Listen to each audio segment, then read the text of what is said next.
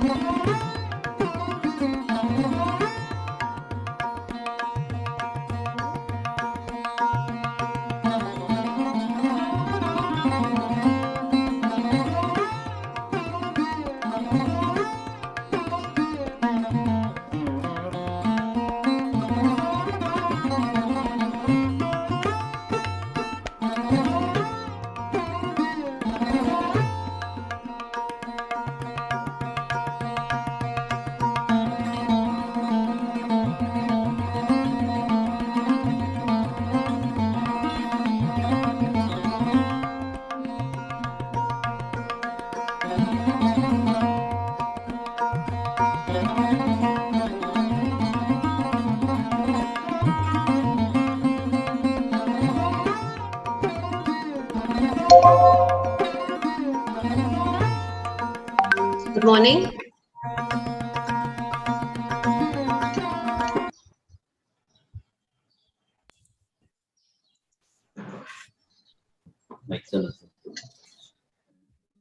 Can we have the slides?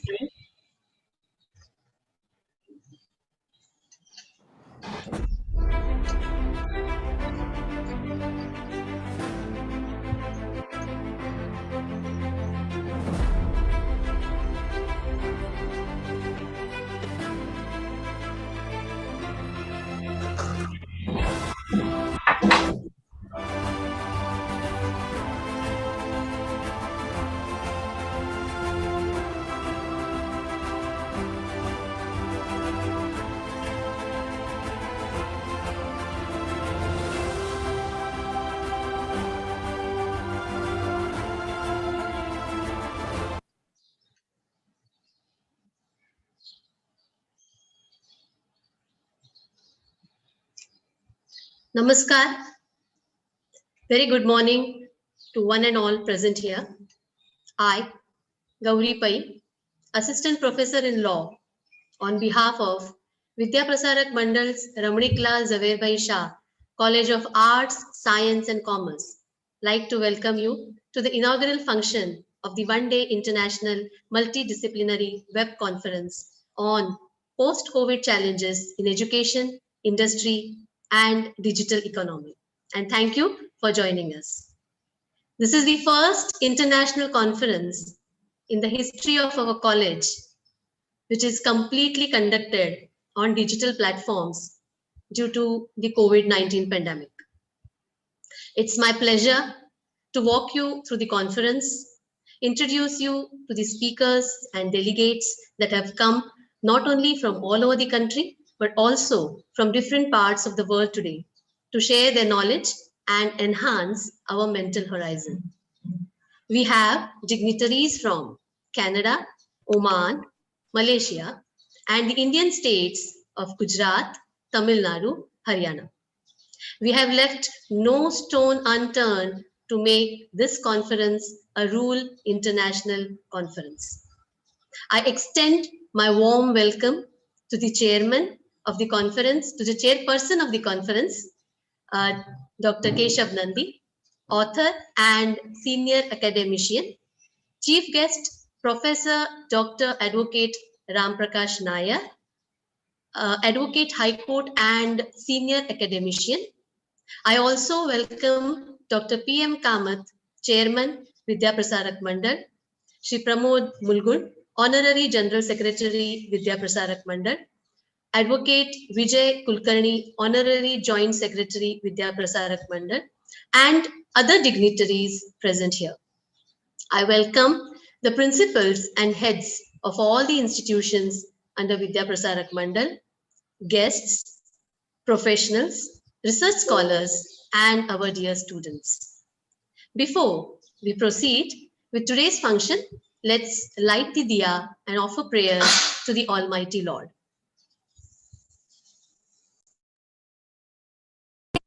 या कुन्देन्दु तुषारहार धवला या शुभ्रवस्त्रावृता या वीणावरदण्डमण्डितकरा या श्वेतपद्मासना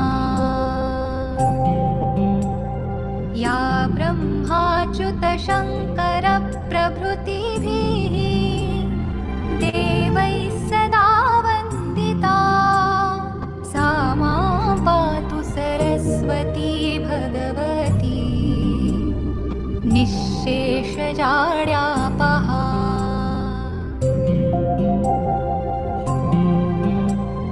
शुक्लां ब्रह्मविचारसारपरमा आद्यां जगद्व्यापिनीं वीणा पुस्तकधारिणीम् अभयदां जाड्यान्धकारापहा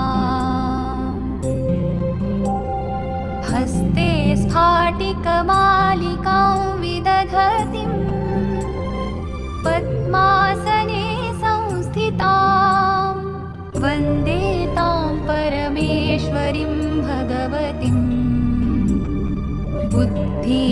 विद्यां शारदाम्।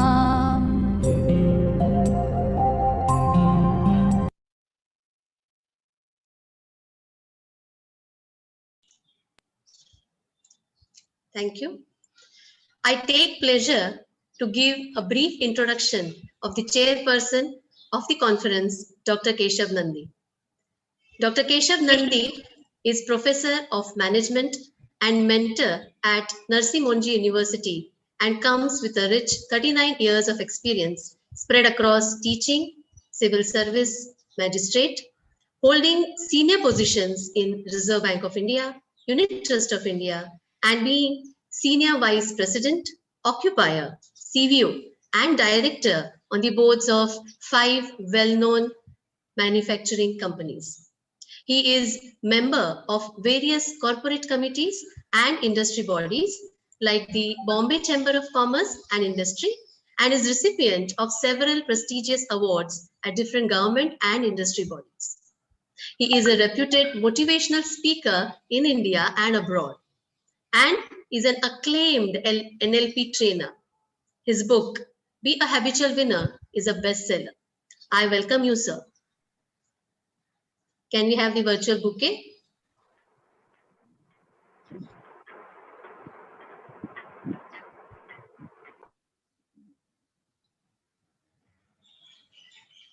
I request Dr. Nandi, sir, to speak few motivational words.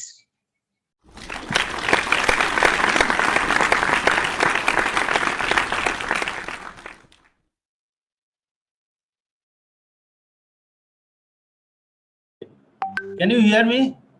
Yeah, sir. Yes. Yeah. Good morning, all of you, and very good morning to Good morning, sir.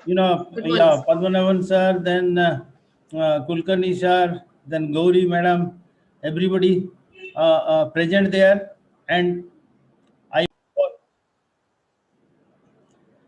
I must compliment all of you. Yeah, Om Devanji, everybody I welcome, and I must compliment all of you, especially Kulkarni sir, for organizing this international conference.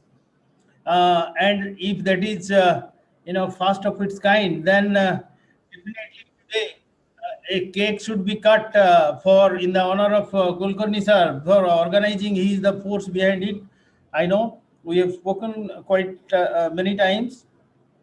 And I am sure this international conference will pave the way for a great brand building of the institute, which is a very old institute and is raring to go.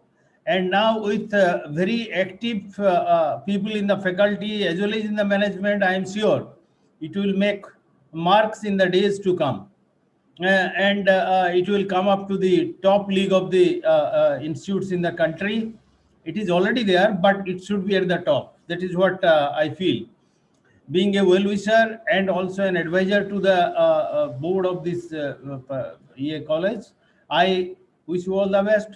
Now coming to, I'll not say much because there are more, speakers and all that. I'll just say this much, that the post-COVID, as you have said, that what will be the rule of the game, and as rightly, introduced by Gauri ma'am, I have experience of 39 years in the industry in top level positions as well as in academics also, because all the time I was a visiting faculty to many of the important institutes in India and abroad, and in their board of studies and all that. And being a professor of management, I can tell you that what we are teaching actually in different colleges, whether it is management college or not. So ultimately, all the students, they are products for the industry, and that is why we should make our product in a market ready condition, and so that they can go and deliver immediately. And that is where actually, sometimes glitches come. When I was in the industry, I will find that somebody is from a very reputed management institute, but he may not be able to deliver in the, because what has happened is the application level has changed. Like now the application level has changed. It is totally digitalized. Okay. The other day I was talking to my last company, HR department. They said that in HR, we have not made much headway, but we are trying to do it. I said, if you do not make much headway in EHR, then how can you actually proceed now? Because EHR has not been taught in that sort of detail as it possibly required now. Like that, like when computers came now, I was in Reserve Bank and I have seen how people are uncomfortable. Many people, they resigned also, that what is this instrument has come, we do not know, this is all nonsense, stupidity and all that. Same thing also, the the naysayers, they are also still talking about the digitalization, but it has been brought to us with blessings of COVID, and it has expanded its arena in such a manner. Now people have started realizing that it should have come much earlier, right? So the digitalization process, it has now changed. Actually, the way we are doing business, the way we are running all sorts of our activities. And in this scenario, what will be the impact on education? The most, I'll talk about the education first, because we are all educationists now. So the most important impact is how to prepare the students to face this challenge effortlessly and how to grab the opportunities. Like the other day in my college, in my university, I found that 6 students, they have started doing e-innovation, and they have come out with very important points. That reminded me of my last visit to China, where it is compulsory that by the side of every library, university library, there has to be an innovation laboratory. Whether you are studying technology, management, or liberal arts, it hardly matters. At the end of the course, you will have to create something, create something which is not existing. And if you are not able to create, then definitely, your score will be very less. Or more than 100 marks and grades are given to this. But in our country, so far it has not happened. It should happen very soon, because so far it is only internship projects, only internship. That is again a sort of thesis you prepare, and when you go for interview, if the interviewer like me, he asks for the copy of the dissertation, you give, otherwise nobody. But there I found all students they take so much pride that I have created this. I have created this. Then they will ask, what have you created? Like that exchange has created an environment of innovation and creativity in the country. Like there are so many reasons why we can be envious of their achievements. They have become inimical to us. We can say so many things about it. But you must agree that if now they are second, I think second or third in patents, they are nobody. Their position was 120, just above India, some 5 years back.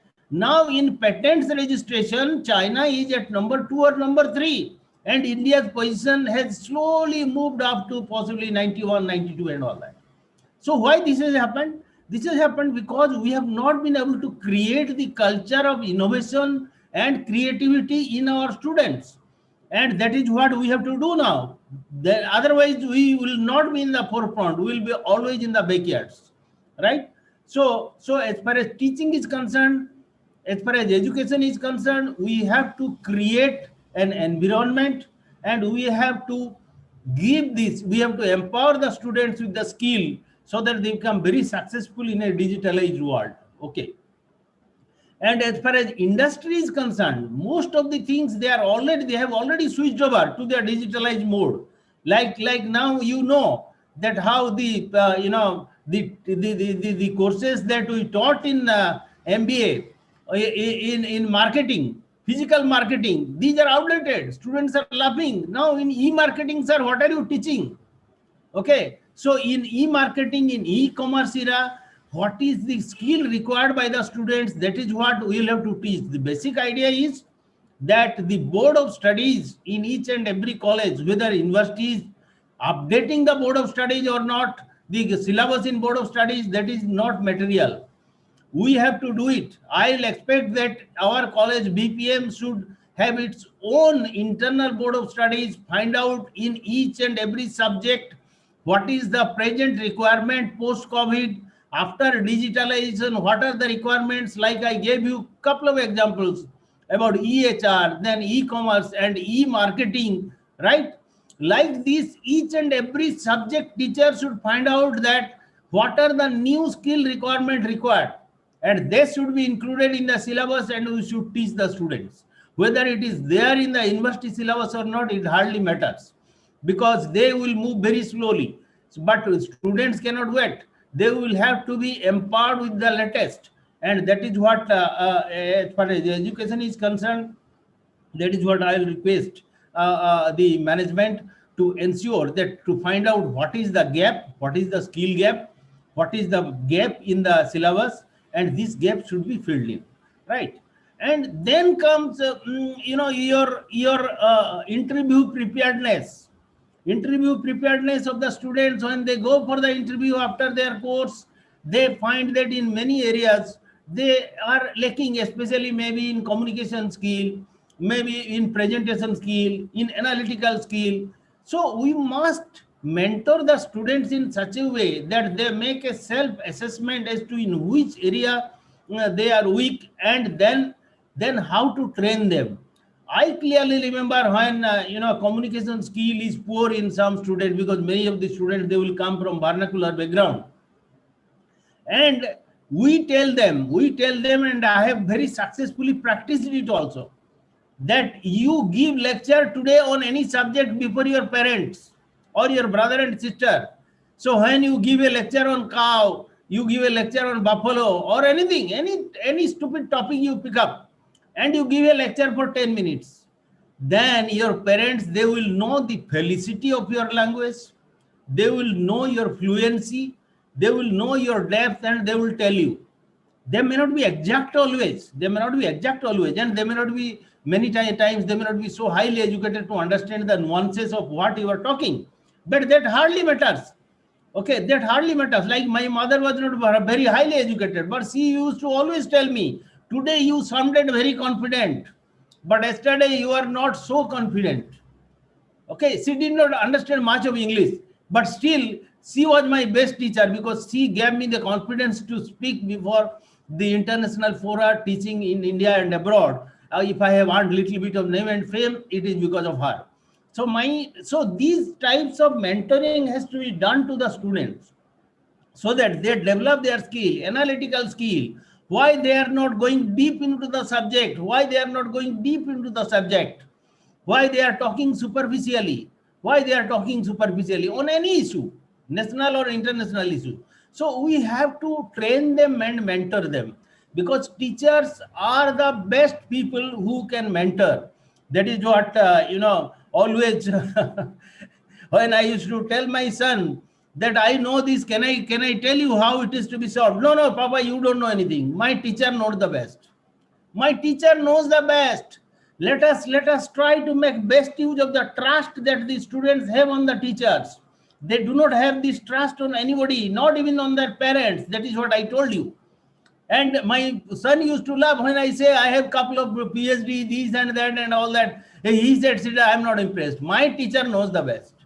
Okay, so that is how we'll have to ensure that the climate is created in our college, so that our students, they become world beaters, they become successful in every sphere of life, and they become perennial winners, as I have talked in my book, be a habitual winner. Okay, so you can be a habitual winner, because that is what I have talked there, winning by habit. Otherwise you are winning by accident. We are not interested in that. You have to win by habit, and that is what students can do, provided we train them, motivate them as to how to achieve it, and empower them. That is very important. Empower them.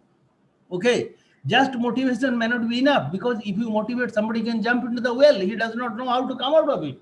So empowerment is also very important. So I hope with this beginning, I'll now leave it to the very celebrated speakers who will be talking in detail about it, and I'll be attending thoroughly. So thank you very much, Professor Kulkarni, for inviting me, and thank you the management body for inviting me. And I think we have done a grand beginning, and we will be taking it forward, all of us. Thank you, sir. you. Thank you. Thank you. Thank you, sir. Your words were really motivational. Now I request our principal in charge, Professor Kavita Sharma, to give a brief information about our college. Kavita ma'am.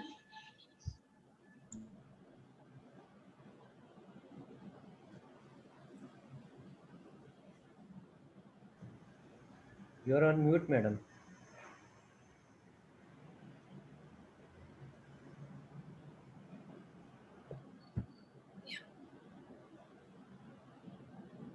Thank you, Gauri ma'am. Honorable dignitaries, distinguished invitees, participants, my colleagues from various institutions, ladies and gentlemen. A very good morning and a warm welcome to all. I am Mrs. Kavita Sharma, in charge principal of VPM's RZ Shah College of Arts, Science and Commerce. And I take this opportunity to introduce Vidya Prasarak Mandal, an educational trust under whose aegis VPM RZ Shah College functions. VPM RZ Shah, Vidya Prasarak Mandal, has completed illustrious journey of more than 63 years in the field of education. This trust was started by a group of educationists in 1957 to cater to the educational needs of the growing Kannada population. Today, this trust boasts of many educational institutions under its umbrella. Growing from a primary school to a degree college with Center of International Studies, the VPM's managing committee decided in May 1997 to set up CIS, Center for International Studies, to focus attention to the various issues affecting India's international relations. VPM CIS has been recognized as an institution of excellence for enrolling students for their MA by Research and PhD by University of Mumbai since the year 2006. Our Center for International Studies has been conducting various national and international seminars and conferences from time to time. Our college was established in the year 2003 after the state government gave a permission to start the college on a permanently unaided basis. We are affiliated to University of Mumbai and we offer courses in traditional and self-financing streams. Under our traditional courses, we offer BA, BCom, and BSc. Under self-financing courses, we offer BSc Computer Science, BSc Information and Technology. Under Commerce, we offer... Am I audible? Yeah. Yes, ma'am. Sorry. Under BSc, we have Information and Technology.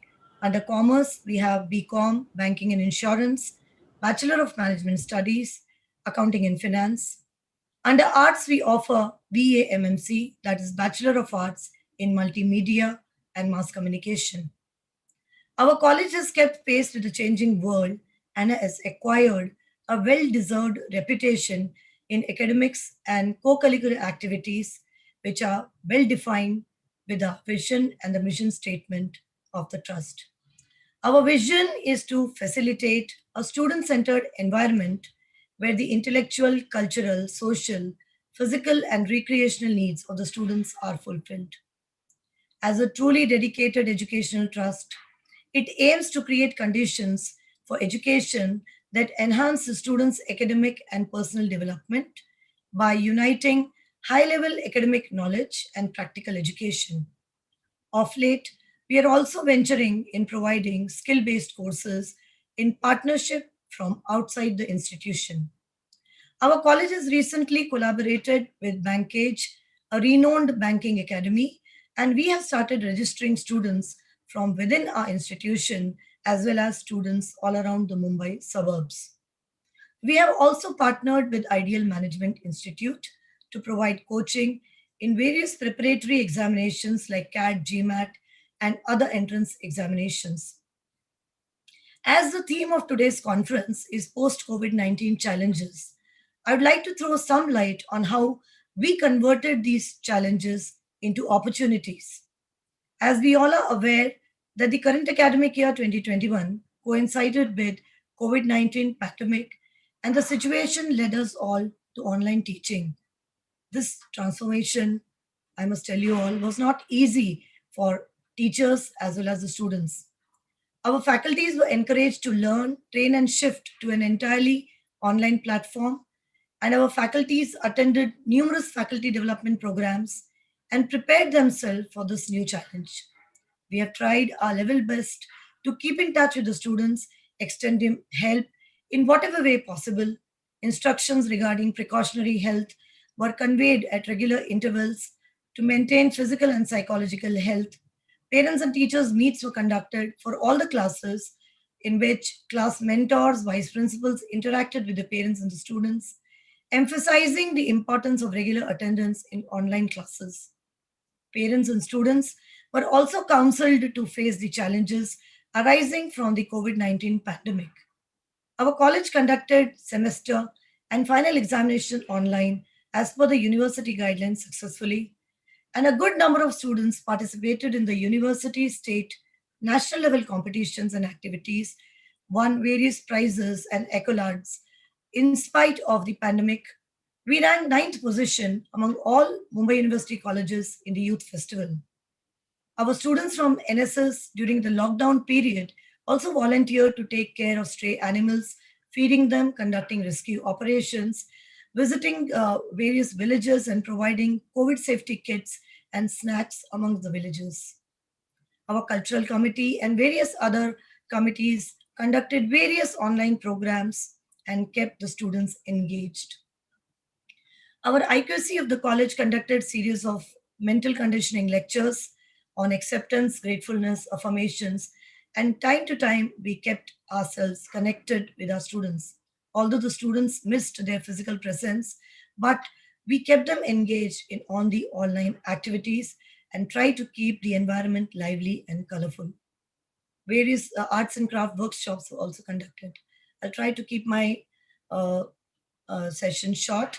In this global world, the only method by which we can be a highly professional and open-minded education center if we incorporate a strong sense of ethics and responsibility, which can keep us remain competitive. Our VPM institutions have endeavored to enable our students to rise to these new challenges arising in the society, and VPM considers it as number one priority that the student staff, and regardless of age and background, are encouraged to embark upon a voyage of lifetime learning, self-development through study, research, and academic endeavor. With this, I rest my brief overview of our college and wish everyone a very successful and fruitful conference ahead. Thank you and Jai Hind. Thank you, ma'am. It was lovely.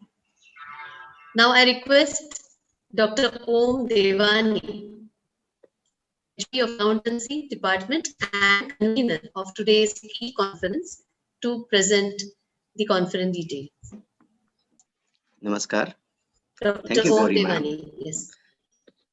Namaskar. Thank you, Gauri ma'am. A very good morning to all. My assistant, Professor Dr. Om Devani, conference convener and head of accountancy department of VPMS RZ Shah College. As we commence this e-conference, I would like to give all of you a warm welcome to our one-day international multidisciplinary e-conference. This international conference, being the first to be conducted in our college, is indeed a remarkable feat for our institution. I would like to start off by welcoming all the honorable delegates present here, all the eminent speakers, and all our guests from all over the world who are here to share their knowledge and priceless experiences. I am falling short of words to thank you for acceptance of our invitations I would like to thank each and every participant. Thank you for having bestowed upon us your trust and for having shown immense enthusiasm and lead our efforts to success. I would like to express my gratitude towards the management of the VPMS RZ Shah College for having given me this opportunity to conduct this conference. I would like to thank our highly revered principal, Mrs. Kavita Sharma ma'am, and all my team members for all their efforts. Without your support, this conference would not have been materialized. I would like to express my deepest gratitudes towards my mentors, Dr. Ram Prakash Nair sir and Dr. Kishori Bhagat madam for guiding me constantly. I would like to thank all my team members who are part of advisory committee. Now let's come to the theme of the conference, which you all are aware, post-COVID challenges in education, industry, and digital economy. This pandemic has affected every individual, no matter which walk of life he hails from. Our lives post-COVID have completely changed, and this pandemic has not only affected us on the individual level, but also on the social and organizational level. The functionalities of all these phases of our lives have been distorted by uncertainties. Still, gradually, we are adopting to this new normal. We are bringing changes in our working system to cope with this situation. So, the focus of this conference will be to study how the pandemic has affected the core areas of our lives, industries, economies, and most significantly of education. The aim of this conference is to bring diverse ideologies and serve as a platform for research scholars to present their innovative ideas in multidisciplinary domain. I feel honored to share the platform with all the eminent personalities present with us today. We are highly privileged to have speakers who are profound academicians with hard-earned expertise in their fields and facilities, respectively. I would take a moment to introduce our guests, starting with our patrons.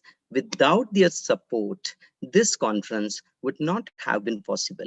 We have Honorable Dr. Ravindra Kulkarni sir, the Vice Chancellor of University of Mumbai, the Paramount, Dr. Ajay Mamre sir, Dean of the University of Mumbai, and the decorous principal of the Noch Ramanand Arya DAV College. Our chief guest, Dr. Ram Prakash Nair Sirji, the illustrious advocate at Bombay High Court and senior academician, Dr. P.M. Kamath sir, the chairman of Vidya Prasarak Mandal, Shri Pramod Mulgun sir, secretary of Vidya Prasarak Mandal, Advocate Vijay Kulkarni sir, Joint Secretary of Vidya Prasarak Mandal, and lastly, Dr. Anand Joshi sir, for our most acclaimed advisor at International Skill Development Corporation, London.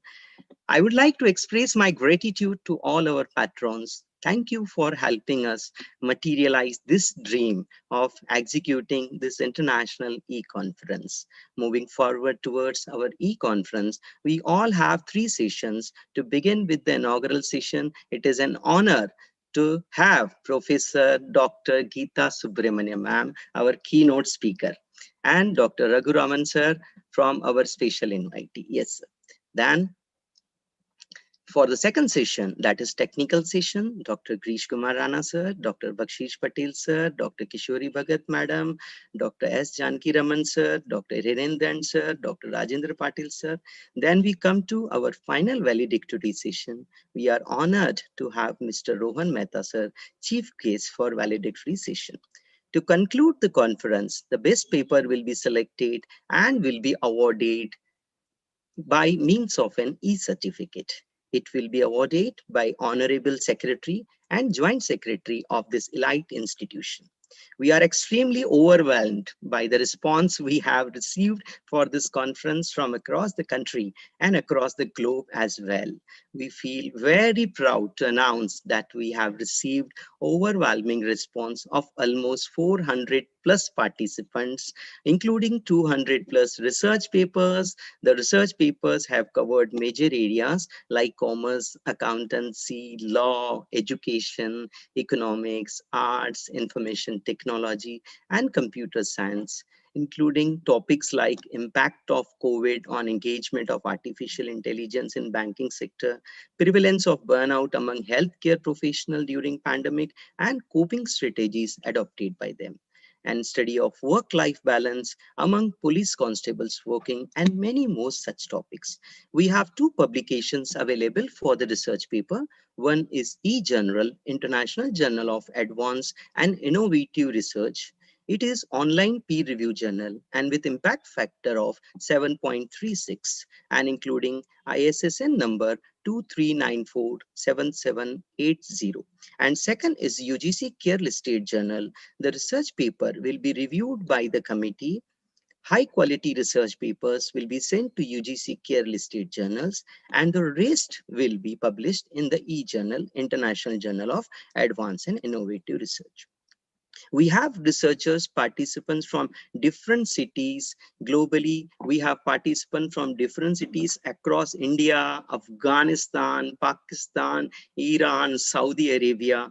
Today, we all have gathered here from various parts of the world on this common platform to interact with each other, share our research-based activities. I expect this conference will prove to be a memorable and productive discourse for all those who have joined hands with us for this event. I hope this event will impact, motivate, and benefit everybody in the long run. Thank you, everyone. Thank you, Gauribai ma'am. Thank you, sir. It's indeed a great response. Now, I take privilege to give a brief introduction of Dr. P.M. Kamath, Chairman, Vidya Prasarak Mandal. Sir is Chairman of Vidya Prasarak Mandal, an educational trust managing schools and colleges. He is also Chairman and Honorary Director of VPM's Center for International Studies that assists and guides students for the PhD and MA by research and preliminarily interested dissemination in research and publication. Dr. Kamath has 56 years of rich experience in the field of education, out of which 36 years were in the higher education, 25 years were in PG teaching at the then University of Bombay, now Mumbai. He has guided researchers of 16 PhDs, 3 MPhils, and 1 MA by research. Sir has published 20 books on international relations, foreign policy, and American studies. To name a few are Terrorism, Miscellany, South China Sea, American Withdrawal from Afghanistan, Nuclear Disarmament. He has published more than 100 research papers in various national and international journals and edited books and over 1,000 articles in newspapers in India and abroad. He has earned many academic honors and awards. He is recognized as an expert in international politics, American foreign policy, and national security policy, both in India and abroad. I welcome you, sir, with the virtual bouquet.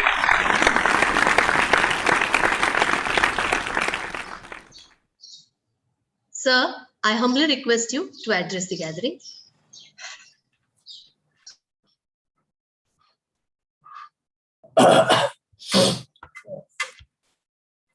Thank you, Professor Gauri Pai, for your unrealistic introduction of Professor P.M. Kamath. But still, I would like all our colleagues in VPM to de-emphasize my role as the chairman of the VPM Trust that comes and goes. That is not indispensable. But my educational academic achievements, they will stay with me until I live on this planet.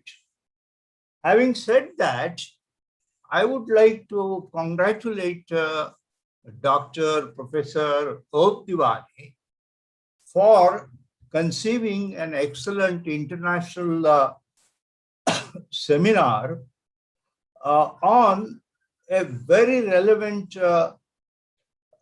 theme of post-COVID challenges in education and industry, blah, blah, blah. I am not interested and I will not say a word about industry or economics, but I would like to focus on how apparently and not with some research and all that, but as a layman, how COVID has posed the challenge to the educationist in the last 15 months.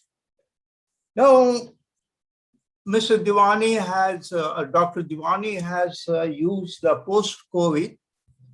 Now, it almost like he is predicting the disappearance of COVID endemic and coronavirus from the country. We hope it will happen. Chief Minister is likely to declare on 15th further relaxation of the restrictions on meetings, etc. Then you can hold a physical meeting where the interaction can be much more fruitful, according to me. However, focusing now on the impact of COVID on education, I would like to make a few points. Those students who have joined the universities or schools and colleges, maybe in the last 15 months, they are not aware of what is meant by offline lecture and what is a professor is actually doing. It has been almost 100%. I am open to correction. It has been almost 100%. The lectures have been online and the guidance has been online. Everything has been online. Actually, Mr. Rajan, I'm sorry, Dr. Rajan was the governor of Reserve Bank and a very well-known economist and now teaching in Cambridge in Harvard. He recently said that the online teaching is not something I cherish. I like the environment of the classroom teaching where I can interact genuinely with my students, and I say hats off to him. And because we have a large number of intellectuals or semi-intellectuals or they claiming to be intellectuals in this country, they say that online lecturing is going to stay and it will be with us. Inshallah, I think that it will disappear if not in June, in the month of July or so.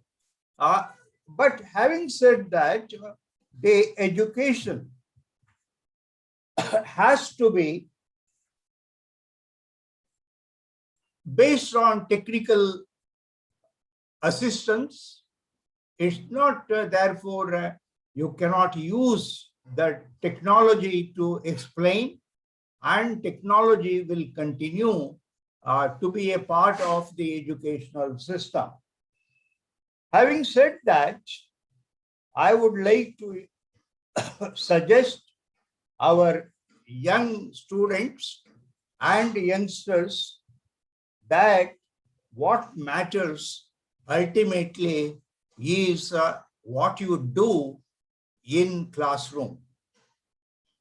I can quote you John Stuart Mill, who said that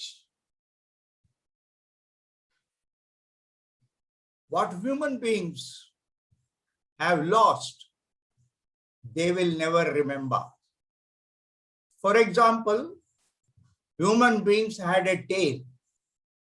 Tail is lost, and therefore nobody thinks.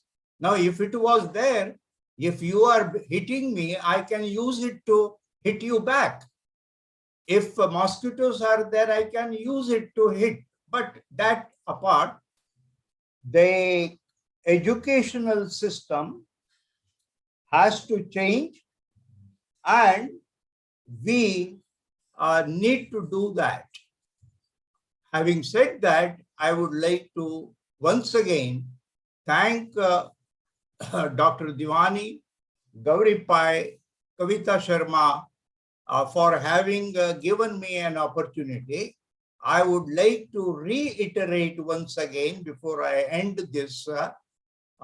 You always see me not as a chairman of the VPM, but you see me as a committed professor of international politics, retired just few years back from the Bombay University. Thank you very much.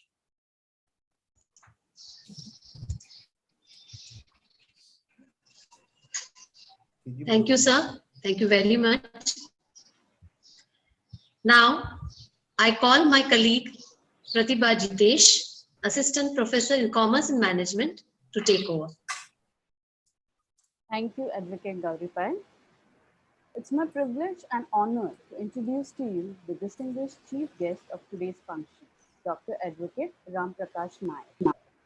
Sir is a postgraduate faculty of Commerce and Management Studies for the last 34 years. He is an ex-member of Board of Studies, Mumbai University, North Maharashtra University, and SMBT University. Sir was nominated member of the School Council of the School of Commerce and Management, YCMOU, Nashik. He is the ex-member of Academic Council, Mumbai University.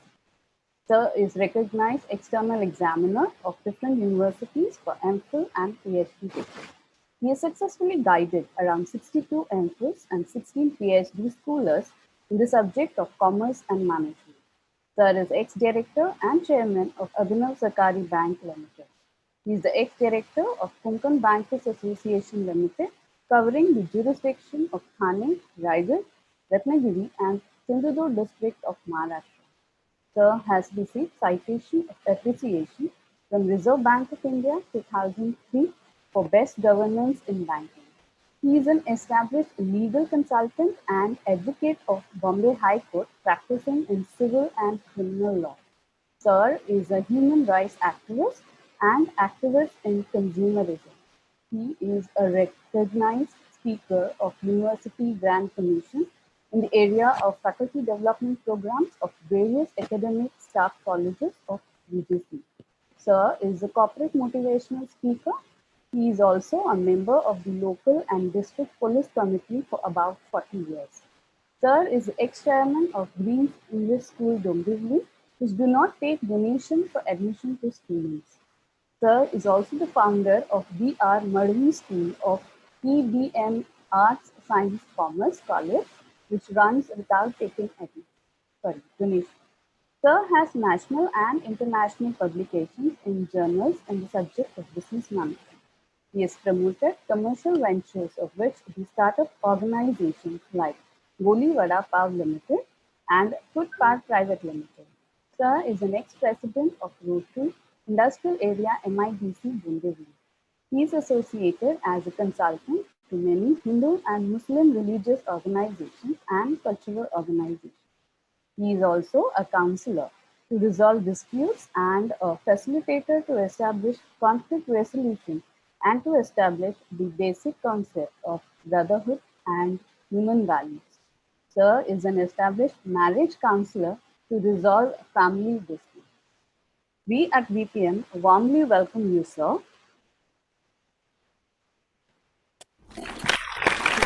Thank you. Now, humbly request our distinguished chief guest, Dr. Advocate Ram Prakash Nair, to inaugurate the international conference digitally.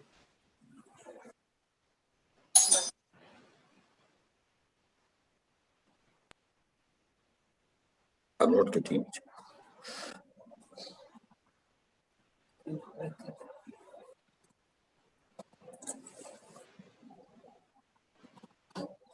Thank you, sir. I declare that yes, I got it. No question. Zero. Now I request Dr. Advocate Ram Prakash Nair to present his inaugural address. All the dignitaries, participants, and all my dear friends, and special thanks to Dr. Om Dewani, my good student, who has asked me to be the chief guest. I should also thank the management of the college to give an opportunity to me to be the guest speaker in this great international conference. Is I audible? Yes, sir. Yes. Is I audible? Yes, sir. Now the question before us is what will going to happen during post-COVID period. I want to tell very frankly that there is no much to worry whether there's a COVID or there is no COVID. Only our health conditions, our wearing of masks, sanitizing, this little behavioral changes that we should have. It is our attitude. It is our commitment to excel. Will play a very important role, whether it is COVID or no COVID. And we human beings are not unknown to such kind of thing. Every 100 years once such kind of epidemics attack us. We survive, we come back, we bounce back, and we have become successful. It is not for the first time the humanity is facing such kind of things. I don't want to become religious at this time, but if you read the Mahabharata war, there also one day a lockdown was taking place on the battlefield. When the son of Dronacharya shot an arrow in which it is said that whoever carrying an arm, he will be hurt. Sri Krishna said to all his army people through Arjuna to lay down all their weapons away from him, away from the respective soldiers. Stand still.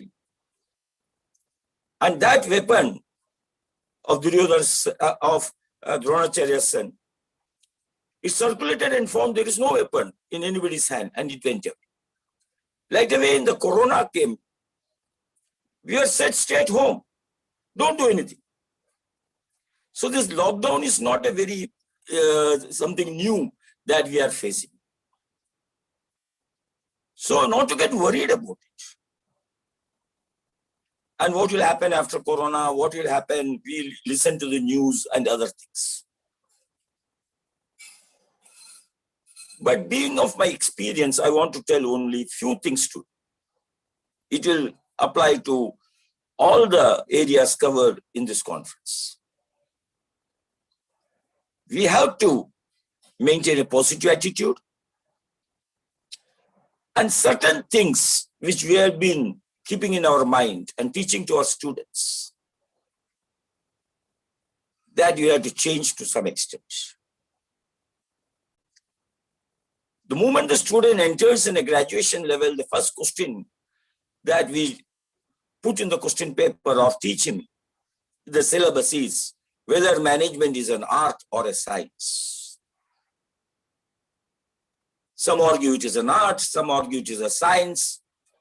Ultimately, a compromise comes, and that say management is a combination of art and science, etc.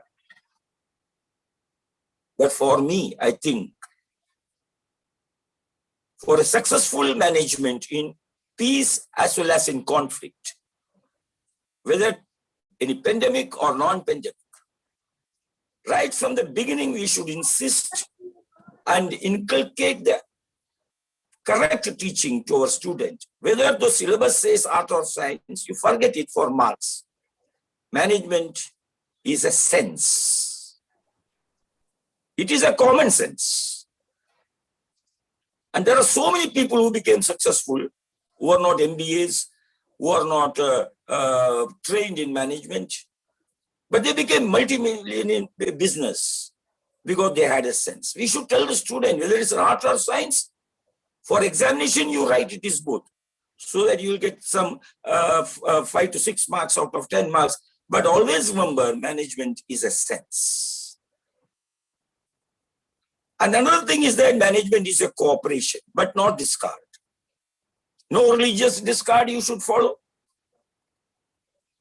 No linguistic discard you should follow. And the greatest weakness every man is having is that when you join an organization, immediately we inculcate your group is our men and your men. And if you forget this, all are our men. The moment you will come to know that management is a cooperation but not discard. You cannot discard. And another important point that you have to learn now, not only to manage after COVID, but also to be successful manager at home, at social life, and as well as in industry, wherever you are, is we have to make a change in our attitude. That change is, you should know that every complaint is a disguised appreciation. Every complaint is a disguised appreciation. We react to complaint. If somebody complained about somebody, immediately we react, give him memo, give him reprimanding, or suspend him, keep an inquiry. And I'm a boss, I can do anything. And such organizations don't flourish.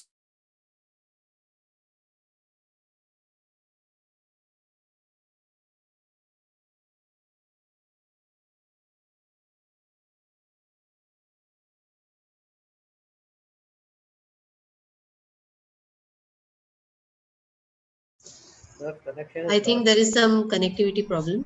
Yes, ma'am. Yes, We'll ma'am. just, Yes, ma'am. yeah, we'll just wait till sir joins.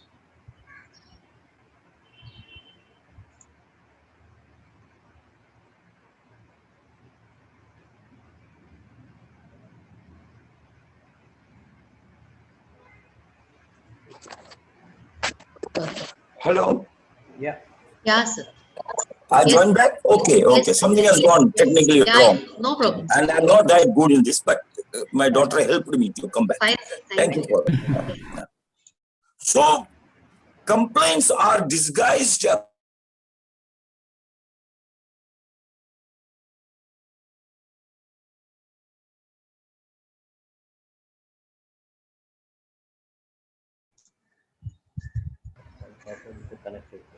Yeah, yes. The technology plays games with us. Hello? Yeah, sir. Yeah, you have joined again. Yeah. When I was the chairman of this well-known Abhinav Sagari Bank Limited, at that time, my general manager came to me, CEO, whom we call, and said, one of the employees there is on probation. That fellow never stands in the counter. He always behaves arrogantly with the customers. He has got his own ideas. His language is very rough. So it is a time he recommended his probation should be extended. I said to him, why you did not say you should dismiss him? He said, no, sir, he is a family man. And he came on merit by writing.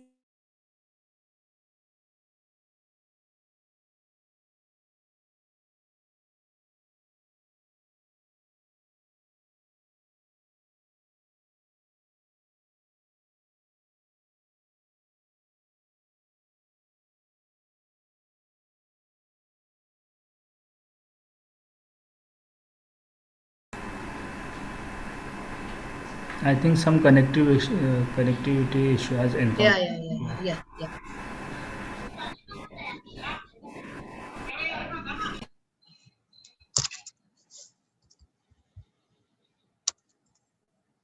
Sir, I think sir will try to connect back.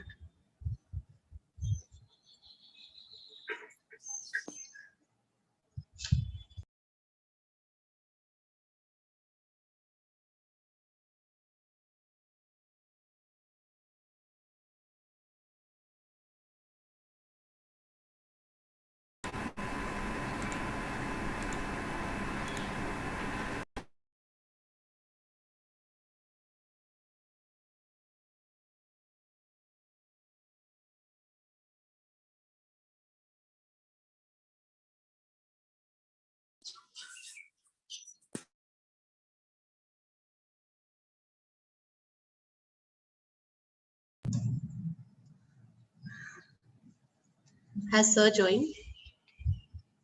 Vilas sir, could you see? Not yet. Not yet. Not yet joined.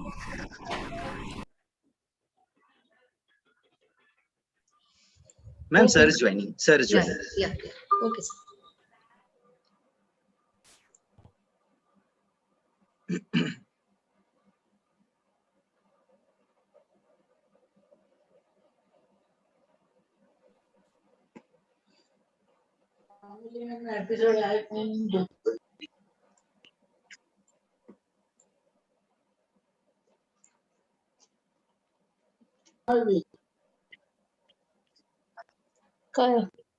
ઘરમાં બનાવું તો ખાવા નહીં.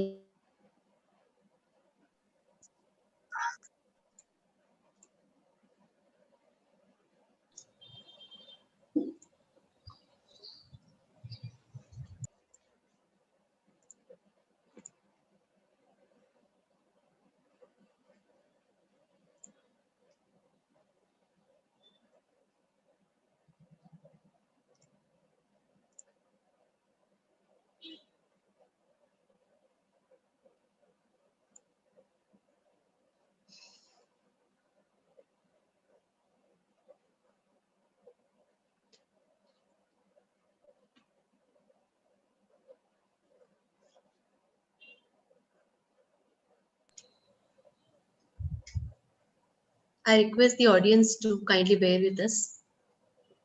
Sorry for the inconvenience.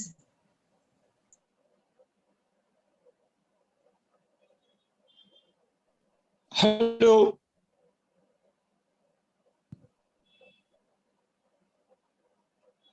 Hello. Yes, sir. Yes, sir. Yes. I'm sorry, this is some Yes, problem, technical problem has come. Yes. So I have switched it off to another instrument. Now I think it will go uninterrupted. Let us pray God. Yes. Yes. Thank you, sir. So I was talking about the complaints should be considered as a disguised, what do you call it, as appreciation. So my CEO said to me that this gentleman on whom he's complaining that he's arrogant with customers, having a rough language, not interested to stay on the counter and all these things. I told him, gentleman, instead of you have told me so many bad qualities of this man. And you are genuinely loving the organization and you want a customer-friendly person. And customers are the God, no doubt about it. So CEO ko bola, see, you are so good that you're thinking of my organization. At the same time, you are giving me the correct picture of the man to whom you are making a reporting to me, of his arrogance and all other things. But I always, in my life, had always kept one principle in my mind, which is you will not get this in any books. No book is reporting this. The complaint is a disguised appreciation. I sat down and I got his points He's arrogant, he's not interested to attend the counter and this and that. He's always roaming in the bank, but and the customers will make to wait. His language is rough. I could find these things, which is a material available to me, to be converted for the benefit of my bank. I transferred him to my recovery cell. So bank has to recover loan. It is not only just giving the customers and the counter, etc. NPA is on our head. So I transferred this boy to the recovery cell, and after this 15 years, now he is heading the recovery department as the deputy general manager. And my CEO said he should be terminated. Now he is one of the most important person in my bank. If I might have taken a decision on the basis of the complaint I received, I might have lost a great personality who is in favor of my bank. I used a tool, management tool, a policy of transfer, and I put him in a department where this personality is fitting into. If you are going to use a hammer as a screwdriver, it is not going to work. Identify the qualities of the people. Identify them. This is what post-COVID or no COVID. If this idea is not accepted, the organization will not grow. Second is, the first important point to be kept in mind is you should survive. Whether post-COVID or no COVID, you should survive. And the management we continuously teach and continuously practice in the industry that manage the change. The changes are only permanent, so changes will come and you have to manage the change. And if this theory is put into the head of our future managers, manage the change, and manage the change, they will only help in bringing survivability of the organization, and the growth of the organization is going to be badly affected.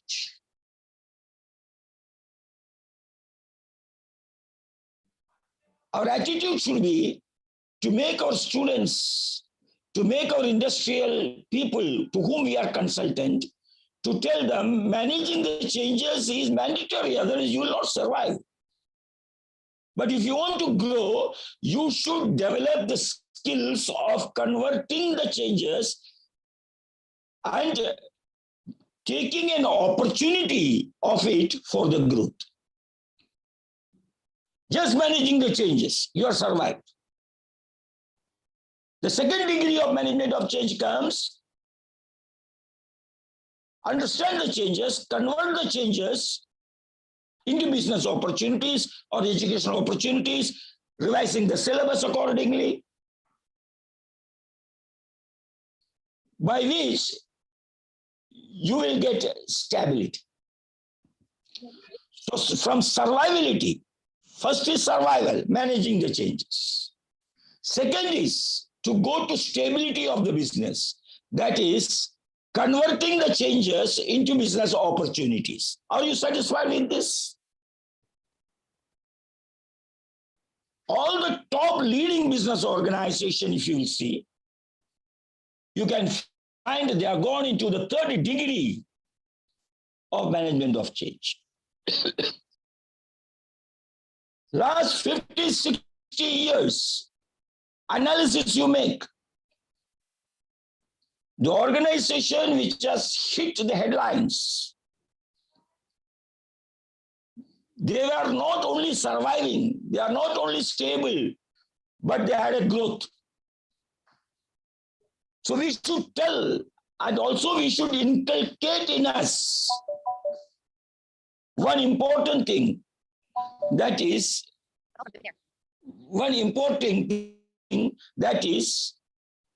managing the change, survival.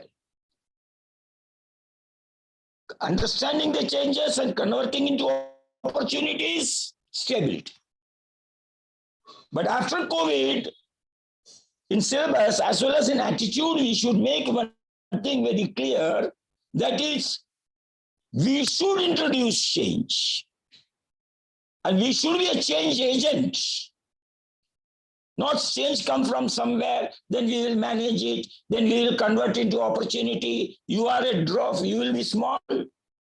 We have to develop innovations, we have to introduce changes, then we have to convert those changes into opportunities. The day we learn and it become a habit in us to introduce change and convert the change into business opportunities, then only our organization will grow.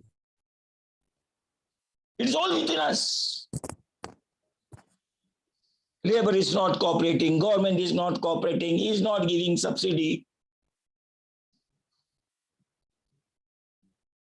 See, we cannot blame everybody. We cannot blame the people around. When we call ourselves as business leaders, even the government is our child. This idea itself might have stricken to so many people, how the government can be the child. Government survive because of us. And if you go to your son and ask, give me this, give me that, what respect you are going to have? So you introduce a change. You should be a change agent and convert the changes into opportunities. Because right for the last 30 years, I'm teaching this subject in which I used to say S plus G is equal to OD in organizational development. 30 years back. I'm telling it today also. No book is writing this, nobody. Because first step is survival, then stability, then growth. How fast you go to growth, and growth can be achieved only by introducing the change and converting the changes into business opportunities. Whether COVID or no COVID. This is a fashion now to attach everything to COVID. This is my 6th or 7th conference I'm attending. COVID's influence on insurance, COVID's influence on transport. And a basic change is that we should change. And things can become very fine. This particular attitude has to be kept. We should install trust in our subordinates. We should install trust in our people. Then comes the question that the management evaluation has taken place right from beginning. In our theory. What is management? It's so simple to understand. From 1900 to 1930, we call it as a classical period. What is management in that? Manage plus men plus a T is equal to management. You can write it down, participants. You can work a great research on this. Manage. Because one of my students who in MPhil was doing a research on the definitions of management right from 1900 to 1996, something like that. And we came to know the management is changing, but spelling of management is not changing. If you break it up, the spelling manage plus men plus a T is equal to management, 1900 to 1930. Manage plus men plus a T. T stood for tactfulness. You have to manage your people tactfully. That was the definition, all definition concentrated between 1900 to 1930 only. Huh? But after 1930, the things have started changing. The formation of ILO, the trade unionism, collective bargaining system, these are the changes, more than epidemic. What do you say? The changes came and the management was finding that I'm the boss. These people are not listening to me. They're taking salary from me and holding a flag against me.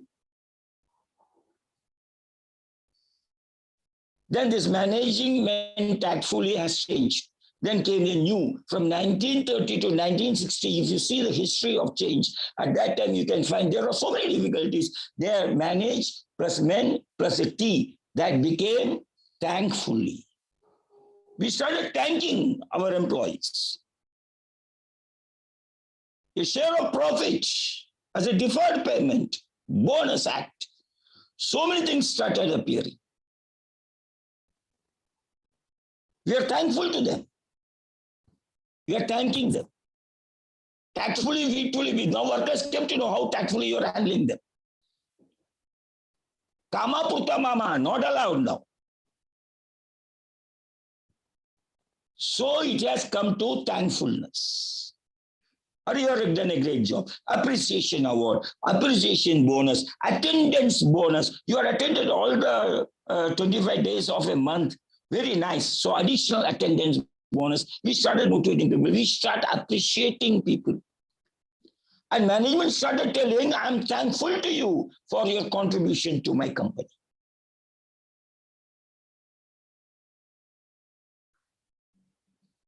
We should not treat them. My paisa deta hai, kaam karo. These things are gone. And after 1960, that was neoclassical period. 1900 to 1930 classical. 1930 to 1960 neoclassical. That is, management means managing men thankfully. Then again a sudden change came.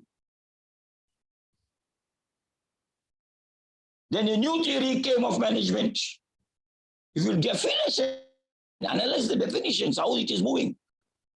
The word management is same. It has very specifically came.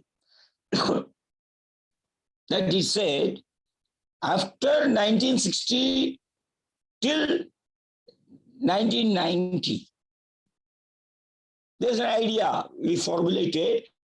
Manage plus men plus T means manage men totally. You have to manage men totally. A human, the idea of work while you work, play while you play, that is the way to be happy and gay, is an old story. If you are still thinking that is right, then we are in the paradise of past. Because I was a practical executive. Managing almost all the banks and converting them from making a turnaround on them. I am not an expert in financial management. But I used to correct my attitude from experience. I never traveled a single day to a foreign country. I don't hold a passport at all. So I cannot say I was in this country, that country.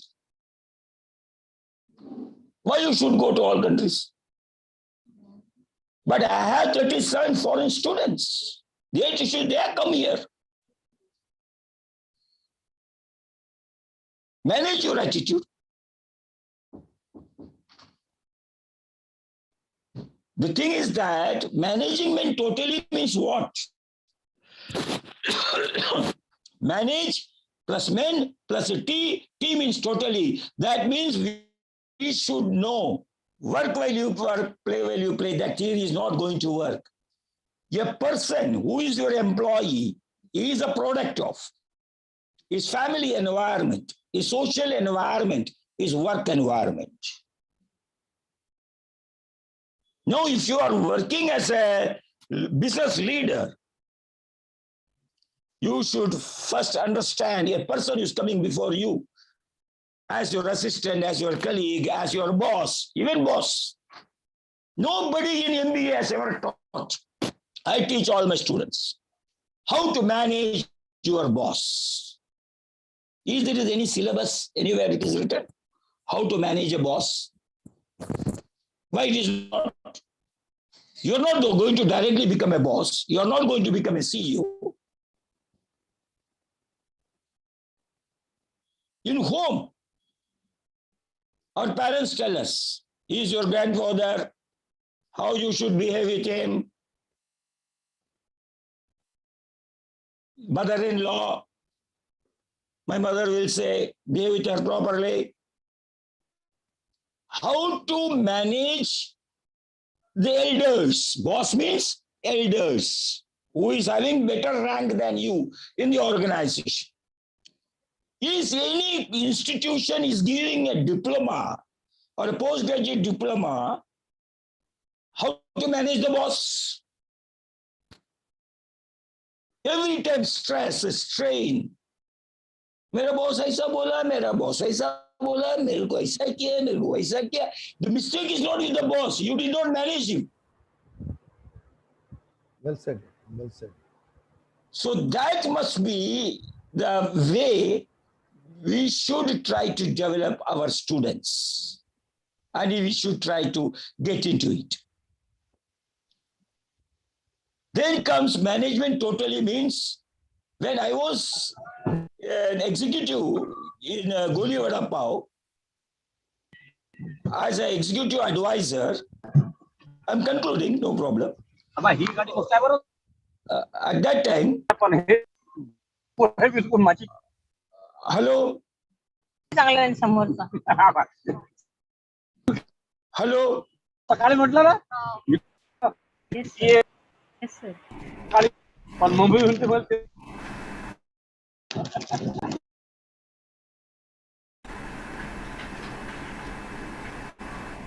Yeah, Nair sir, please continue, sir. That was noise. Yeah, that was noise, sir. You please continue.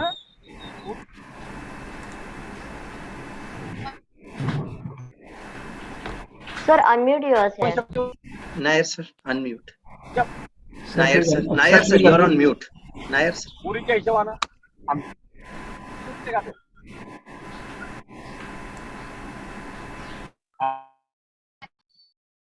तुझ्या वयाच्या हिशोबाने ती sporty गाडी आहे.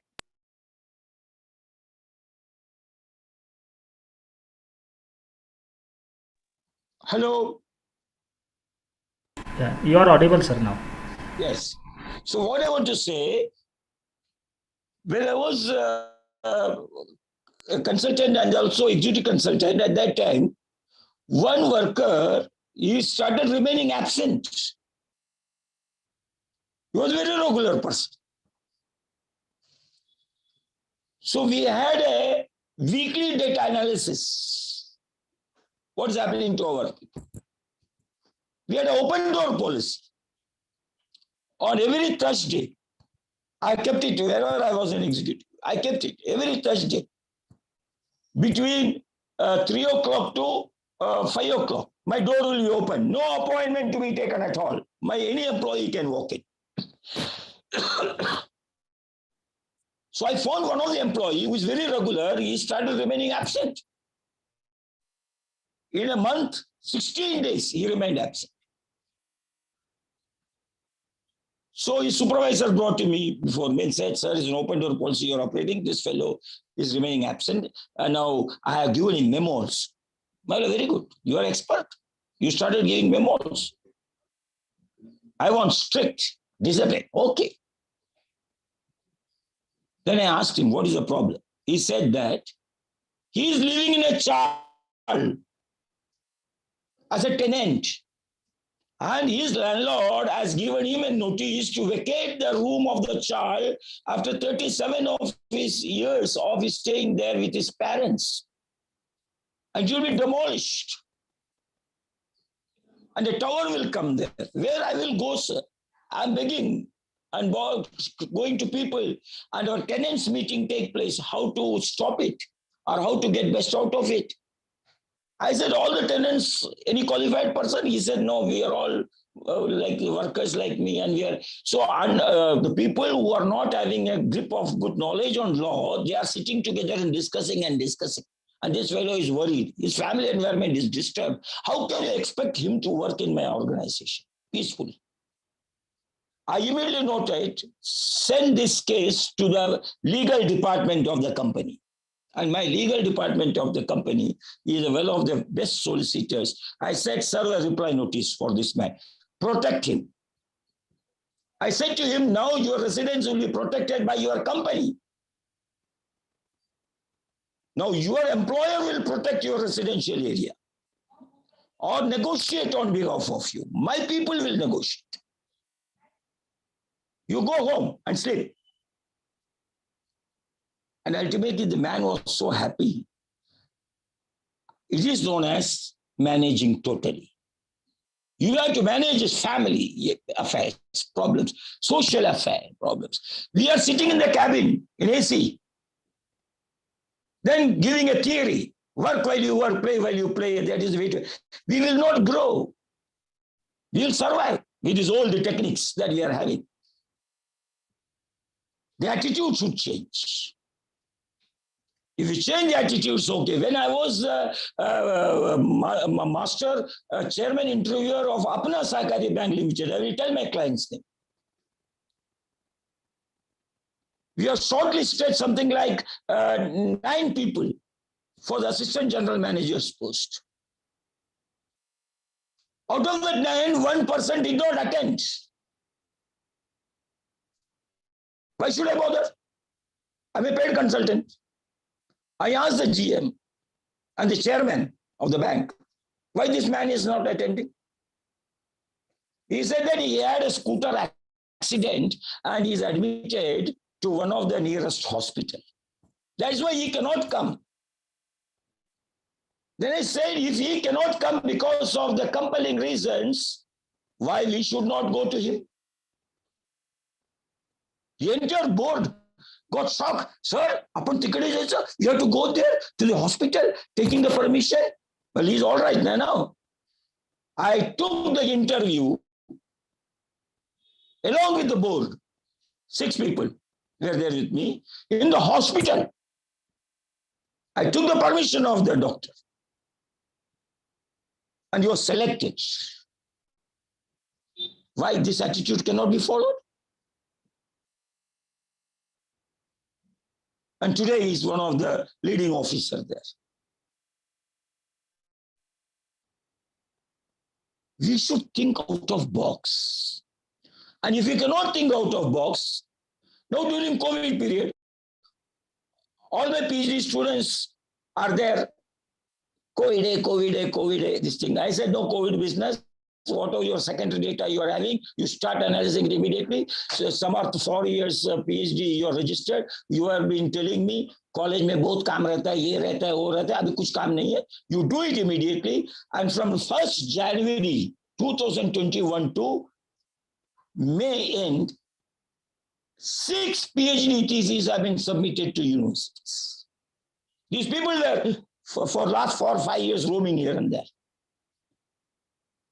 During this 1.5 years of COVID, they were made to work. I said, I'm sitting with you.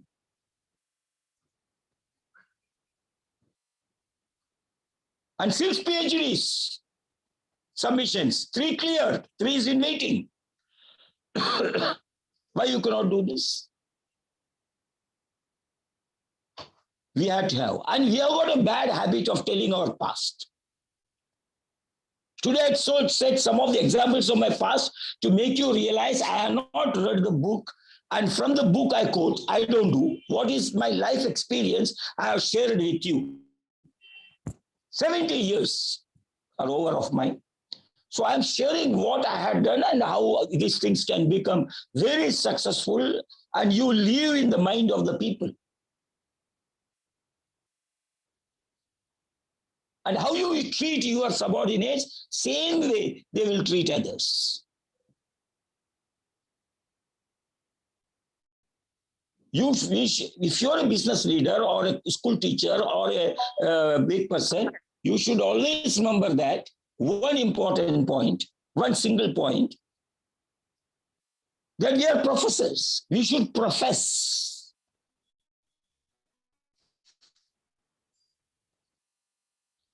Professor does not mean a designation given by the university. And because we have got a lot of qualification and MCom and this and that and PhD, I produce this thing, this is not going to be a great achievement, a great thing to say. That is, you are done because of you. I have got time and also you had an inclination to do. We have to motivate people. And we have to see to it that our attitudinal changes. Change should happen within. And the day you find there is a dust in the world, it is a time for you to clean the specks. Everybody is a nice person in this world. Nobody is a person designed by nature who is useless. He is useful.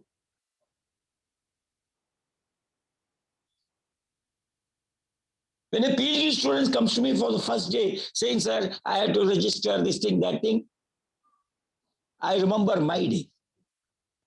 When I first went to my guide to make a registration, what knowledge I had, what I had,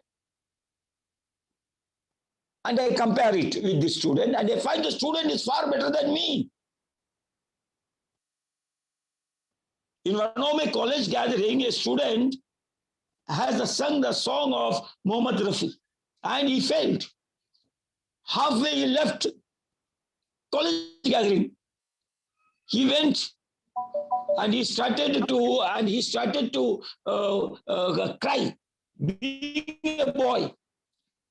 Also, I asked him what has happened. I was the entertainment chairman at that time of my college. He said, sir, I was having a rehearsal. I did everything. My parents also came to listen to me. Now, you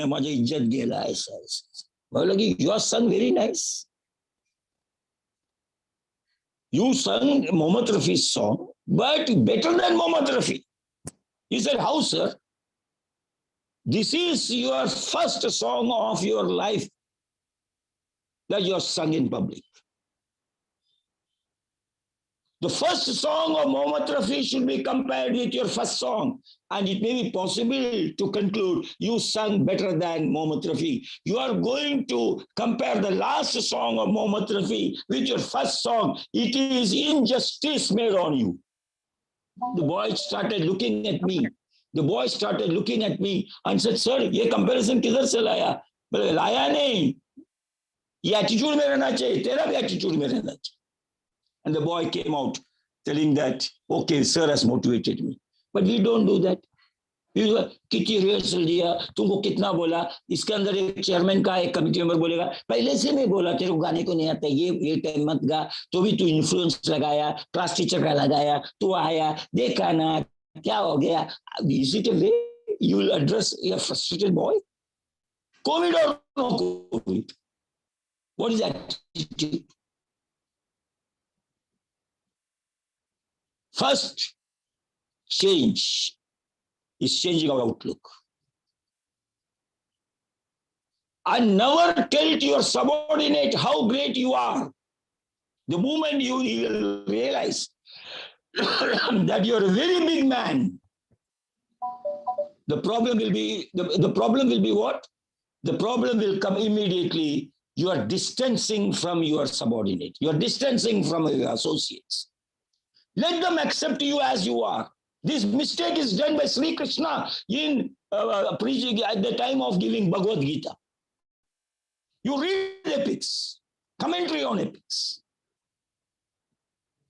The first adhyaya, second adhyaya, the third adhyaya, the fourth adhyaya follows one after another. And Arjuna addressed the Sri Krishna saying, O Vasudeva, O Sri Krishna, O son of this, O of this. Like that way, some adjectives he was going on telling. And ultimately, Sri Krishna wanted to, or he came to think that this fellow is not listening to me, Arjun. So in order to show to Arjun how big he is, Sri Krishna took the avatar, that is, Vishwa Rupa.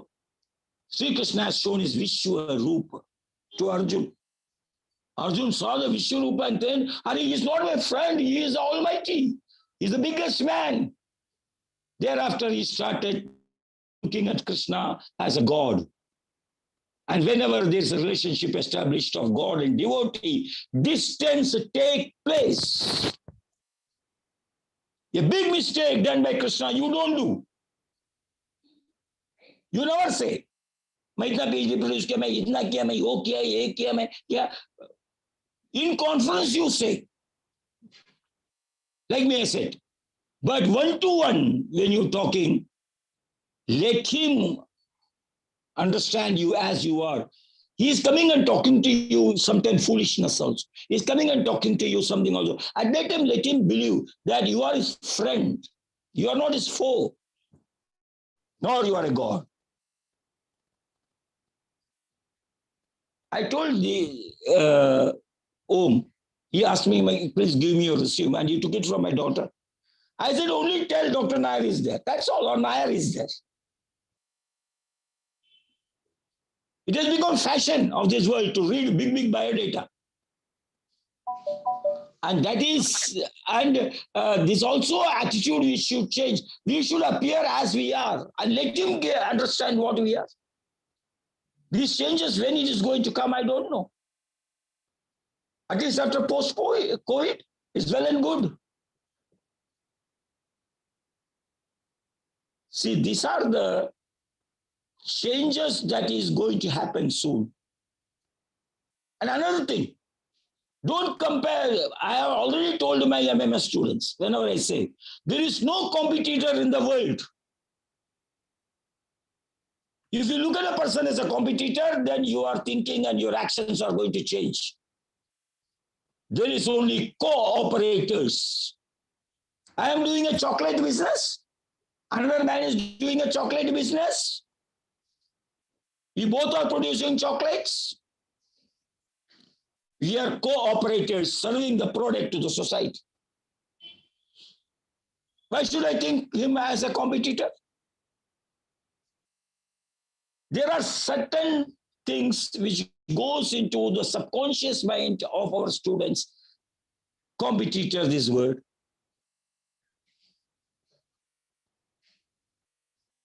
And when the change will come. So I conclude telling here, don't get worried about COVID and post-COVID. Our human beings are experiencing this in a many ways. Even COVID virus, they are converting, they are also managing changes. Do you think you are only managing changes? COVID virus is also getting mutilated. It changes its forms, it changes its approach. It is becoming immune to antibiotic. It is going to be like TB. Penicillin was a very effective medicine on TB. For generations, we are using penicillin. Ultimately, now we find that TB bacteria are digesting this penicillin also because they will also change. They are also living organism. But broadly speaking, some principles of life, I don't say it is spiritual. This may be written in many spiritual books, what I say. And also remember one thing in life. You have to have your own religion. Now you'll be surprised how I made this statement. Own religion means you have to decide what you will do and what you will not do in your life. You have to write down your do's and you have to write down your do nots and follow it strictly. Principles of life cannot be compromised. Goals cannot be compromised. But the way to achieve the goals, we can compromise. I want to go to Karjan. Sorry, I want to go to Mumbai from Domboli. I mean, another friend also want to go to Mumbai. Goal is same. Then he says, sir, we can go by car. I says, you can go by bus. I said, we should consider speed. We should consider this. So we can go by car. Okay, I compromise. I will come with you in the car. It's all right, but I am going to Mumbai only. Because a day comes, I want to go to Karjat and he wants to go to Mumbai, and we totally sit together on a table and then we compromise. Tumhara bhi chodo, hamare bhi chodo, ye beech mein ka rasta lega, and then you go to Bhiwandi together. Why you are going to Bhiwandi? His object not realized, my object not realized, compromised, going somewhere and losing time, money, speed, everything. You should have your religion, means do's and do nots of life. You are the author of your own religion. No religious books I want to guide me. That should be your spirit. And you should not compel somebody to follow your religion of your do's and do nots. If such things will come, and slowly and steadily, my dear participants, you'll try to think on these lines.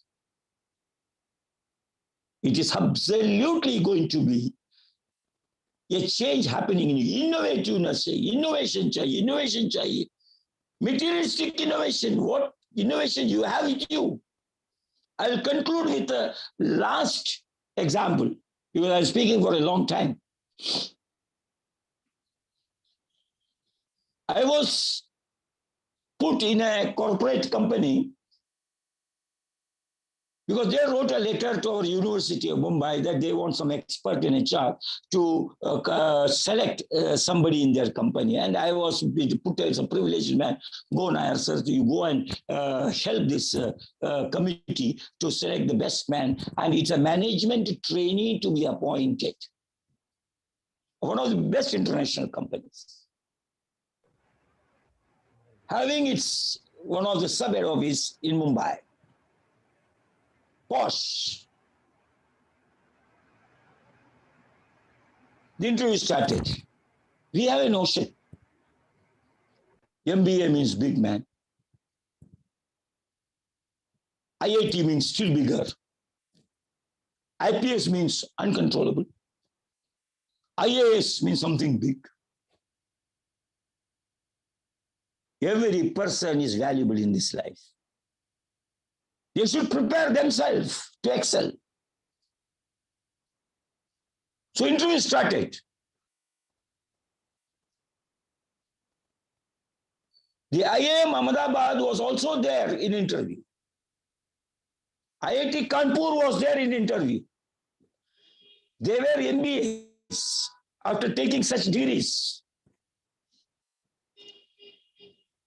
And in that list, there was one student who is BA with Gujarati. BA in Gujarati language. She was also shortlisted. Among the big panel of experts of IITs, MBAs, and these people, this lady is also appearing. BA with Gujarati medium, Gujarati as a special subject. Throughout the life, she learned only Gujarati, but she knows English. So the panel said, ये 6 लोगों का interview हो गया, 6 persons interview is over. All are top, we have to shortlist. The last candidate is a girl having BA in Gujarati linguistics, but did MBA from a local institute. But she has done well in written examination. That's why we have called her. Sir, we can wind up now. Only as a formality, yes, she has come and sitting for last 4 hours. We will just talk to her and finish off the matter. That means before interview, you rejected her. I said, nothing doing. You call her. Because I was in the board, sitting. I will not allow such nonsense to happen. You cannot predetermine a person's valor.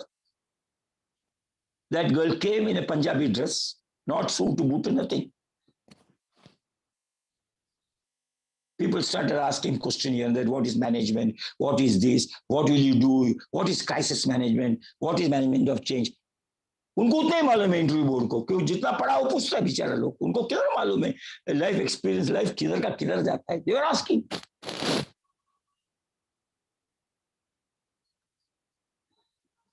I asked one pertinent question to her, only one.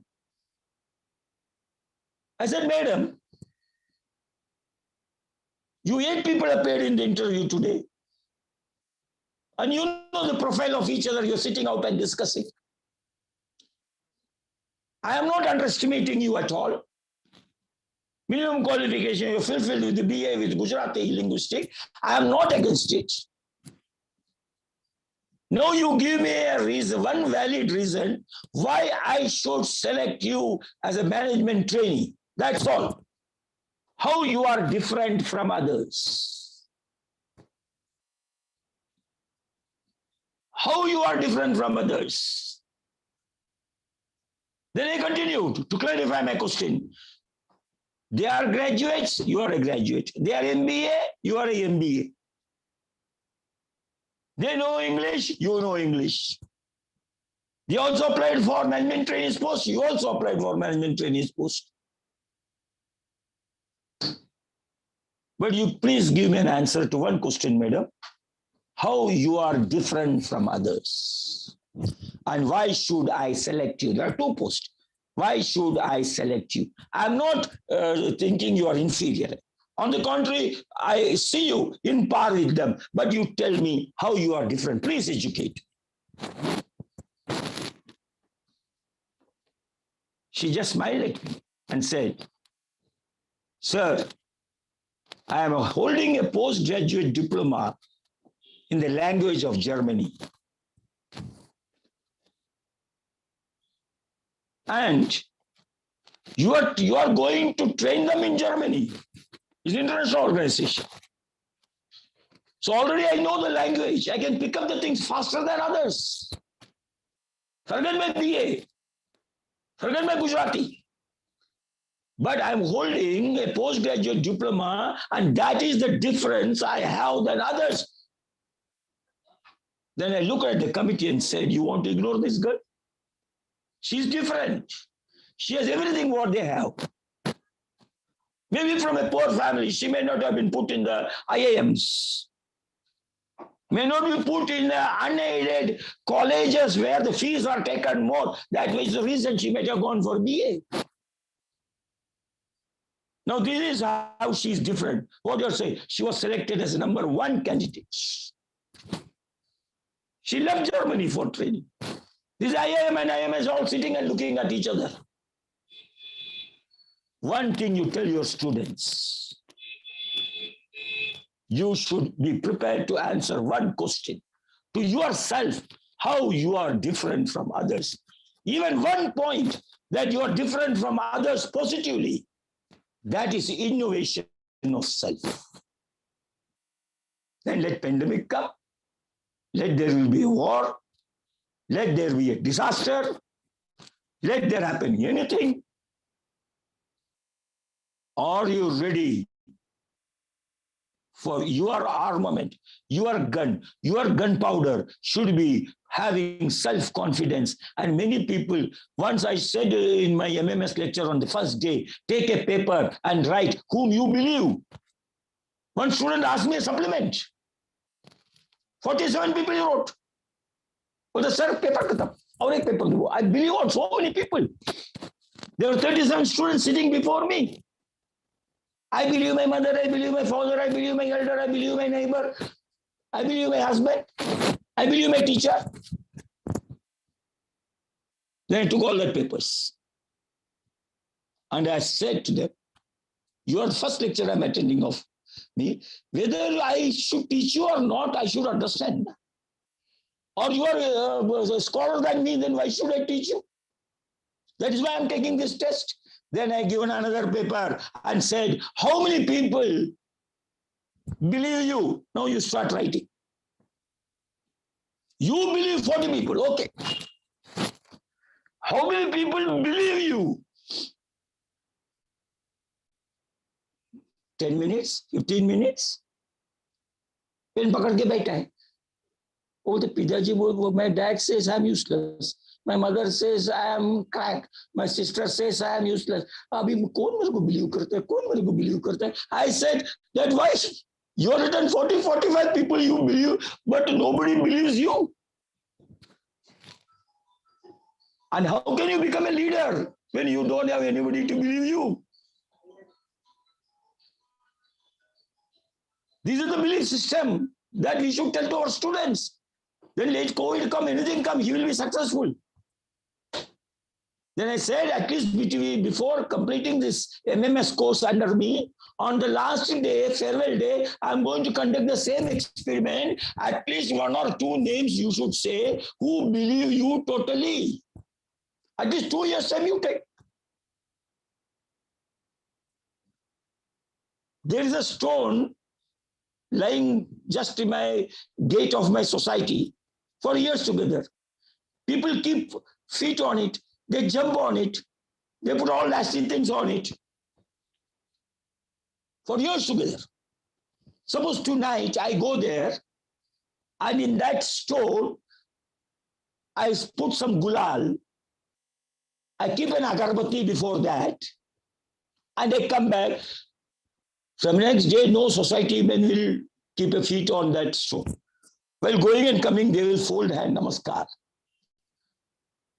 Your stone becomes a god because one man has put faith on the stone. When one man's belief you get, you become a god here. And if you're 2, 3, 4 people, you are beyond God. This philosophy, who will teach to the students? MBA syllabus. You see the quality of a good leader. You should be faithful, nowhere written. Even in Harvard. You should believe in yourself. First quality of the leader is believing in himself. Is there is written anywhere in any book? Why is Nair sir fit tumne kyun nahi likha? If I write that in my book, then you will say, sir, Nair sir ka book mein likha hai. So that is the reason I am not writing in my book. I am telling you in conference that you should believe in yourself. First quality of a leader is he should believe in himself. Second quality of the leader is that he should be faithful. See, every person, every top leader, take Jesus Christ, take Mahatma Gandhi, take top leaders. They don't have any, Raghu Shastri, they don't have any bank balance. You should teach in the MBA sideline. Huh? If you are going to give lecture only of this in the MBMS, the question paper they will not answer. So at least your 1 hour lecture or 1.5 hour lecture, 15 minutes should be on moral bindings. How they should develop. Other things are not going to change. So you should be faithful. You should try to improve the intangible qualities in a personality through your teaching and make him a complete man. What are the intangible things in the world? Wind. You know the force of the wind. You cannot see the wind, but nobody can challenge the wind. You can see the ocean currents. Nobody can see the currents, but it is the great. You can see the fire flames, but you cannot find its temperature, but it is unchallengeable. Only intangible things have got unconquerable strength. Your gadi, motor gadi, this position, the posting, these all things are materialistic. Of course, ye achieve karna chahiye. Jaisa, how much sugar you take in tea, that much material is. If you want to run a business philanthropically to a great extent, otherwise, what do we teach in this MBA and this thing? To become a senior clerk or little knowledgeable clerk. We call even our IAS officers as babus. In one of the conference, I told to a senior IAS officer, because I was in the government committee, I told him, don't tell me. You have to change your attitude of looking at the citizens and working for them. It's a good opportunity you got in sitting as a collector around. What you people are doing? If I come and ask you some problem, I will see and tell. Next day I come, I will tell and see. I will see and tell and see. Go on telling. 58 years, you retire and go. So a man who can say these 2 words, he can become a bureaucrat. Why he should do MBA and PhD and caliber, all these things? You may be looking at me a little rough. It is my character. I speak without any preparation. What is in there? I did not chart out the things. I only put some point because in the process, I should thank Om Devani, my dear and dear student. He had heard many lectures of me for many times. And I should tell Devani that your management has allowed you to have this conference. I admire my first speaker who has spoken. He was very practical in his talk. I respect your president. He was so informal in talking. I remember one sentence when I heard your president speaking. Informal relations can only bring good formal decisions. This is the philosophy of management. Meeting ko beto, agenda lao, tum point bolo, tum point bolo, tum point. What is this? Yaar? You are telling points and you are a pre-decided decision you are reaching at. No. It should be informal over a cup of tea. Come on, sit down. And major decisions are taken by informal discussion leading to formal decisions. This also tell to your students if you want to manage the changes and they want to be after post-COVID operation, either in education or institution or whatever you say, the one basic thing is that you should invest in relationships and invest in relationship. And by investing in relationships, your informal relations will become so strong and your formal decisions become very easy. And informal discussions can only lead to formal, good quality decisions. It is a fact and it is from my experience. I think I spoke more. Basically a teacher. Till the bell rings, I will speak. And what your president has said is correct. There must be students or audience sitting before you, then only you can perform. What your president has said is 100% correct. This what you call it as temporarily okay. Temporarily okay. Father is sitting in bedroom and son is sitting at drawing room and they are chatting. Hello, Papa, how are you? And Papa says through virtual media, I love you. Do you think this is going to work? He has to go out and hug and love and kiss and he has to have a touch. Temporarily, it is all right. We are doing this all virtual. Om, you please request your management to organize a physical conference. Sure, sir. So what happens is that there will be a heart-to-heart talk. And many of the problems are solved after the conference. When you are sidelined, you are having a tea. When you are taking a cup of tea after the conference lecture is over, somebody walks up to you. Sir, please explain, I did not understand it. Sir, I have a problem. That is the reason we are holding conference, not to give lectures, not to give this, but the real conference quality delivery takes place of the conference on dining table, on the tea time, which is not broadcast. I am very much thankful for a patient listening. I'm on line right from 9 o'clock, waiting. Then my daughter told me 9 o'clock registration start. Why are you sitting from 9 o'clock? I said, when my student wants me at 9 o'clock, I will cancel. For me, my boys are and my girls who are my students, they are in priority. All things can wait. My students cannot wait. I should give them.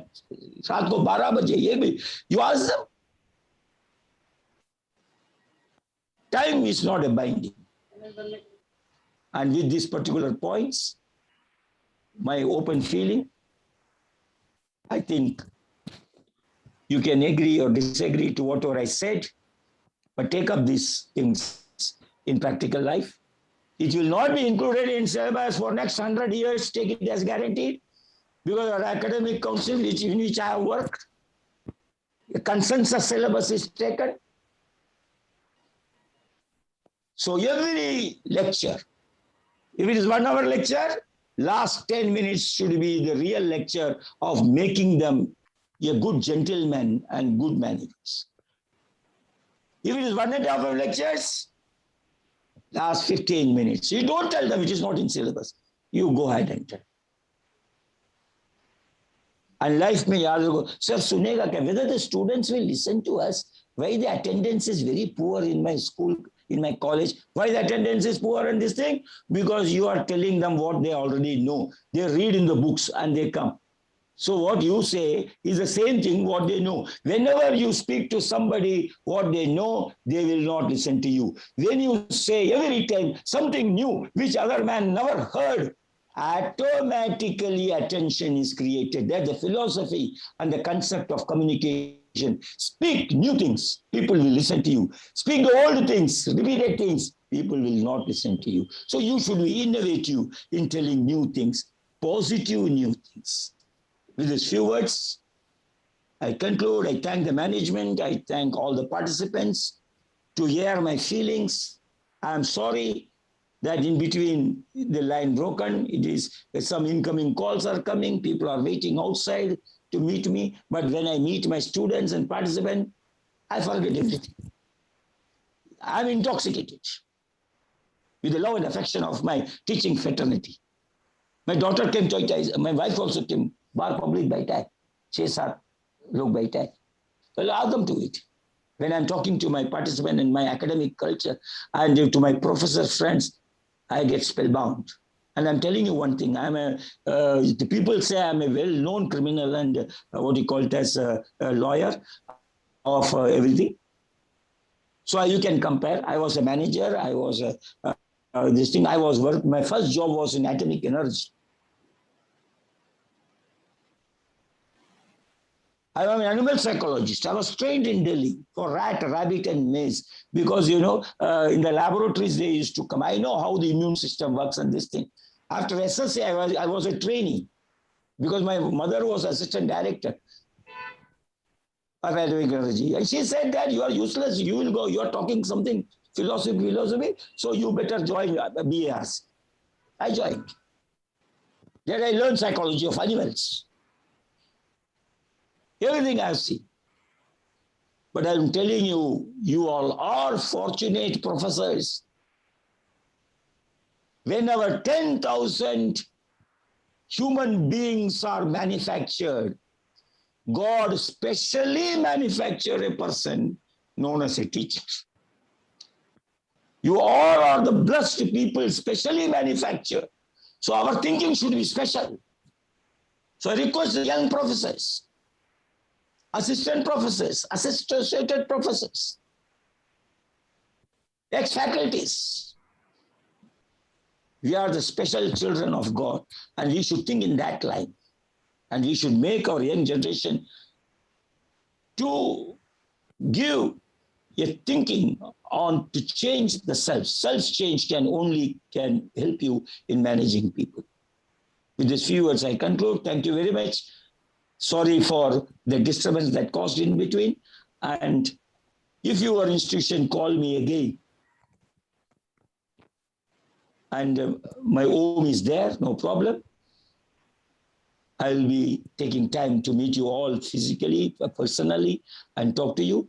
And I wish you a great success to this organization. My daughter is there already in your conference, Kishori Bhagat.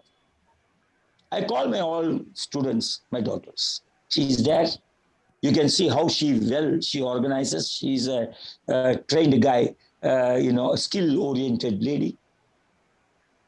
I got so many, my PhD students I can see in your conference. I thank you very much. I thank everybody for giving me an opportunity to ventilate my feelings outright. Thank you very much. Jai Hind. Namaskar. Thank you, sir. Thank you so much for your words of wisdom. It was a pleasure listening to you. Thank you, sir. Okay. I call upon Advocate Gauri Pai to propose the vote of thanks. Thank you, Pratibha. Hope I am audible. A graceful and warm morning to our most valued guests, dignitaries, management committee members present in the function, It is my privilege to have been asked to propose a vote of thanks on this occasion. I, on behalf of the entire fraternity of the college, extend a very hearty vote of thanks to Dr. Keshav Nandi, who spared time from his busy schedule to grace the occasion as chairperson. I thank Professor Dr. P.M. Kamath, Chairman Vidya Prasarak Mandal, and the managing committee members, the CDC members, for their motivation and support. I also thank Professor Dr. Advocate Ram Prakash Nair for inaugurating the function and addressing the gathering with his kind words.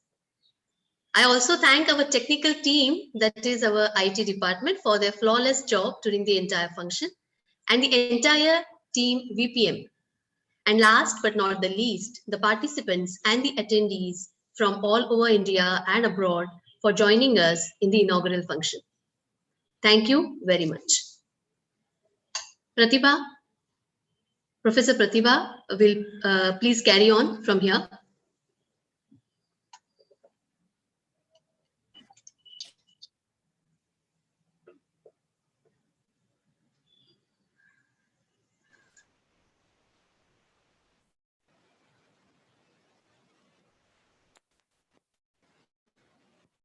It's my privilege to introduce to you the keynote speaker, Dr. Geeta Subramanian.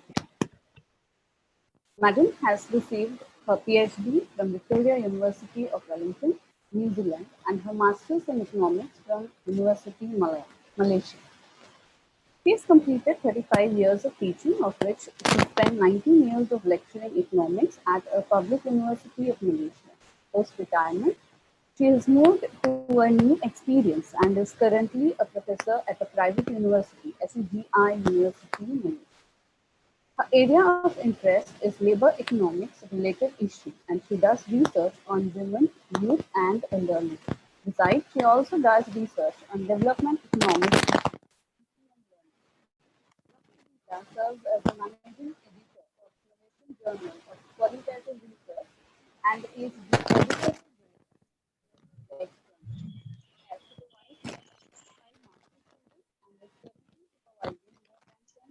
I would like to interrupt, Pratibha. Your voice is little, it's not audible properly. Could you please adjust here? Audible? Yeah, if you could speak, I can hear you. Am I audible? Yeah. Dr. Geeta serves as the managing editor of Malaysian Journal of Qualitative Research and is in the editorial board of many index journals. She has supervised more than 45 master students and is currently supervising more than 10 PhD students. Dr. Geeta has published over 100 publications in various peer-reviewed journals and chapters in books, which includes Focus and ISI index publications. She also has co-authored economic textbooks, edited and published a book on reflections on a PhD journey entitled From Discovery to Recovery, a Doctoral Journey, and recently written a chapter in the book published by Bloomberry on COVID-19 and its impact on working from home, a case of Malaysian employees. Madam is an adjunct professor at the Auckland Institute of Studies, Auckland, New Zealand, and also an honorary professor at the International Institute of Management Science, Calcutta, India. Her motto is, don't try to teach the world, but instead learn from the world. We warmly welcome you, Dr. Geeta Subramanian.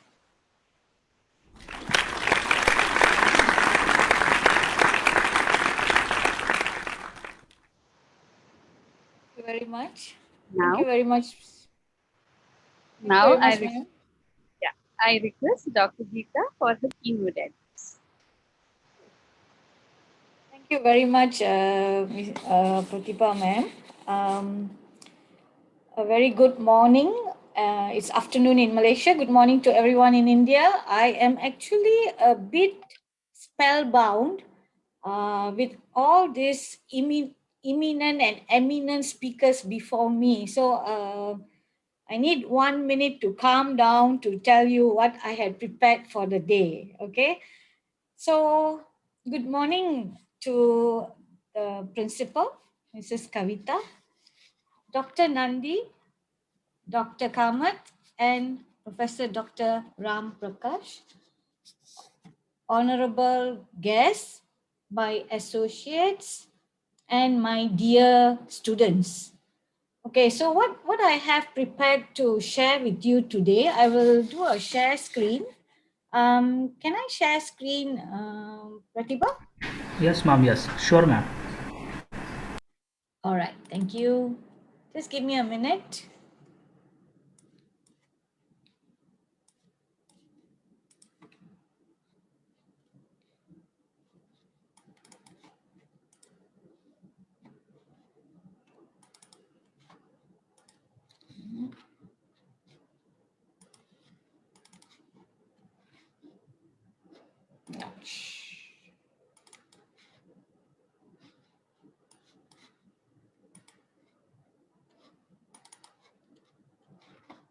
Okay, can you all see? Yes, Can ma'am. you see? Yes, All ma'am. right. We can see. Okay, thank you very much. I have prepared a very brief overview of the Malaysian education and SME scenario, but I will go very fast because I noticed that I might be a bit late. So I just would like to start off by saying I really agree with what the chief guest for today spoke about, Prof. Dr. Ram Prakash. My whole story here is about mindset change and attitude, and that is going to be the only way forward, whether it's pre-COVID, post-COVID, or during COVID. Okay, so I've split my paper, my presentation into what happened, what is happening, what needs to happen. Okay, this is all with regards to COVID in Malaysia. And then I went on to, would like to share a research which I did on academics on working from home. And I would like to leave you all with some thoughts to ponder. But while I'm presenting this, I am still very, very impressed, so utterly impressed with Dr. Nandi's words, Dr. Kamat's words, and I wish I could attend Prof. Ram Prakash's class one day. Prof. Ram Prakash, tell me when next time you will have a virtual class. I would love to attend it. I have so many takeaways from you today. Thank you, thank you, thank you. Okay, so let me go to my session. Just a brief part. I think most of you know about Malaysia, a small country with 32 million people, Malays, Chinese, Indians. My parents are originally from Kerala, but all the children we were born in Malaysia. Malaysia is small country compared to what India is. Okay. So as I'm going to focus on education and SMEs, I just want to briefly tell you in Malaysia, we have about 20 public universities and more than 85 private universities. In terms of industry, yeah, just like any other country, we have services, manufacturing, and agriculture. In the last 5 years, services is contributing more than 60% of our GDP. SMEs, exactly like what's happening in India, our SMEs are contributing to 99% of business establishments. I think it's a little bit more than the situation in India. Our workforce, 66%, also more than nearly 2/3. GDP, 38%. And micro enterprises, why I'm touching a bit on this is because when I share my speech in a while, you will be wondering why the attitude change is coming in, because our micro enterprises make up nearly 77% of this total SMEs, which is 99% of the business. Okay, so what happened? Yeah, what happened in India also happened in Malaysia and happened in every other part of the world, but just a little bit different.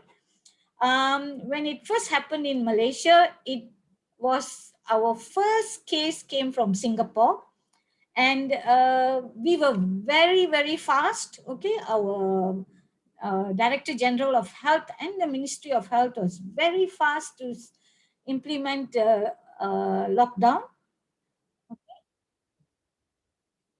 to start to implement the lockdown. Sorry, the slogan "Stay at home, break the chain," and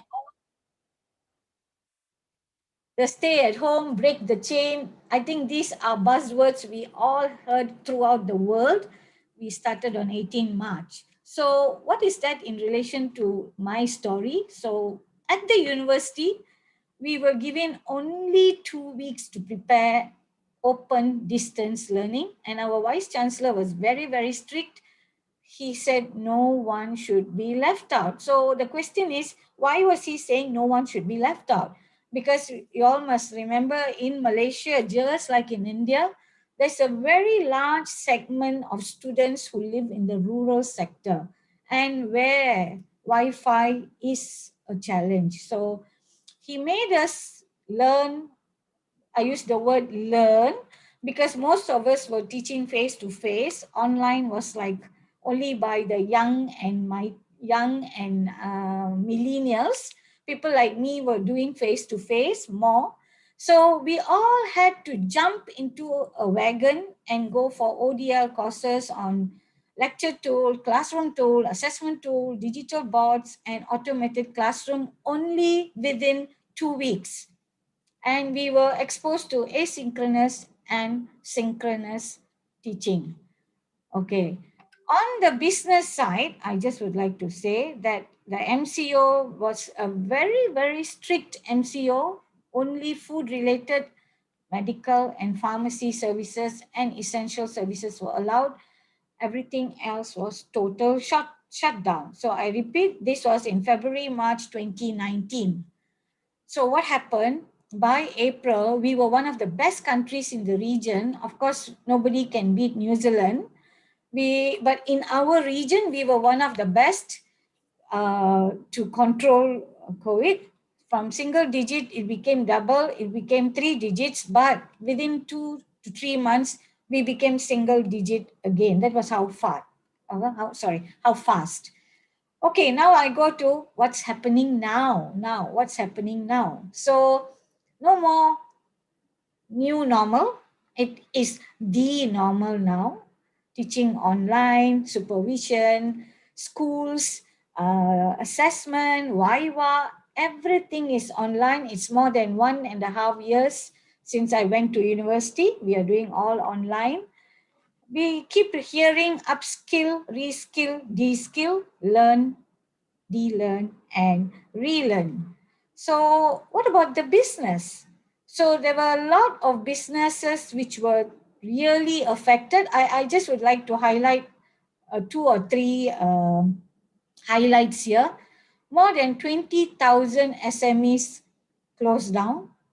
Unemployment has increased. Okay, this is January's figure. So by June now, I don't have the latest. We expect it would have increased further to maybe closer to this figure. More than 35% of large listed companies faced downtime, and the worst were SMEs. So when we are talking about let's digitalize, let's go digital, yes, government tried very hard and is still trying very hard. A lot of economic stimulus packages are being offered. Just 2 days ago, there was another one which was offered. It's in the form of loan, moratorium, tax deduction, cash transfer programs, etc., etc. And many were for small and medium enterprises. So, okay, right, all this has happened. So now we are in June 2021. What is the story like? What is happening in Malaysia? Or rather, what needs to happen? So remember I told you we were single, we became 2 digit, we became 3 digit, and by December 2020, December 2020, we had gone to 2 digit, 3 digit, 3 digit, 2 digit. That's all, 2 digit, 3 digit. So we were all so happy. But something happened along the way. By January, we started going to 3-digit, 4-digit, we went into 1,000, and this is yesterday's figure. Okay, we are standing at 6,849 positive cases per day, per day. So of course you can't compare with the 100,000 in India, because you must look at the population, our per capita population, and our death rate is something like 84 deaths. Yesterday was 84 deaths a day. Okay, so it's very sad. Actually, it's really very sad. We have overshot India's status. India is doing so much better now. Looks like Malaysia is standing top in this sad state. So the thing is, the government is doing a lot, and the industries are doing what they can do, but there's still this mindset change we need to go through. So we have to accept that COVID-19 has accelerated IR 4.0 in all sectors. And it's not just in Malaysia, it's in every part of the world. The tiniest of the country also has accelerated IR 4.0. So we keep hearing words like resilient, digitalized, creative, innovative, be flexible. Students keep telling us, they miss shaking hands with us. They really want face-to-face. And I used to say, yes, when we gave you face-to-face, you used to be absent from class, and now you are yearning for face-to-face. Yeah, I guess that's what happens in reality, right? We always want what we don't have or we can't get. So now students are really, I can feel for them. It's really so sad. But I think I keep reminding them this too shall pass. So please hold tight.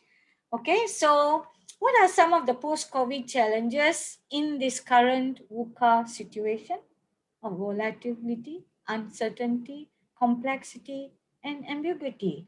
There is a real urgent need to leverage on technology.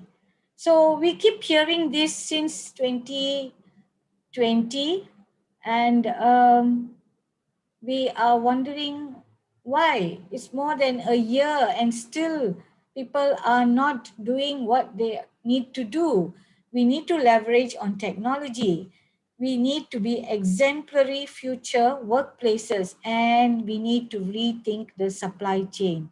Okay, I think I need to make a correction here. This is 2020, not 2019. Okay, so we go back to the challenges here. So yeah, SMEs. SMEs in the marketing strategy and the marketing mix, we spoke a lot about 4 Ps, 5 Ps, 6 Ps, and now we are talking about 7 Ps. But there's a but there. In the 7 Ps, the importance of the Ps have changed. So those who are able to move with the product, the promotion, and the people, even in Malaysia, even in micro enterprises, they actually are doing so well. So it's not gloom and not gloom and doom in SMEs in Malaysia. No, I hope I didn't paint that picture. It's not.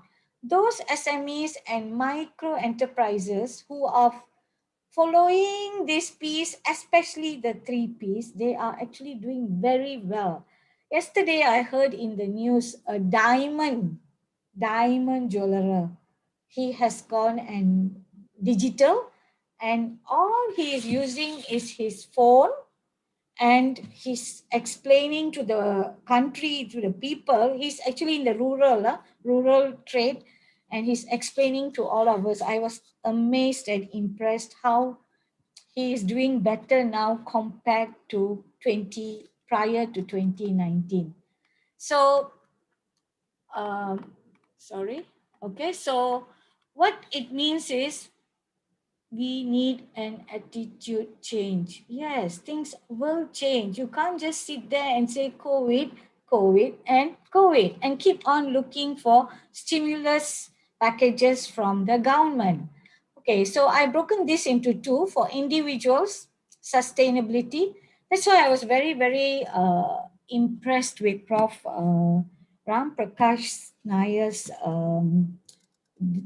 deliberation just now. Yeah, I think the whole story is about us. It's about us, our mindset change and our attitude. So now in Malaysia, we are finding this is a big challenge. What is the challenge? People are getting vaccinated. Yes, but I must say that there is this group of people, due to cultural reason, they are against vax. Okay, there's this against vax group. And after so much of persuasion, now we managed to talk to them and we are able to bring them into please get vaccinated. Okay, we also have this mental health issue, which is not only in Malaysia. I know it's everywhere. I'm not too sure how it is in India, but I have done one or two research in Malaysia, and mental health has really gone very, very high, more than 50 to 60%. But what I want to say here is I'm trying to relate it to mindset change. If you feel that there's something happening to you and you need to shout out, you need help, you need assistance, it is you. You have to go and look for it. You can't just sit there and say, I feel depressed, I need something, I need this, I need that. No, you need help.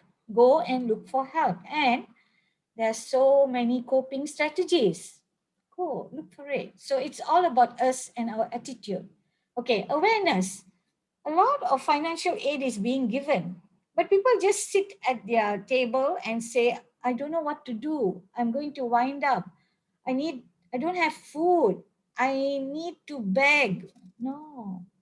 We have cases in Malaysia where we have one or two lawyers. One of my friends was sharing her experience. She came down from her lift in her condominium, not apartment or flat, condominium, high-rise condominium. And she was so shocked to see her lawyer friend selling food on one table outside the lift. And the lawyer said, it's okay, I am good at making this prata and the dal. What is wrong if I do it now? Because she had to close down her legal firm. It's a one-person firm. So mindset again, SOPs. Again and again, the SOPs are being advertised something like every hour and in the handphone all the time. But people choose not to do what they are required to do. So for sustainability, I think this is so much important for the individuals. Okay, in terms of business, I think we need to be aware there's consumer preference is changing very fast. There's a lot of environmental disruptions taking place, and marketing mix. We have to look at the P's and see which P is standing out now. Mindset change, automation, digitalization, and workplace policies. Okay, regarding workplace policies, I would, if given some time, I'd like to share my research on workplace policies. So I'll not dwell there now. So this very, very quickly, I know that I'm late, but I would like to share a research which I did on academics and work from home. Again, I would like to bring attitude and mindset. It's like everything is about you. It's about you, okay? It's not about the girl next door or the boy opposite you. It's about you, okay? So I'd like to share a research which I did on academics and work from home in Malaysia. So we all have heard this word flexible working arrangement. So one form of flexible working arrangement is work from home. So in Malaysia, what actually happens is workplace flexibility is one reason why women and men become lecturers, especially women, okay, because there's flexibility, they can take care of their kids, etc., etc. but the universities don't provide them. Very, very few universities, public or private, provide work, flexible work. So when COVID came, okay, COVID came slowly, but the work from home came very fast, right? So I did this study to explore, okay, so this is a qualitative study. I did this study to explore the impact of work from home on academicians' well-being, happiness, and productivity. So I used this theory of self-determination theory, trying to see whether if the person has autonomy, will it affect the work behavior, the well-being, and I added one more variable, productivity. Okay, so I won't go too much into this, but we were going to do face-to-face interviews, but thanks to Mr. C, we ended up doing online interviews using focus group discussion. Okay, so I will just highlight some of the findings. So 3 themes emerged. You know, in qualitative study, you let the you feed the data into the in vivo and you look at some of the themes which appear. So the major 3 themes which I was looking into this in this study was productivity, well-being, and happiness, and it was very impressive in the sense that productivity emerged higher than well-being and happiness, which I thought would have been higher. So most of the lecturers were saying that they are very happy because it's easy, they can work from home, they can do any task, anywhere, anytime. And most importantly, in Malaysia, this is a major problem. And I don't think it's only in Malaysia, it's also in India, traffic, right? So when it came to well-being, I broke it down into 2, physical stress and mental stress. So in terms of physical stress, if you notice, there was more negative. Okay, mental stress also, it was more negative, stressful, they couldn't focus, blurring boundary. But if you notice, this is the same one lecturer, the same one academician who felt this way, while the other 7 did not feel that way. So on further testing, I found out that this one academician has 4 children and they are all below 10 years old. So definitely she would have felt that way. It's a mother, okay? So in terms of happiness, most of them felt they were happier and they feel very lucky to work from home. Okay, productivity. This was something I didn't expect, but what we found that majority of the academics felt that they could work during their most productive time. I think most of the associates and my fellow colleagues here, so you all know that some of you work better at 5 a.m. Some of you love to write articles at 11 a.m. when the house is very quiet. And some of you do better work from 9 to 12 in the morning. So this is what they said. They said that when we work from home, we are able to do according to our timing, okay? And many of them said that their productivity in terms of publication achieved their KPI, right? And also collaboration, because it's online, they were able to collaborate with everybody and anybody they always wanted to in the world, because earlier they couldn't. Now using Zoom, Google Meet, WebEx, and Teams, they could collaborate. So their collective tasks also improved. Okay, I'll skip this. What is my conclusion from this study? So what I found out that work from home was found to be a contributor to well-being, happiness, and productivity, as most of them, not all, I have to, I am telling what my study found, they were seamlessly able to work according to their productive time, so they were able to be more productive, improve their well-being, because they were able to manage family, children, and office work. And majority of them said they were happy. Okay, but there's a but there. Okay, you know that there's always this cost benefit analysis, and I come from an economics background. So in the cost part, there were blurring boundaries, and I'm very sure all of you here totally agree with me. We are expected to answer phone 24/7. We don't need to sleep. Like today is Saturday, we are working. Sunday, I also work on Sundays because I have international students from China, New Zealand, and Australia. I work on Sundays. The second one is something universities should look into. There were non-conducive infrastructure because, you know, the chair, the most important infrastructure we need, and of course the Wi-Fi. So we end up paying for it.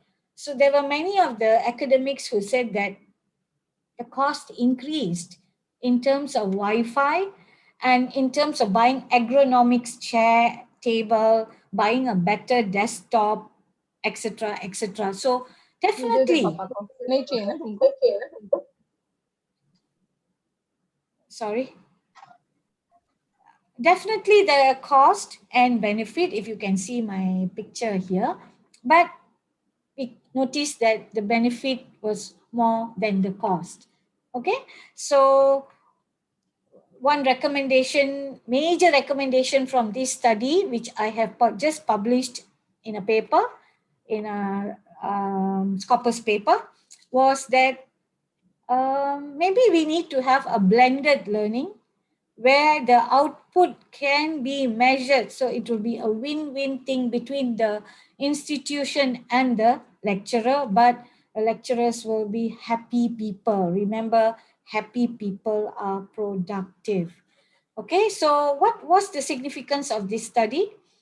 It triggered the idea, look here, there are many ways that we can work as academicians. We don't have to go to the university, clock in, clock out, etc. Okay, here I must tell you, I know many universities in India don't do clock in, clock out, but in Malaysia, including my university, we have to do thumb in and thumb out. Okay, so it's a bit of flexible. So they follow ILO standards, 37 and a half hours a week. So you can be flexible, but must meet 37 and a half hours a week. So if you do a rough calculation, 37 and a half hours means 8 hours a day. I don't know what flexibility is that. Because remember, when we come home, we are still working because an academic's mind never switches off, right? So now, after the COVID, most institutions in Malaysia have been triggered. Hey, yala, this is a possible work arrangement which can help the institution and the academic. Second, the growing health concerns. Okay, this is one thing which is happening in this country. I'm not sure how the situation is in India, but a lot of academics in institutions, especially the research institutions, are being faced with KPI because of QS ranking, this ranking, that ranking, and all the ranking. They have to publish in Scopus, they have to publish in WOS, and so health concerns are increasing. So in line with Sustainable Development Goals of the United Nations, this study hopefully can contribute to the well-being of academics. In one of the latest books which I published with India, this is a Bloomsbury with India, this was slightly different. I did a paper on a case of Malaysian employees amidst COVID-19 strategies for a new normal. It was like COVID-19 and its impact on working from home. Again, the costs, those employees who had young children and many children, they wish they can go back to work because they couldn't focus. Okay, but majority of the other employees felt that they really enjoyed working from home because they set up their workplace in a room and They could work from home. They log into the computer, work from home. They could pause, go and cook something. They can come back, they can work. And so they felt less stressed. So again, in this article, the conclusion was benefits outweigh the costs. And I must add here, attitude and mindset change is still needed, because among some of the employees, it was very, very shocking to hear them say, yeah, but my electricity bill has gone up. Yeah, but my daughter wants to use my laptop, so I can't use it. So it's quite difficult. So on one side, they are saying they want to work from home because they don't want to pay for the petrol. They don't want to go through stress in traffic jam. But on the other side, they are complaining that this extrinsic cost and intrinsic cost they can't see is increasing. So there needs to be a mindset change. What is it they want? Do they want less stress and less cost? Then they cannot work. They just have to sit at home without doing any work, right? So again, it is all about mindset change. Okay, so I come to the last part of my presentation, some thoughts to ponder.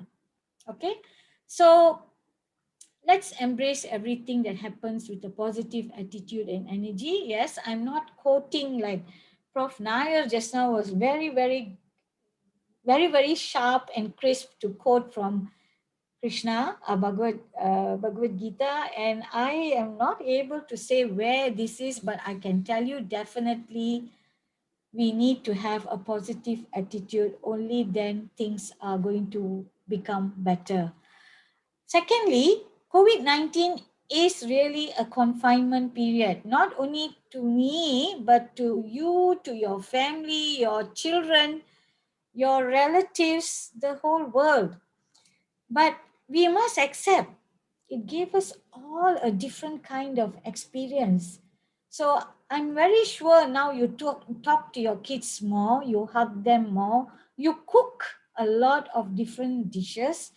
Men who never cooked have started cooking. I can see in my neighborhood, I can see in my own family. Those who didn't even know how to make coffee now make very good coffee. It's all a different experience. I myself have a family of 7, and all 7 are living in different parts of the world: Australia, New Zealand, Singapore, and Malaysia. Once a week, we all spend 2 hours online together, talking to each other, consoling each other, sharing each other's joy. My son did this, my daughter did this. We didn't do that before COVID, right? Before COVID, we just WhatsApp. We can't even see each other. Now we can see everybody. Just imagine what COVID has done. Okay, I agree with what Dr. Nandi says. Innovation and creation, yes. We shouldn't look for opportunities. Why are we still talking about where should I work? Should I be an officer or should I be a banker? Let's create them. Don't look for opportunities, but we create them. Okay, I'm going to leave my keynote with a food for thought. The secret of change is to focus all of your energy not on fighting the old, but on building the new. And this is not my saying, it's Socrates saying, but I really liked it very much because when I was doing the study on work from home among the academics and I was interviewing, I was quite disappointed with the young ones who had young children. They say, no, I want to go to work. I can't focus. And I was like, so when you're asked to go to work, you talk about traffic jam, you complain about your employer, blah, blah, blah. Now when there's something new, and then they start thinking, yes, you are right. We need to change our mindset. Okay, so I'm not saying I'm happy like this, but I must admit I'm really happy. I learned a lot from COVID-19, and I'm very sure most of you here, if you change your mindset and your attitude, you also will be happy like these people around here. So with that, I say thank you very much for your attention. Stay safe and stay calm. But before I go, I forgot to acknowledge Dr. Om. Dr. Om, thank you so much for having trust in me that I'll be able to share something with you. I hope I kept up to your expectations. And I still feel very small and humble before all these four other speakers, including Mrs. Kavita, the principal of this college. You won't believe I have pages and pages of writing down what I heard from the four speakers before me. And I hope all of you here, including the students, I really hope you have some takeaways from today's session. And congratulations to the organizers. It's really an awesome conference you have planned. Thank you very much. Thank you. Thank you very much, madam, for sharing your profound knowledge with us. Your keynote address was full of enthusiasm and valuable knowledge. Thank you again. It's also my honor to introduce to you the special invitee, Dr. V. Raghuraman, Executive Council Member of FAI, Head of Advisory Board in International Association of Academic Plus Corporate, IAAC Society. Sir was working in ICT College as a senior faculty member in Business Studies Department in Oman since 2008 and has recently returned to India. Currently, Sir is holding the position of CEO in MIRA consulting firm. He is also a soft skill trainer for corporates as well as for the student community, teaching hundreds of management students from different academic institutions and these schools, including ICFAI, ICWAI, and CA Institute, has had a stimulating effect on the teacher and the taught. Sir has 35 plus years of experience in corporates and academic institutions, combined with a strong passion for training, has had an indelible impress on the professional and personal life of his participants.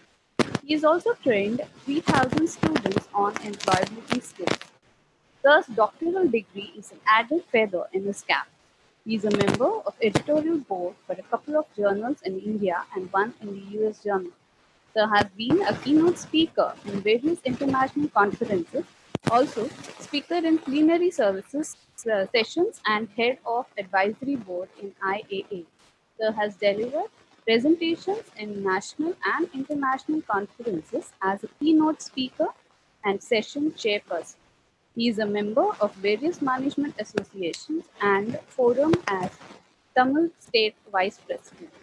Some notable awards Sir has received are the Karma Veer Chakra Award in 2010 November for his contribution in social services, the Distinguished Teacher Award from MTC Bangalore, and Indira Gandhi Gold Medal Award for Individual Achievement and National Development in March 2017 on the occasion of International Women's Day, presented by Global Economic Progress and Research Association, Tamil Nadu. Sir has been awarded the coveted Lifetime Achievement Award in 2017 from IARA in recognition and appreciation for his outstanding contribution. We extend a warm welcome, sir.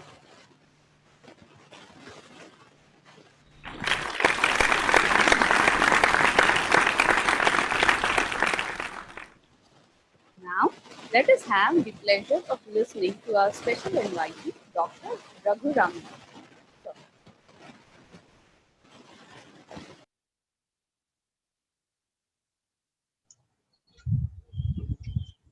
Sir, you are not audible. So kindly unmute yourself, please. No, he's already unmuted, but voice will not come.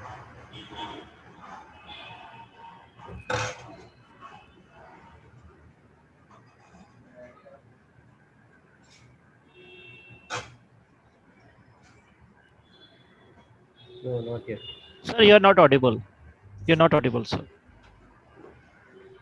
I think you have to re-log in, probably.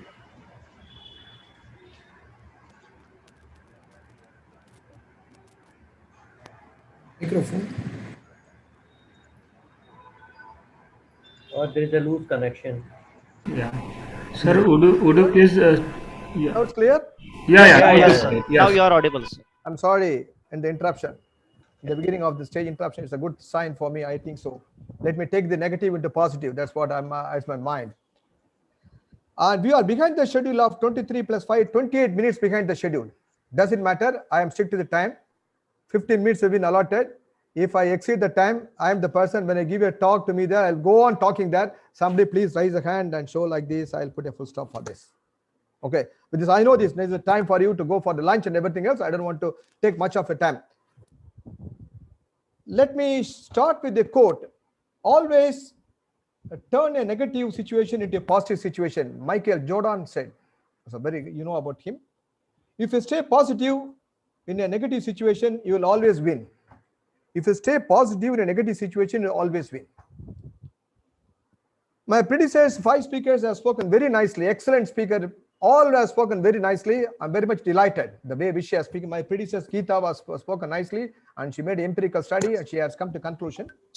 And the first speaker was Mr. Keshav, Dr. Keshav Reddy. He was speaking about the EHR and also digitalization process, change in the business own. I have made some note of it. And then followed by Mr. Kamath. He said he's maybe very notable worthy note.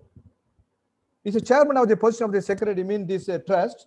Position may come and change, but my degrees and accolades will remain with me, and my contribution to the society is remain with me. He made a wonderful statement to this. And pointed out about the online also disappear. I wish for that. Instead of that, we go for the offline. That will be very good for the student. There are a lot of pros and cons to that. It is very difficult to, explain at this juncture. And then Mr. Ram Prakash, my goodness, the way which the man who has spoken at length, probably more than half an hour time, is exemplary in his speech. He also mentioned about the change, manage the change. Change and challenge are two sides of the coin, I can say. Change and challenge are two sides of the coin. If you meet a challenge, you can see the changes within you there. Second, the service, to survive in the world, change is inevitable. You have to change yourself. He is also mentioning about the management. I would like to add, redefine his statement. Manage men, he said totally, instead of that tactfully. Manage men tactfully. It's very difficult to manage men. If I ask him to sit down on the floor, why? He might ask many five W's and 1 H. He asked a question, a lot of questions with that. So manage men tactfully. That's also, this is from my point of view, I am telling this. He was also studying about how different 5 others are there. You should be always from different from others. He has given a lot of example. Final example he has given there at the time of selection of interview. That lady gave only one thing is that she is a PhD BM in Germany. That's why she was selected. Absolutely, this is one of the most important things for this. Geeta also said, don't try to teach the world, learn from the world. Absolutely, it's a very nice quote. I appreciate her for the way which she said. And she was also made things WFHS and FWJ. She made a extensive study for this, and blended learning is, she recommended the blended learning, followed by, she also said mindset. The mindset, turn your words, reverse the words, set your mind for the proper, then only focus will be there for that. And then attitude determines altitude. This is what the briefing they said. I'm very happy and determined.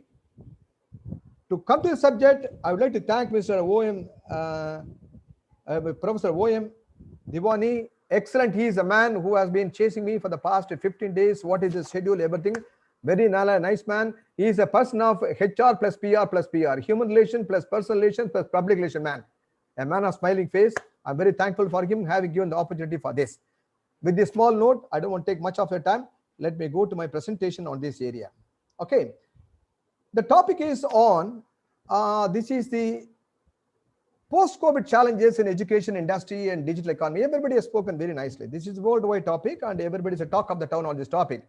I'll go by segment, what are the information I gathered, because last 1 week I was in the TT train program, so I could not gather much information. I'm sorry for this. What are the information I gathered from these various sources? I'm going to assimilate it, and I'm telling you for that. The global economy is expected to expand by 4% in 2021. Initial COVID vaccine rollout, things are there throughout the year. Things are improving. The World Bank says like this: January 2021, economic progress, investment in enhancing that will reduce the pandemic situation. Although global economy is growing again 4.3% contraction in 2020, The pandemic caused total death and illness, plunged into millions into poverty and depressive economic activity, so on and so forth. All negatives can be said. This is inevitable, unavoidable. You have to accept the challenge. You have to accept the environment. To support the world economic recovery, authorities also need to facilitate a reinvestment cycle and a sustainable growth that is independent in the government debt. Let me come to the Indian economy. Indian economy is a robust economy at any point of time. Our population of 138 crores or 140 crores, whatever maybe things are there. And this is a tremendous population is a asset for us. That to younger generation between 20 to 30 is population asset for us. Though the economic impact is there, though this COVID-20 has affected that, still we are one of the robust economy as per the IMF standards given there. The initial months, the first wave had adversely impacted both organized and unorganized sector. Yes. Following the subsequent month, we are coming to normal. Slowly we come to normal. Many states come to normal with alacrity. But the unorganized sector still back to limping, back to life. Yes, because it's very difficult for them to mobilize because the loss is a loss. The loss cannot be gained. But the organized sector can come back quickly. This idiosyncratic impact of COVID has deepened the dualism between the organized sector and unorganized sector. This shows the evident. Okay, I don't want to go much about things other. Let me go to first sector. What you said, education sector. We all said education is gone. Education has gone into turmoil because of the introduction of all the things are fine, but they compared to the world education in the level where we are, where we want to go there, we have to bridge the gap in one way or other. This COVID situation, the COVID-19 has given a way and is given a roadway for us to march ahead for this. In the wake of COVID-19 pandemic situation, millions of students and professors across the globe have confined themselves at their homes. Yes. I'm not telling the United States, UNESCO statistics said 210 countries have shut down their schools and colleges and universities, impacting 90% of the world's total enrolled learners. Yes, the impact is there. The higher education sector is undergoing a tectonic shift from right now. That means a technology going towards a technology. It's a blessing in disguise for Indian education sector in due course. Yes, the 21st century learners is exposed. Our Ram Prakash was said, innovation is order of the day. We are going for innovative technology in the form of how we have been taught, how they are teaching. Two things are there: smartphones, tablets, personal computers, and internet bandwidth, and several applications to deliver the information, and connected with the internet of experts as well as the network peers. This availability of tools and new theories has attracted education innovators to evolve a learning strategy. New learning strategy has been evolved for this. At this critical moment of 210 countries are facing challenge, Indian universities should play an essential role in promoting confidence because India's population is very heavy compared to the, I can say, I read this recently, out of 41 countries in USA and then UK, Russia and other European countries, Far East countries, all put together, the population of 41 countries, Indian population. So we must be very, we know about these Indian universities, how we are education number one. And the unity of among the people leveraging digital learning. There is a need of collective call to rise its highest potential and remain focused on the goals of imparting the best. What is imparting the best? Learning the new technology.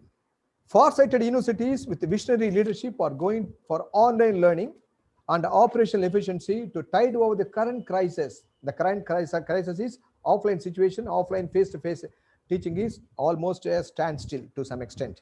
Now probably may revive as per the NEP policy. The ratio differs from 60 to 40 like this, the ratio differs. Nevertheless, internet penetration, affordability and the quality connectivity remains a major challenge. What's the challenge we are facing there in the education sector when we introduced this technology? Internet penetration in the remote areas, affordability of the person, affordability of the community, and then quality of connectivity remains a major challenge that should be sorted out by the government. In spite of all those things, some of the the premier institutions in India, IISc, IIT, and IIMs are renowned private higher institutions offering real-time online classes because they have the infrastructure, well-built infrastructure for them. They use, what I think they use a Google Classroom, Google Meet, WebEx, Zoom Classroom, Microsoft Teams. I also, undergone all the things I also used from my side, among others. These are things: Google Classroom, WebEx, Zoom Classroom, and then Microsoft Teams. These are all I've been using there. You have to adapt yourself. Besides, few of them are exploring the potential dignity avenues of Edmonto, Mentimeter. Yes, very useful for the when you go for the teaching. Mentimeter is very helpful. Brain Pro, Flipgrid, EduFlow, Big Blue Button, and Coursera. And these platforms are facilitate the teaching and learning. Yes, you can go for free learning from this site. Mentimeter is how can you use a Mentimeter. Once you go mentimeter.com, you can learn a lot of things are there. As a teacher, we have to update and up-to-date our knowledge. Very important thing. The teachers, I cannot go, as somebody previously, the previous speaker was telling, no, it's very difficult for me, that is difficult for me, nothing else. If you want to adapt yourself, adapt yourself. And if you want to learn technology, you have to learn the technology as per the latest technology you have to learn, nothing else. Either shape up or ship out, that's all. Two things are there, either shape up or ship out, otherwise you will be pushed back in the society.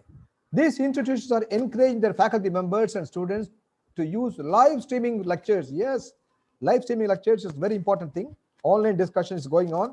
I am also doing the online discussion and simulate the classroom experiences. Very important thing. When I do the online classroom, I use a lot of gadgets, a lot of usage of tools I'm using there for this. It is very helpful for them. Not leave blah blah blah the offline teaching what we are doing there. It is not there. The change has taken place. Shift has taken place. I'm telling you the correct crisis situation. We do not know about what's going to happen for that. When it is going to happen for this, we do not know. So may revert back, as our Professor Kamath said, on the online education will disappear in the month of July, he was telling. Maybe there. We do not know how it's going to take place. The shift may take place. Now it is focusing only online for this. Probably the government policies, or we are going for this offline. Maybe in future, that's only a discussion point of view for this. Okay, this is with regard to though the negative points are there and teachers are not updated because this technology using is very new for the teachers and students. It has got some mental block for them there and unable to cope up with the current situation. However, the education system, the NEP policy, also blended learning is very important thing, as rightly said. I used to do when I was in Oman. I was there for 10 years. I used to do student-centered learning. I was focusing on student-centered learning, which is predominantly the focus on this thing. Though I have a degree, 5 PGs, 1 PhD is there, that's all set aside for that. That's one side. But my practical exposure is when I visit visiting countries, giving lectures in various countries, and other things are there for this, and keynote speaker, session chairperson, thereby we learned a lot of knowledge for that. Let me understand the manufacturing sector. He said, I'm going shift in second shift is a manufacturing sector. Manufacturing sector has created an unprecedented and resulting in unmandated know-how. Not a regional pressure. Supply chains are disrupted, shopping flow of materials, immediate parts and finished goods, everything is standstill. Assembly lines are forced to half or curtail the operations because of lack of workforce and parts. Because of the pandemic situation, we have to maintain a distance, social distance to be maintained there, and we have to wear a mask. So many ifs and buts are there. Thereby, certain manufacturing sectors, many sectors are affected. So innovative urgencies and health imperatives like ventilator shortages have driven the product mix changes with the alternative components. Even employee health is a very serious concern. That's more important thing. And our India is a country, thanks to our Prime Minister, who is focusing on the health of the nation. Health of the nation means, when I say health of the nation, the people of the nation is very important thing. Although I think the material benefit or material lacuna can be recovered, once health is lost, everything is lost. So we focus on health of the employees and health of the people is very important thing. Physical interaction is very risky. Government and manufacturers should be quick to sense the situation. Both are sensing situation, and there are think tank is there, and then the leading financial institutions, they're all doing the best jobs to go for this. To come out from the crisis. Digital resilience. Now the third part is digital. How the digital is very important thing. In COVID-19 pandemic has clearly emphasized the role of technology. In the COVID-19 has taught us or has given a platform for us what is the role of technology for the business community, education community, and other community, family community. Education technology, digital technology plays a vital role. The digital technology has enabled the business to retain a sense of normalcy by substituting the bits of collaboration in the form of physical sources to an interaction. Physical offices will be there. Physical office has been shifted to virtual offices. Yes, when I'd been to UK, they said, the UK, the Barclays Bank has completely, the 40, 50-story building has been shifted for the virtual offices completely. The bank is empty. Everybody is work from home. Maybe the plus and minus points are there. Naturally, people are get bored, dejected, everything is there, but we learn a lot of things are there. The time is up to you. There are many people, many drawbacks. They said like this. However, the physical and the online or the virtual is altogether different thing. The research has shown the digital mature companies have greater resilience, and the pandemic has provided further evidence of that resilience. Particularly, which sector of the employment is employee engagement and supply chain operation. These both the areas, they are very much focused on these things, resilient on this. Manufacturers have moved critical application to the cloud. Whatever things are very critical applications of this to the cloud have been able to function more smoothly because of the digital intervention. As the employees access what they need from their homes. Because in the home itself, work from home, WH was rightly telling at WFH, they are able to do everything else in the home. Everything has been moved to cloud. The cloud platform is there. All the functions are running smoothly from the home itself. And the employees are also benefited, and thereby they're saving the cost like anything else. As the employees access what they need from their homes, there's no need physically you are present. Instead of office, you are sitting there, you are sitting at home and doing the job. Concerns about the data security and performance have been either disproven or outweighed by the flexibility of cloud application. Yes, many people are afraid of the data security and what is the performance. Yes, cloud application provide everything else for that. Enterprises invested in advanced analytics. Yes, machine analytics and the data analytics, business analytics, advanced analytics make you in better use of the capabilities. When you use analytical point of view there, you know what are the things required, what are the things not required. There are chunk of data will be there. Through analysis, through analytics, through the business analytics or data analytics, we know what is required for these things. From home itself we can do. For example, Rolls-Royce has started a global cross-industry alliance called Emergent to consolidate the data and harness the power of analytics. They are there, global Rolls-Royce is there. They want to consolidate across industry, they want to consolidate the data through analytics, data analytics and business analytics. What's happening there? What is the future of the Rolls-Royce car manufacturers? The purpose is to provide a practical application and new insights in response to COVID-19. COVID-19, there may be ifs and buts will be there. What is the practical applications? How we can use the practical application? It has been proved, and many companies in favor for this. One plan is to use the data to identify the lead indicators, the economic recovery cycles to build the confidence. The economic recovery cycles build the confidence for the investments. People are ready to invest it. Now slowly recoveries take place. Other countries, the recovery already started there. But India, it takes up because of population, and the recovery will be starting with probably, if everything goes on well, 2021 end or 2022, the recovery to mid of 2022, the recovery is going to full recovery is going to be started. That is the projection given. Not only has the pandemic engaged in norms to remote workforce, but also accelerate the shift of digital manufacturing. The manufacturing also shifted. All the parts will be there. Through everything can be done there through the digital manufacturing. We can see the technologies, 3D printing. You are well aware of 3D printing, can pursue the more aggressively. Additional cases have emerged. 3D printing has proven to be valuable technology to rapidly convert the design into finished products. Through the 3D method, 3-dimension printing method, has proven this is one of the valuable technology recently invented for this. This will convert the design into finished products through the various stages, even before challenging the designs such as ventilators. The regulatory bodies such as in US Food and Drug Administration have helped the repurpose of 3D printers for life-saving medical purposes. Life-saving drug medical purposes, the 3D printers have been used for this. Okay, These initiatives have given the robust digital platform for manufacturers who lack one. Significant remediation may not be required because commercially available platforms are targeted functionally, flexibility, and user experience. Manufacturers who lack one, the digital platform, they go for remediation may not be required at present because commercially available platforms, certain platforms are commercially available, so they go for these things because of the flexibility and experience. And my conclusion is, am I taking time? I am well within the time, Mr. Professor Om. Professor Om, Yes.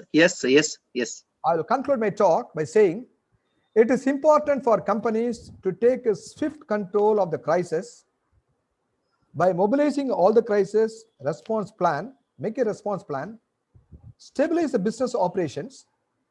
Not only that, to stabilize the strategies for the future. Not only stabilize the business operation, to strategy for the future. The PwC, PricewaterhouseCoopers, a global crisis center, they opened a global crisis center. Anybody, any country, anybody can approach a global crisis center. They can support you through the critical waves of response and assemble multidisciplinary specialists across PwC network to help you to emerge stronger, because these people have created a plan. They created the center called a global crisis center, and then any critical situation in the multidisciplinary specialists are there. You can go for this thing and be a network with them, and then becoming emerging sector. As COVID-19 evolved, many organizations spent first several weeks reviewing the crisis plan. When the crisis started, all the companies, few weeks, they started reviewing the crisis plan. What is the crisis plan? How the crisis started? What is it? So what next? Is be the attitude for that. Crisis has come. So what? What next? And business community plans and programs. Not only crisis plans, what is the business community? What we are going to do next plan? Probably 21, 22 or next 2050. I read one book called India 2050. Excellent book. If somebody wants it there, I can send this soft copy of the book for these things. Yesterday I was going through the book. Excellent book for this. And establish the crisis command centers. Establishing the crisis command centers. How to get rid of the crisis. Crisis is inevitable. As somebody said previously, he was telling that crisis is not till now it has come. 100 years before also crisis has came. Some epidemic, something has happened there, and then flu, something has happened there. Thereby, the crisis was there for 5 years. Again, the economy has come back. This crisis is probably it's a new for this. Probably 2-3 years. Again, will revive for this. As business continue to respond, our crisis management process can help you to navigate the uncertainty. He will take you there. Uncertainty. Life is full of uncertain. Life is full. When the life is full of uncertain, we do not know what's going to happen. So let us pray, all pray to come out from the uncertainty. Think positive, go positive, and let's all pray for any God, anything whom you wish that. And soon our India is going to come up, and India will be the ruling the roost of the country. Next to China, India will be there always. The projection will be there. I'm not telling the World Bank report, and also IMF report says Indian economy is growing economy very strongly, very robust economy. With this strong positive from our mind, let us not do too much. Let us not think of too much about the post-COVID. What's the COVID? Let us put a full stop on the COVID, and then challenges are there. As I said lightly, challenges and change are two sides of the coin. You have to face a challenge, and you also face a change, and do things are there. And let us build the nation in a strong way. Jai Hind, and thank you very much for the opportunity given by this organization. Special thanks to Mr. Om Diwani and other principal and other teams. I'm very, very happy and delighted for these things. So thank you very much. I hope I'm in the time, or Mr. Om Diwani, yes, I'm exceed the time or well within the time? No, yes. Okay, thank you very much for this. Thank you. Nice opportunity given there. Thank you, sir. Thank you, sir, for your valuable words. We come to an end to the session. Before we close, an important announcement. I request all the participants to please proceed to your respective breakout rooms for the upcoming technical session starting at 1 p.m. I repeat, I request all participants to proceed to your respective breakout rooms for the upcoming technical session starting at 1 p.m. Thank you. Thank you very much to all. Om Diwali, thank you very much. Thank you. Namaskar to Thank everyone for all the Thank you. administration people. Thank you very much. Thank you.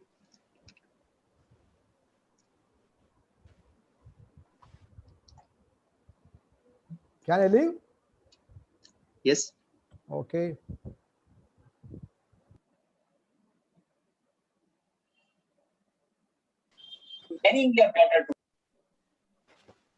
Request the host to kindly end the meeting for all.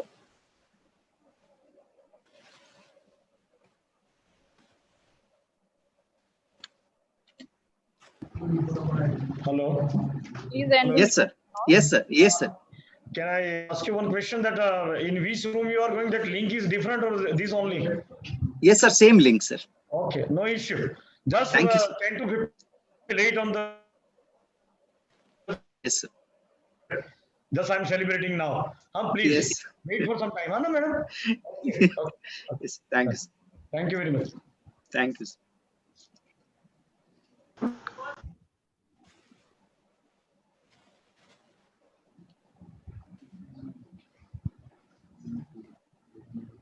Photo પાડ્યો મિત્રો બધા સરસ લાગે છે આજે બધાને જરા mask કાઢ નાખજો થોડીક વાર મોડા દેખાય એવી રીતે એક ફોટો પાડાવી દેવો એક માસ્ક વગરમાં હે ને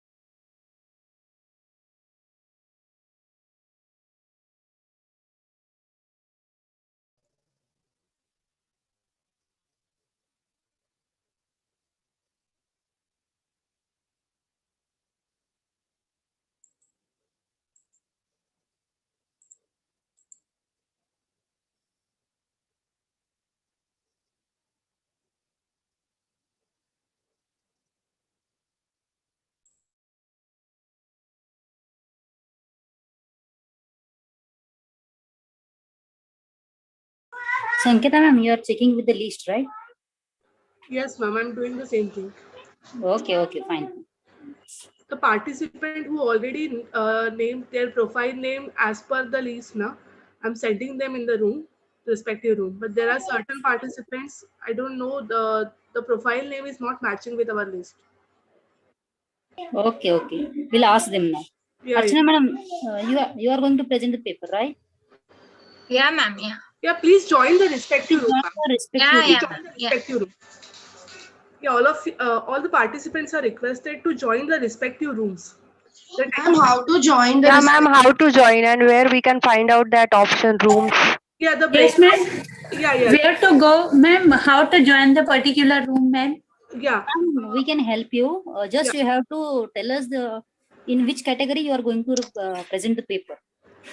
Ma'am, room number 1, commerce and management. Room number 1, commerce. Yes, ma'am. Yes, ma'am. Accountancy. Then, madam, what you have to do on your screen, Yeah, towards the ma'am. left side, there will be a breakout room option. Right? Can you see that? Yes. No, Yes, ma'am, we it's can not. see. Just who had said room number 1, no, for them I am guiding.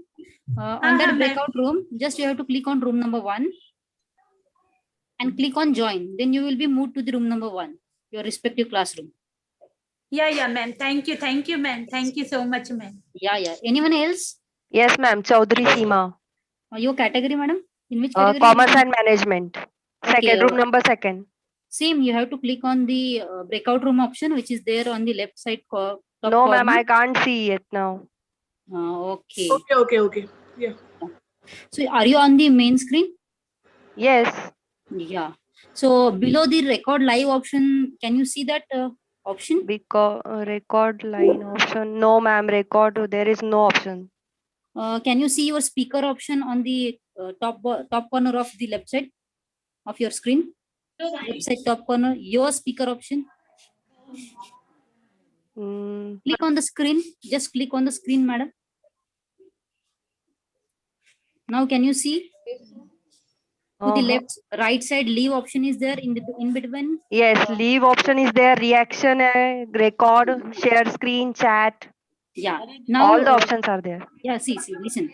To the left side, can you see the speaker option? Yes, speaker option is mute. So that breakout room option is there? No. No, you can't see. Can't see, ma'am. No, ma'am. Same problem here also. I can't see also. There is no Same problem in my case also. Okay, sir. Mine is in room number 2. I cannot see them. And same problem. Excuse me, madam. myself. Please tell me your profile name. Dr. Rajeshwari Shankar, madam. Yeah. Which room, I madam? am in room number 5. I will send you. Wait. Thank you, madam. Yeah, madam. Even I am getting a message. The host has opened breakout rooms. Please wait to be assigned. So that message I am getting at the top. Yes, that message I can also see only from 10 minutes also. Have you given the same name which you have written in the registration form? Yes, so that we can... Chaudhary Seema, it is written, ma'am. Fine. Our teacher Madam? will send you the respective classroom. Yes, sir. Madam, the Jibil K. John, the room number assigned is room number 6, but it's not there in the room number 6. That name is not there. So it is there. Have you clicked on the room breakout room option? Yes, but it's not mentioned in that section. Room number 6, it is not mentioned, the name. Room number 6 is there. Name is not mentioned, but room number 6 is there, no? Room number 6 is there. The main is not there. Okay, you can join that. It is there. Okay. If any help you want, you will get it from there only. There are so many people from our college which will be helping you. Okay, sir? I cannot see that breakup option, ma'am. My name is Dr. Pat. Sorry, sir? I cannot see that breakup option what you are telling me, ma'am. I will ask someone to send who is having the right. Okay. Sanketa madam, are you there? Yeah. Say. Sanketa madam. Yeah. Sanketa madam, same problem with me. Yes. Sir. I'm yet to be assigned the room. This is Daljeet Singh Bansal here. Sanketa madam, can you hear me? Sanketa madam. Yes, ma'am. Yes. Ma'am, this Daljeet Singh sir wants to join respective classroom, the breakout room. Please help them. Which room? Register room number. My room number is 6. Room number 6. Okay, sir. Yeah. Yeah. If anybody wants help, please ask Sanketa madam. She will move you to your respective breakout room. Sanketa ma'am, mine is room number 2. Just one by one, please. Okay, no problem. Yeah. Ma'am, room number 5. Okay. She will move you to the room number 5. Just one by one, she will move. Okay. Thank you. Let me ask Abhishek Ghosh. Abhishek Ghosh. Abhishek Ghosh. Sanketa ma'am, this is Lakshmi here. Yeah, ma'am. Yeah, ma'am, please move me in room number 1. I'm not able to join. Ma'am, just hold for a minute, ma'am. Just a minute. Yeah. My room number is room. Sanketa ma'am. Sanketa ma'am. He has conducted workshops on different subjects and has been a resource person okay, please at mute various yourself. workshops and Ma'am, conferences. mute yourself, all of you. Sir has worked in various Ma'am, मेरे को breakout room नहीं मिल रहा है. एक minute ma'am मैं पा रही हूँ 1-2 मिनट दीजिए मुझे. Just mute yourself, all of you, please. Yeah, Abhishek Ghosh is there. Abhishek Ghosh. Okay, Aditya. Dominic sir, which is your room? Yes, ma'am. Aditya here. Yeah, Mine is 3. Room number is, please, Anjalika ma'am, please hold. Aditya, room number? 3. Aditya sir, room number? Ma'am, room number 3. Okay. Okay. After that, Anupama Katiyar. Hello, Anupama Katiyar ma'am, are you there? Anupama Katiyar? Sanketa madam. Can we do one thing? You just ask who is having room number 1 in their presentation. It's not possible, Sampurna ma'am. Okay, fine. Please. Therefore, Let it I just gave that that particular suggestion that we're supposed to give room number 1 and all. Fine. Yeah. Okay. Apurva Yadav. Apurva Yadav. Apurva Yadav ma'am, are you there? Okay. Archana Birazdar ma'am. Archana Birazdar ma'am. Archana Birazdar ma'am. Okay. Athira MK. Athira MK. Athira MK. Okay. Durvi Thakur ma'am. Durvi Thakur. Yes, ma'am. Yeah, ma'am, can you tell me your room number, breakout room number? Room number. Second number. 2? Room number 2? Okay, yeah, thank you. Okay, Daljit Singh sir. Daljit Singh sir. Daljit Singh sir. Yes, madam. Yeah, it's room number 6, na sir, you are? Room number 6. Yes. Yeah, thank you. Sorry for the delay, sir. Okay, Dominic sir. Not a problem. Yeah, you are supposed to join that pop-up. I'm in 3 number. Okay, okay, sir.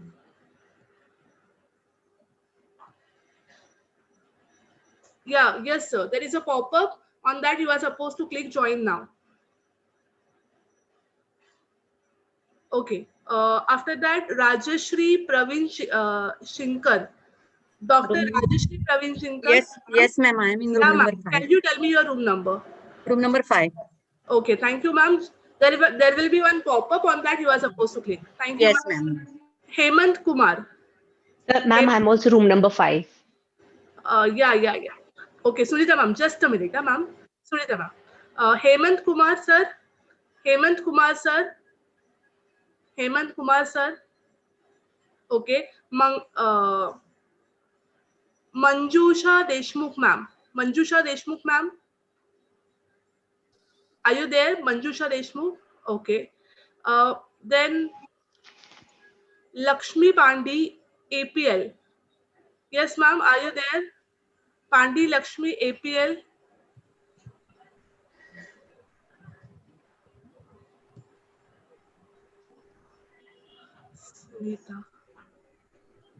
Sunita ma'am, you are in the room number 5, no?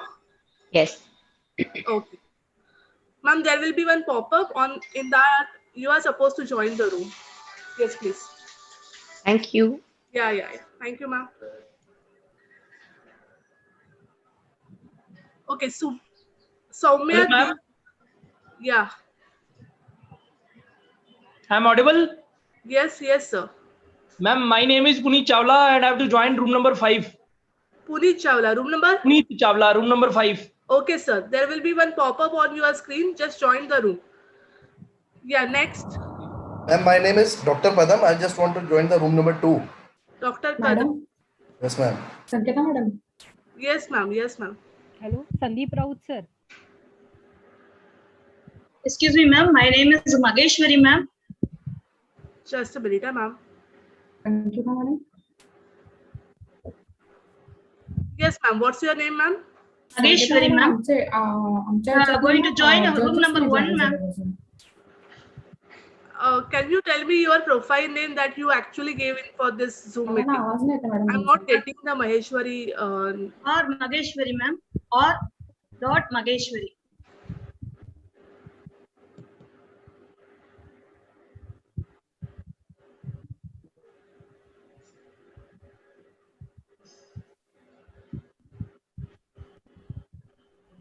Okay, room number, Maheshwari, ma'am? 1, ma'am. Room number 1. Okay. Just click the pop-up. Okay, ma'am. Sanketa ma'am, this is Dr. Padam. Still I have not received that pop-up. Just a minute, sir. I'm searching for your name only. Okay. I'm not getting Dr. Padam. It's in room number 2. Just a minute, sir. Yeah. Yes, sir. You can join now. Room Excuse number me, ma'am. Yeah. Ma'am, I'm Bhakti Mehta, myself, and my room number is 2. Okay, ma'am. Just a minute. Yeah. Sanketa ma'am, right now it is showing room number 1. I am saying room number 2. The pop-up is saying room number 1. Room number 2 only. Yeah. Yeah, just a minute, sir.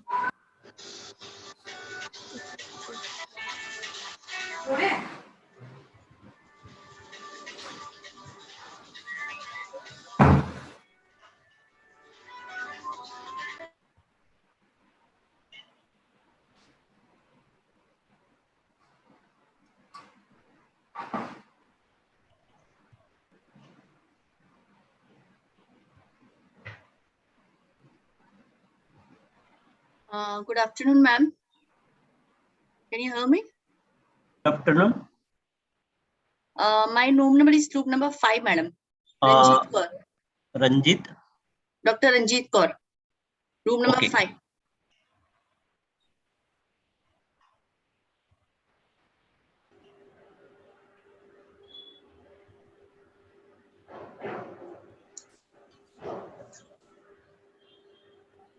Excuse me, ma'am. Okay.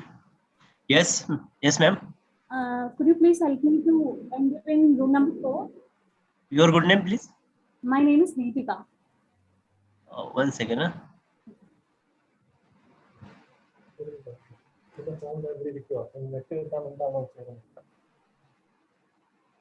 Yeah, Padam, Dr. Padam, sir. Yes, ma'am.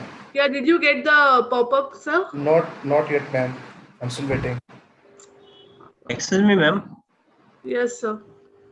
Yes, sir. Now allow the channel dial.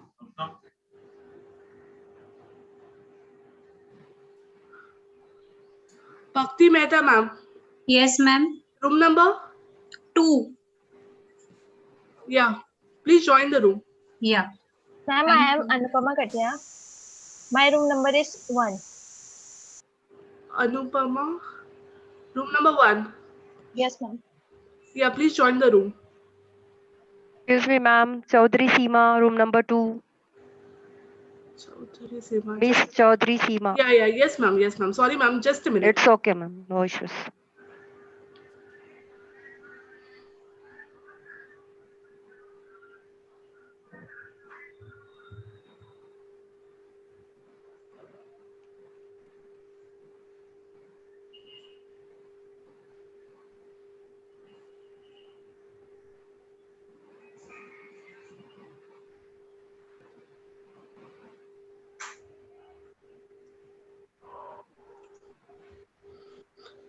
Yeah, Chaudhary Seema, ma'am. Room number?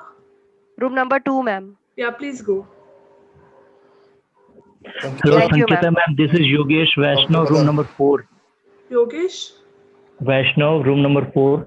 Yes, sir. Just a minute.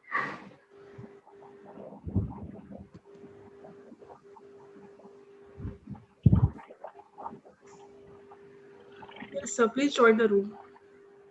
Sankita ma'am, this is Dr. Padam still waiting, ma'am. Yeah. Sorry, sir. Actually, I'm not getting your name in the participant list. Sandeep, sir. Sandeep, sir. Sandeep, sir. Yes, ma'am. Please, Padam sir का नाम ढूंढिए ला please. इसमें list मेरे इसमें पदम sir का नाम नहीं दिख रहा है. शायद मेरे पास से वो एलोकेट हो गया है ऑलरेडी. आप एक बार देखिए ना, वो बाहर है अभी भी. Yes, ma'am. Yes, ma'am. Dr. Padam, ना? हाँ, डॉक्टर पदम. सर रूम नंबर 2 में आ रहा है मेरा. बेहन बहुत सारे सबने लोग बेहन ही ना हेलो हेलो नमस्ते मैम. जी मैम. जी मैडम मंजूषा देशमुख. हाँ यस मैम. मैडम प्लीज हमारा रूम नंबर बताना मैडम. आपका रूम नंबर नहीं पता है आपको मंजूषा? नहीं मैडम. हाँ प्लीज मैडम. ओके. कौन से फैकल्टी से आप? Arts, commerce? नहीं, physical education. Please join the room ma'am. सारा सही है कार्यक्रम. Ma'am which room number? એટલે મેં એના પર મૂકી દીધું. हेलो. हाँ यस. हाँ ma'am which room number? Manjusha Deshmukh. Room number 6 ma'am. The popup. મેં હવારે પોચ જાણ્યો ને કહ્યું. Please you are supposed to join. અને મગજમાં હતું એટલે મેં ડિઝાસ્ટર પહેલા જેને કહેવાનું તેને કહી દેવાનું ફટાફટ કરો. ના પણ હવે ડે થઈ જાય ને આ એક નેટમાં બહુ મોટી વસ્તુ છે. પછી ત્યાં આપી દેજો. બિસ્કિટ લાવેલા તો લઈ આવો ને ભાઈ આ લોકો માટે બી એક ડીશ ને ત્યાં સ્ટાફ રૂમમાં બી આપજો. Raut sir. Hello madam, Girish Rana is here. Yes, ma'am. Madam. Yes sir. Girish. I am here. So Girish Kumar Raga. Sir, your room number is? Hello बोला. एक minute. Girish sir, your room number? हाँ बोलिए ना. हाँ ब्रेक किसमें जाना? आपका नाम मिल रहा था. Room number sir? आपको कौन से रूम का है बोलो ना आप. Room number? I do not have given the हाँ कर दिया आपको. मैडम. और सुनिए sir I am a resource person. Madam कुठले ह्याच्यात आहे? सर एक मिनिट. मी रिसोर्स पर्सन म्हणून आहे. ओके ठीक आहे मी बघतो. Yes sir. Yes, I will check the room number, sir. I will check the room number. Just give me. Because I don't know in your brochure it is not mentioned. Yeah, you're sure, sir. I will just check. Good afternoon, sir. How are you? Fine, sir. Yes, ma'am. Will goes to which room, welcome, sir? Welcome. I have been joined since a long back. Yes, sir. I seen you, sir. Yes, sir. No issue. Take your own time. Manage it. No issue. Yes. Yes. Sanketa, ma'am. Like to share room number?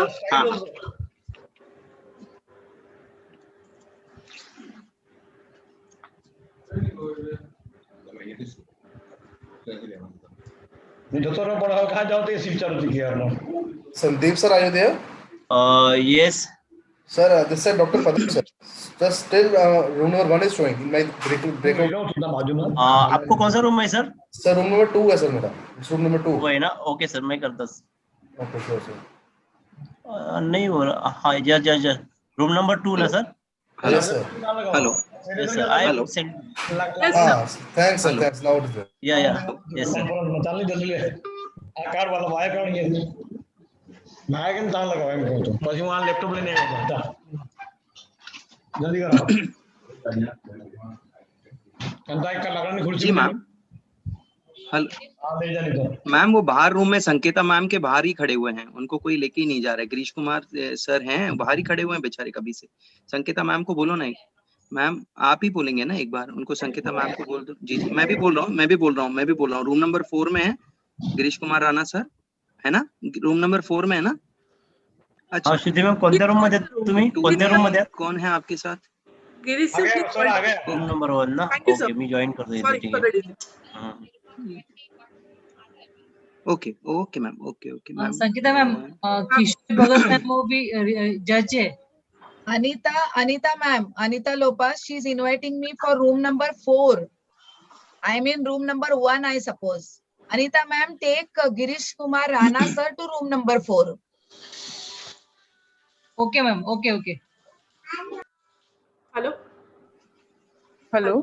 हाँ बरका. Hello, madam. Barka ma'am. Good afternoon Kishori ma'am. Yes ma'am.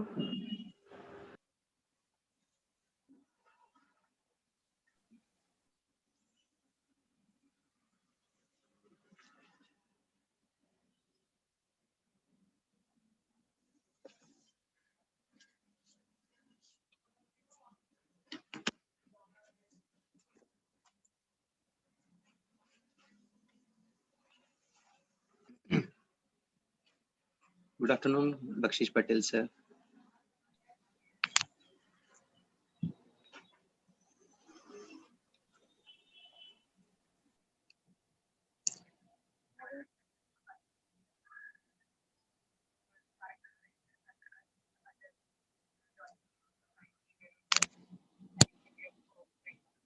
Lopes ma'am, हाँ आप बोलिए, आप क्या बोल रहे थे? Lopes ma'am, Lopes ma'am, am I audible? Yes, yes, you are audible. Yes ma'am, बोलिए, आप कुछ बोल रहे थे? Kishori Bhagat ma'am room number में कौन सा रूम में गई? Kishori Bhagat ma'am room number 1, Kishori Bhagat ma'am room number 1. Join हो गए वो ऑलरेडी मेरे ख्याल से।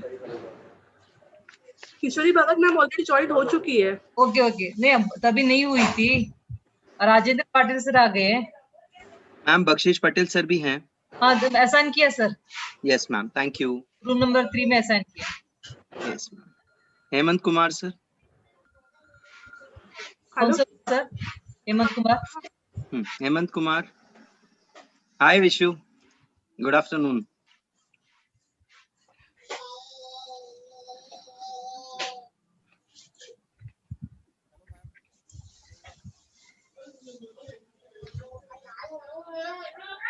हेलो अभिजीत घोष। हेलो। आपका रूम नंबर कौन सा है सर?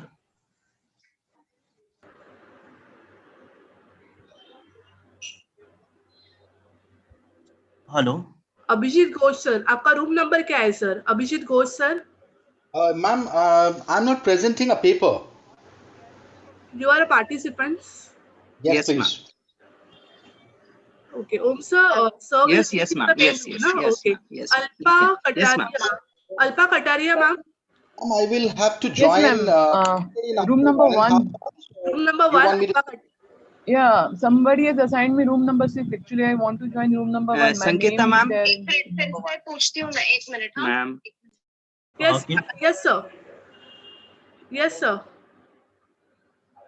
किशोरी भगत मैम आ गए ना? She has not yet joined. हाँ, किशोरी भगत मैम को आपने रूम नंबर 1 अलॉट किया था ना? किशोरी भगत मैम रूम नंबर 1 में है मेरे ख्याल से। हाँ, रूम नंबर 1 में है। श्रुति मैम 1 में है।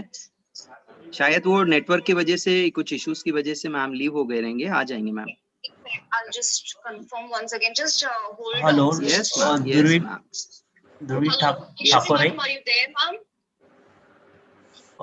आपका रूम नंबर क्या है ma'am? Am I audible? Kishori madam. Alpa Kataria ma'am room number 1 ना? But ma'am, I think madam is join कीजिए ना sir please। is saying कि she has joined. वो पॉपअप ज्वाइन कीजिए ना ma'am. Room number 1, ma'am. Okay. Then Archana Birasar Yes, ma'am. Shruti ma'am. Archana Birasar ma'am. Hello. Archana Birasar ma'am.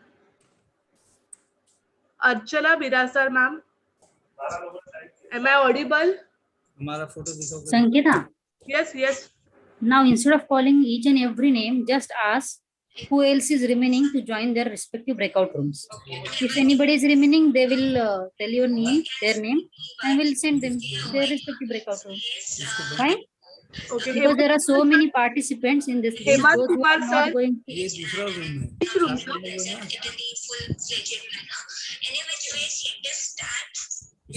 Hemant Kumar sir, which room? Sir? Am I audible? Yes, ma'am. Yes, Yes, you ma'am. are audible. Talking about the rules. The rules for this technical session is that I will follow. Yeah, sir and ma'am, please tell me your respective room number. Please tell me your respective room number in which you are supposed to join. Please tell me your respective room.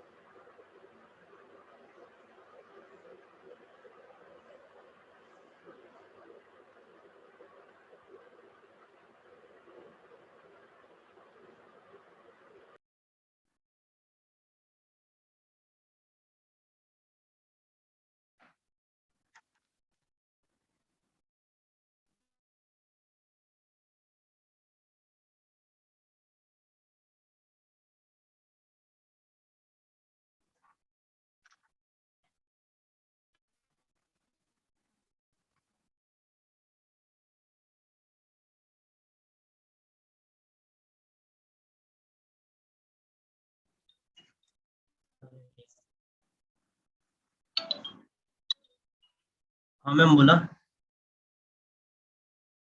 हाँ बोला ना.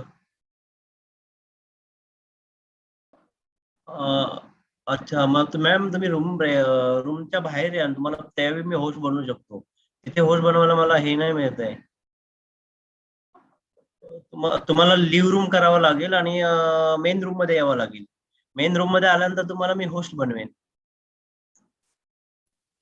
हा हा चला त्यांना सांगा, ते host आहेत वाटतं लक्ष्मी मॅडम. मग त्यांना सांगा रूमच्या नाही त्याने हो सांगा ना. Sandeep sir, yes Sandeep ma'am. sir, yes please ma'am. mute yourself.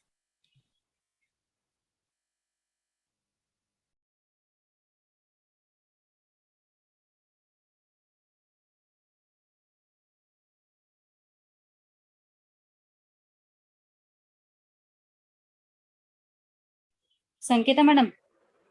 Hi Kush Kishori ma'am, you are supposed to join room number 1. Kishori ma'am. Yes, Sampurna ma'am. That is what I want to see. Kishori Bhagat madam has joined. Yeah.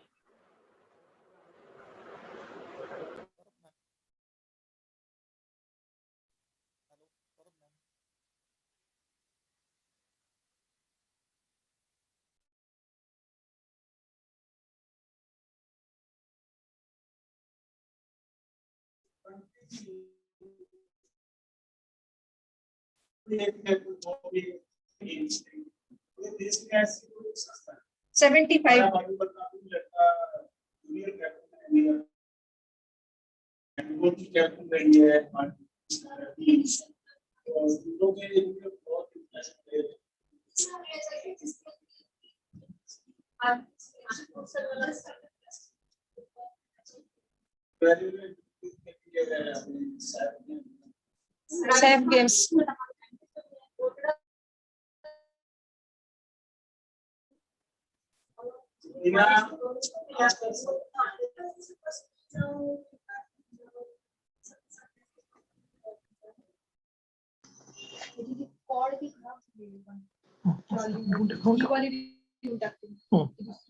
Charger घेतला गपचूप चल पटकन ती.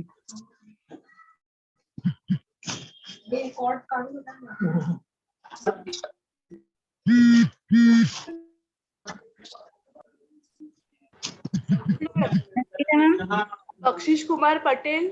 Ma'am ऐसा है कि जैसे अब आप question. Yes ma'am.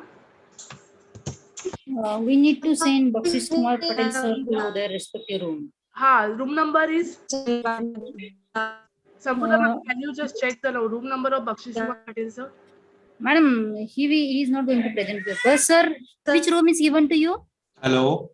Am I audible? Yes, sir, you are audible. Sir, you are audible, sir. Hello. Yes, sir, you are audible, sir. Okay, fine. लेकिन जिनके साथ निकलती है. I think someone's mic is on.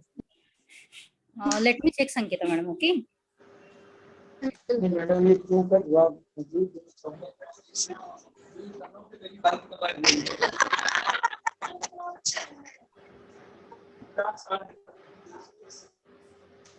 Sujata ma'am.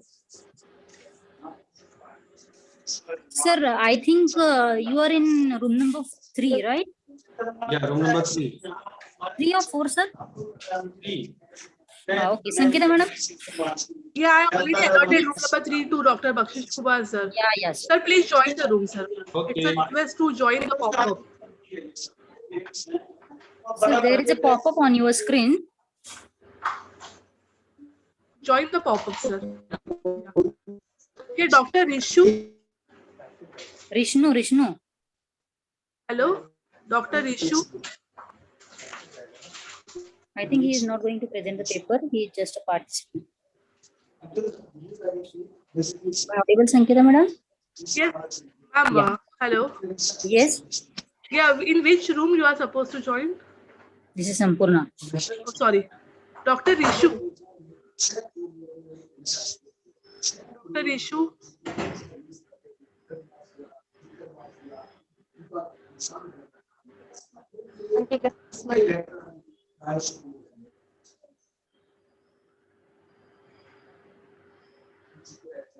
Yeah, it's a request to all the participants in the consent room. The consent breakout room. In that, the technical session, the paper presentation will take place. Please join the consent room.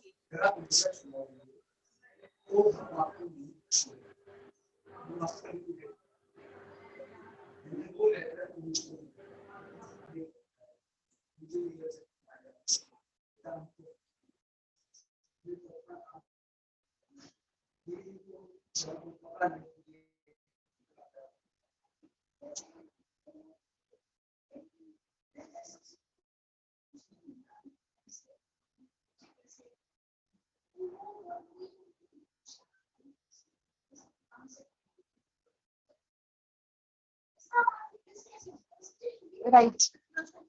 बिल्कुल. कैसे कर?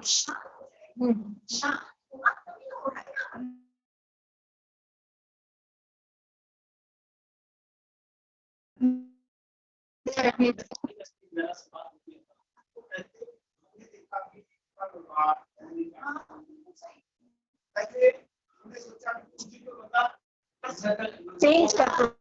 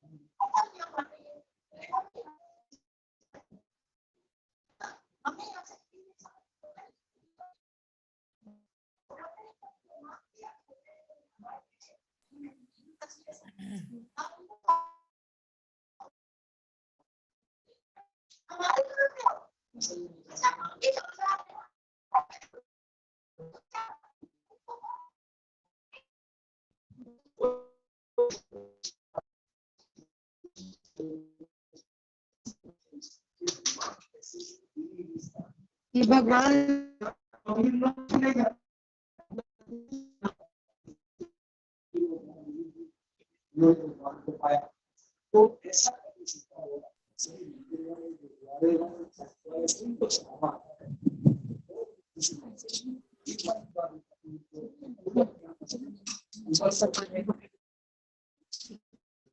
Dr. Om, are you there? Dr. Vijayalakshmi? Oh, yes, ma'am. Hello. Yes, ma'am. Hello. Hello. Yeah, have we started, Vijayalakshmi? संकेत हा दुसऱ्या रूमचा आवाज आहे. दुसऱ्या रूमचा आवाज आहे. पाठवलं. किशोरी भगत मॅडम इथेच आहेत अजून. गेल्या.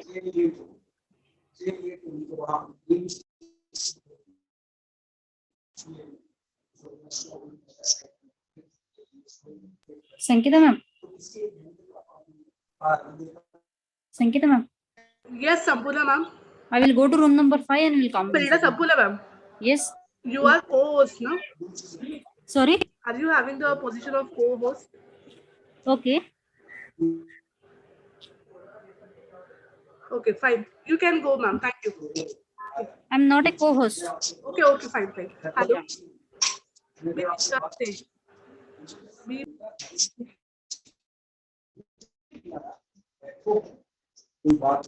Ma'am, can you hear me? Ma'am? Yes, ma'am. Yes, ma'am. No issues, ma'am. I am not able to join room number 3, ma'am. What's your name? Okay, got it, ma'am. Got it. Okay, please.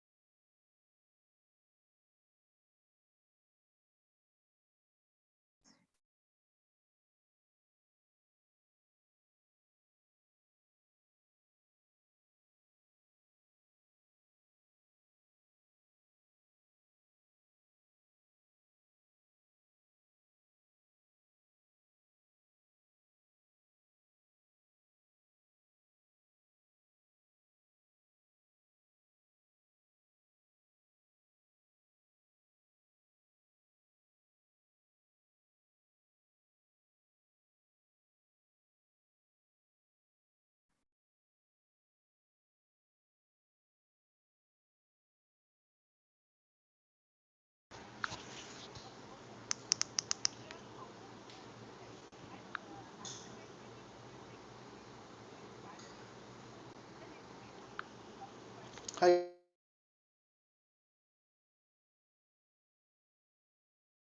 Can anybody listen to me?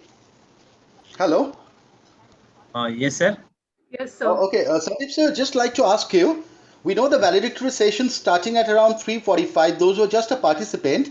I've got a crunch of time, so just need to seek your approval, or maybe just need to ask you kindly, guide. Should we stay, or we can be back at 3:45, or what actually we should do? By 3:45, sir.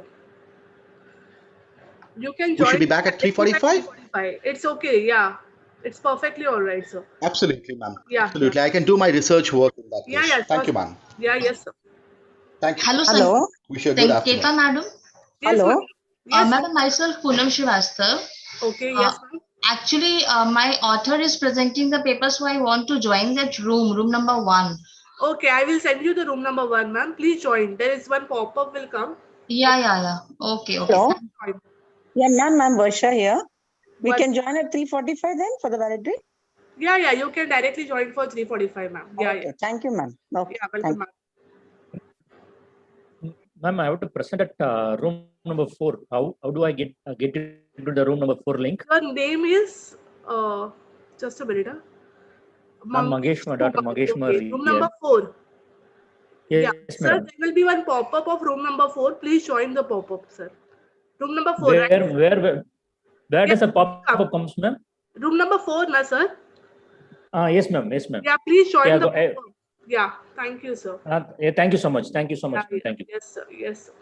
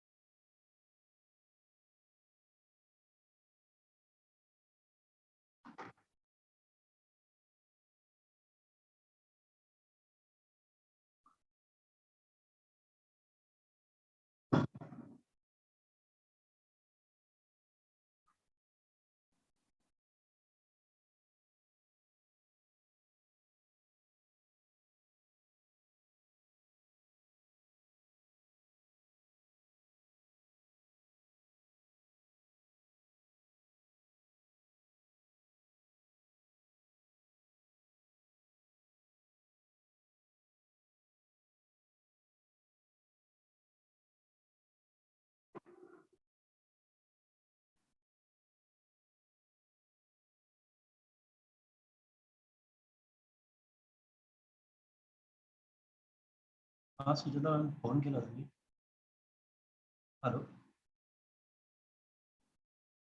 Hello ma'am तुमचा आवाज नाही येते hello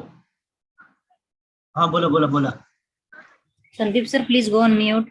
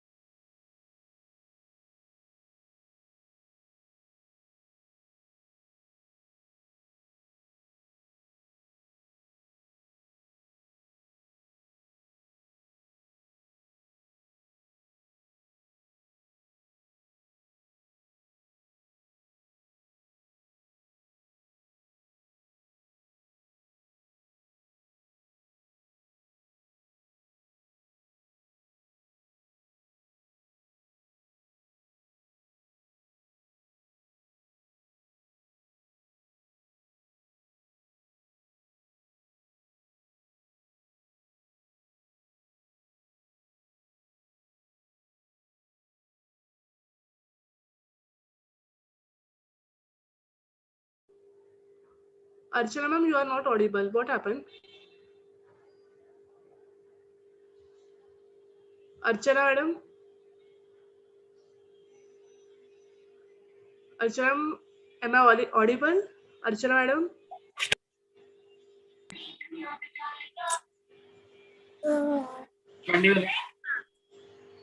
हाँ Sangeeta madam. Archana ma'am, come out of the room. I don't know. Hello, am I audible?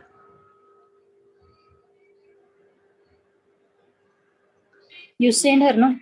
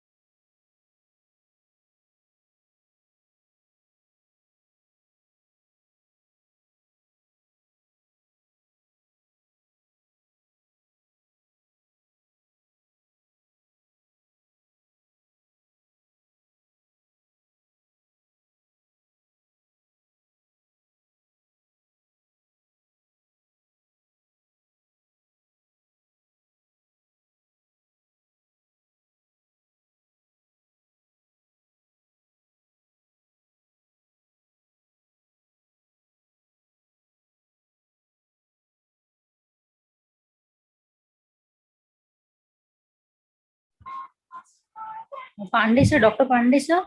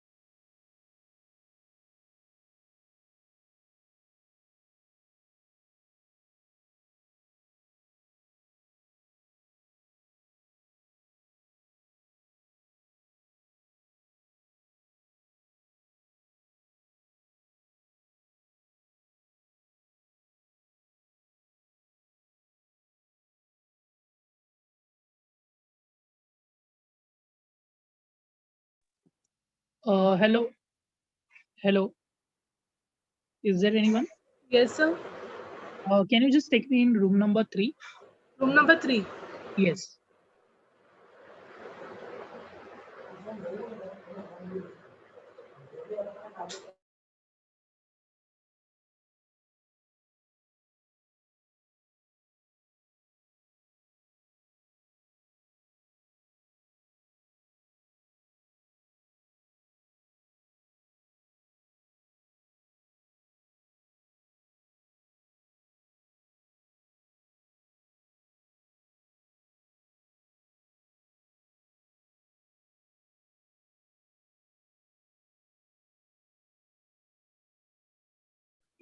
Rajeshwari madam आपका presentation हो गया है क्या? Doctor Rajeshwari ma'am.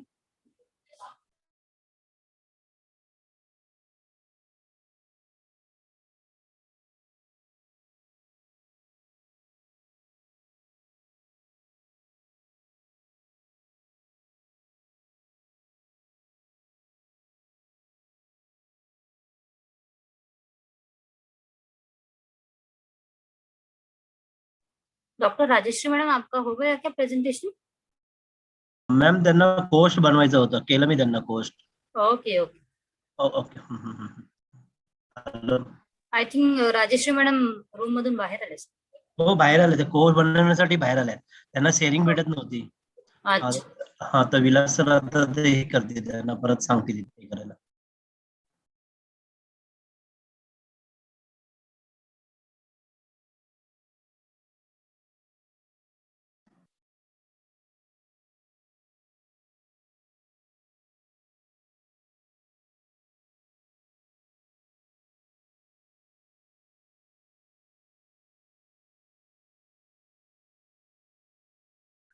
Breakout room मधून मॅम रूम नंबर 5 सिलेक्ट करा. Rajashree ma'am. I am Mageshwari ma'am. Please join room 1 ma'am.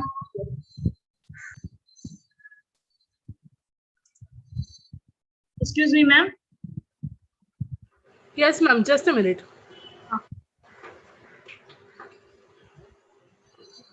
Rajesh ma'am. Yes, sir.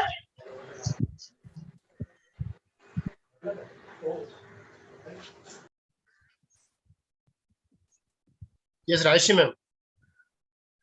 You Sir? you just click on breakout room and select room number 5. Sir, my room number is 1, sir. Rajesh ma'am, your room number is 5. Rajesh. Sir, 1. You join room number 5, ma'am.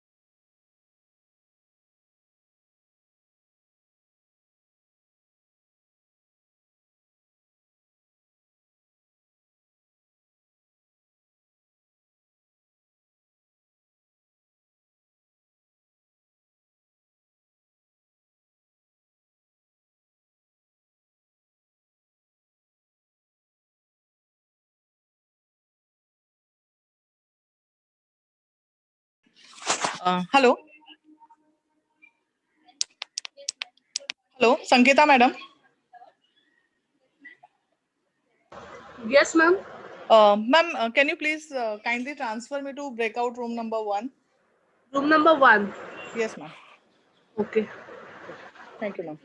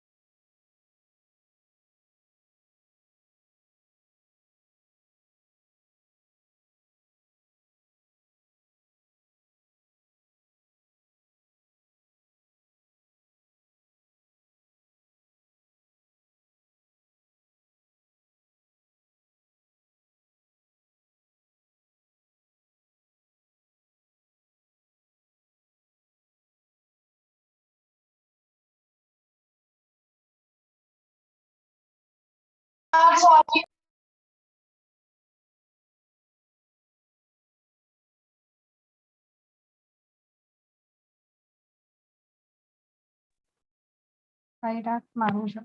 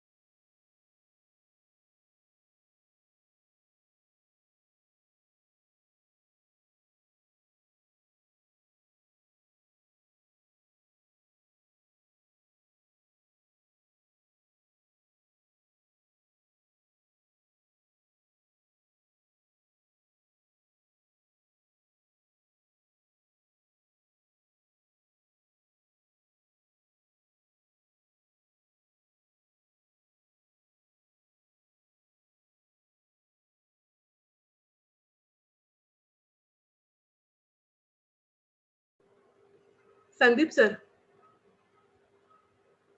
Sandeep sir. Yes ma'am. Sir जितके participant आहेत सगळे गेले आहेत ना transfer होऊन? हा गेले तिकडे. हो अजून आपले आता काही थांबले ते आहेत. पार्टिसिपेंट जे आहेत ना सर, हा. जेवढे आहेत तेवढे गेलेत, पण काही पार्टिसिपेंट त्या रूम मध्येच नाहीत, त्यांनी जॉईनच नाही केलेलं. त्या रूम मध्ये जॉईन नाही केलेत. त्यांना कधी कधी जॉईन केलं तर ते परत बाहेर येतात. हो असंच होतंय. हो ठीक आहे पण ओके. पण हे 71B असं 55D कोण आहे? हा कोण आहे ते? बघितलं पाहिजे. रिमूव्ह करू का त्यांना?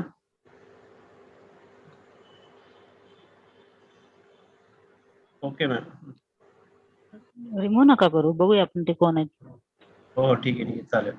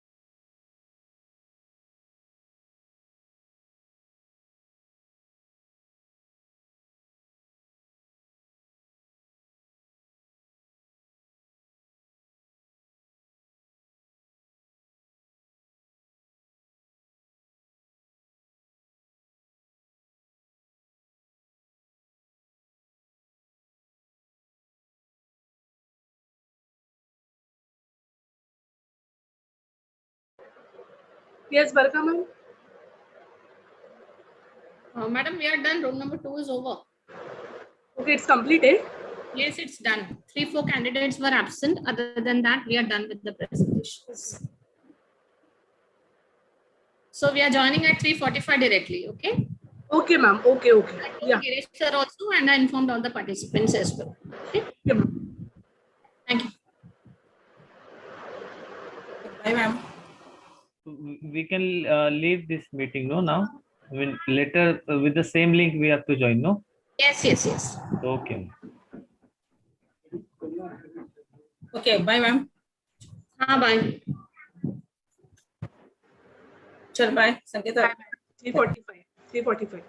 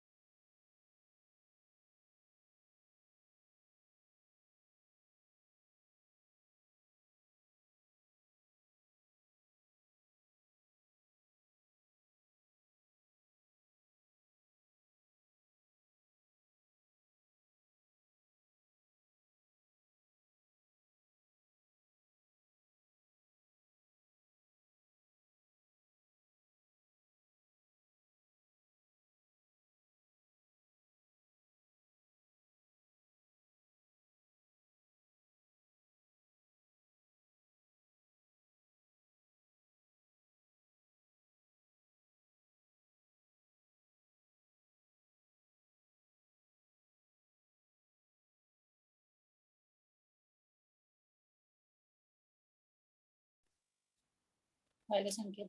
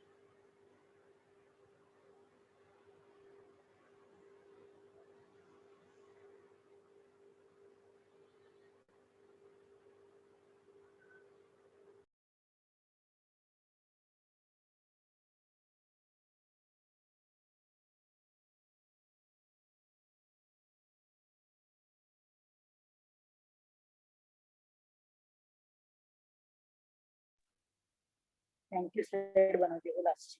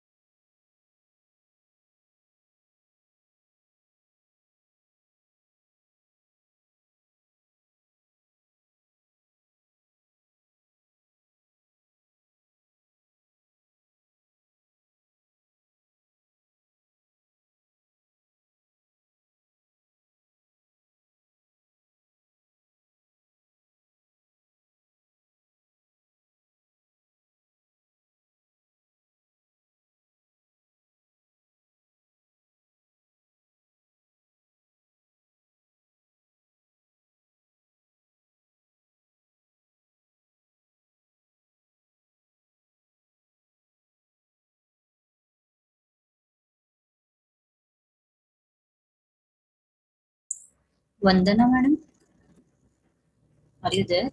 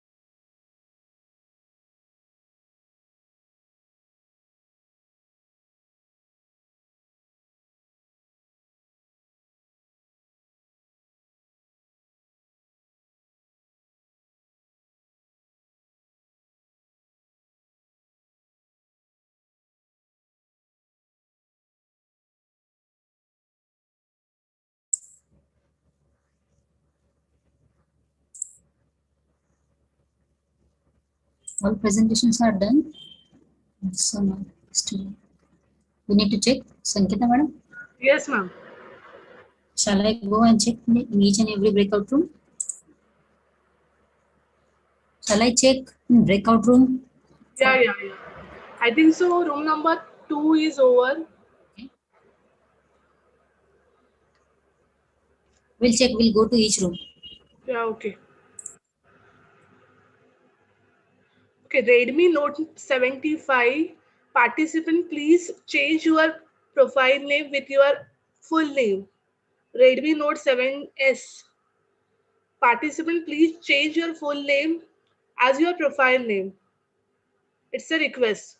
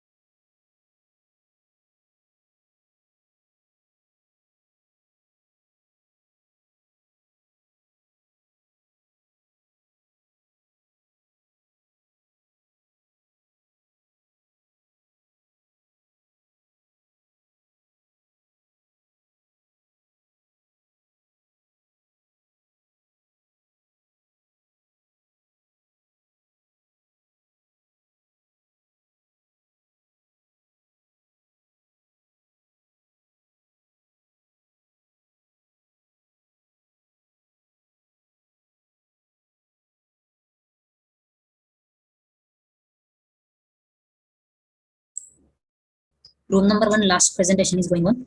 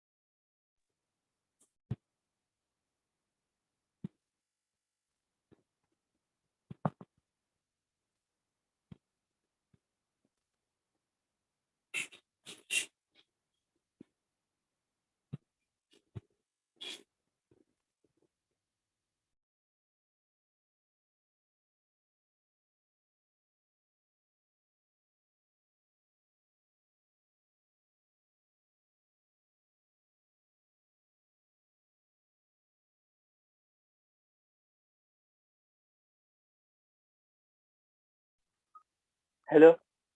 Hello, ma'am.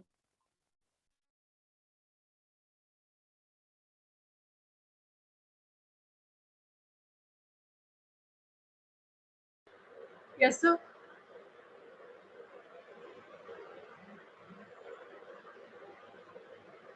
Hello. Am I audible?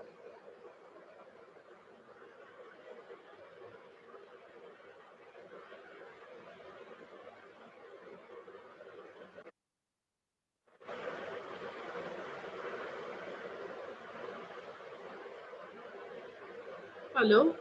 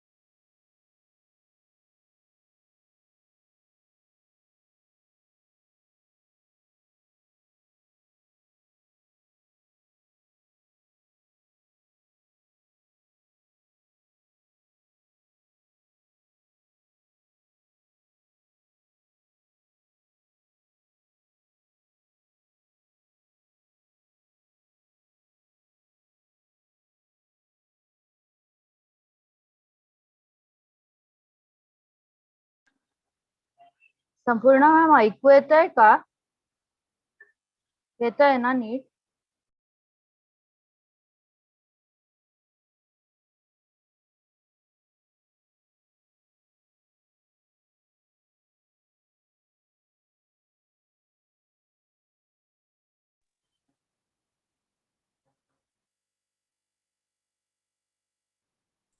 याचा आवाज येतो.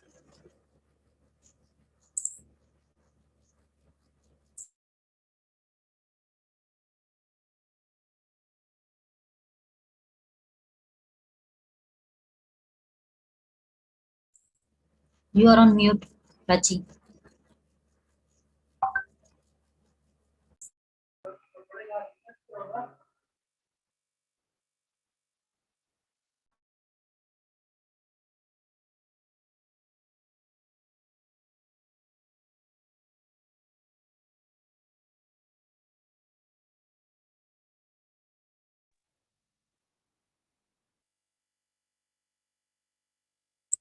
Jata ma'am. Sujata ma'am, can you hear me?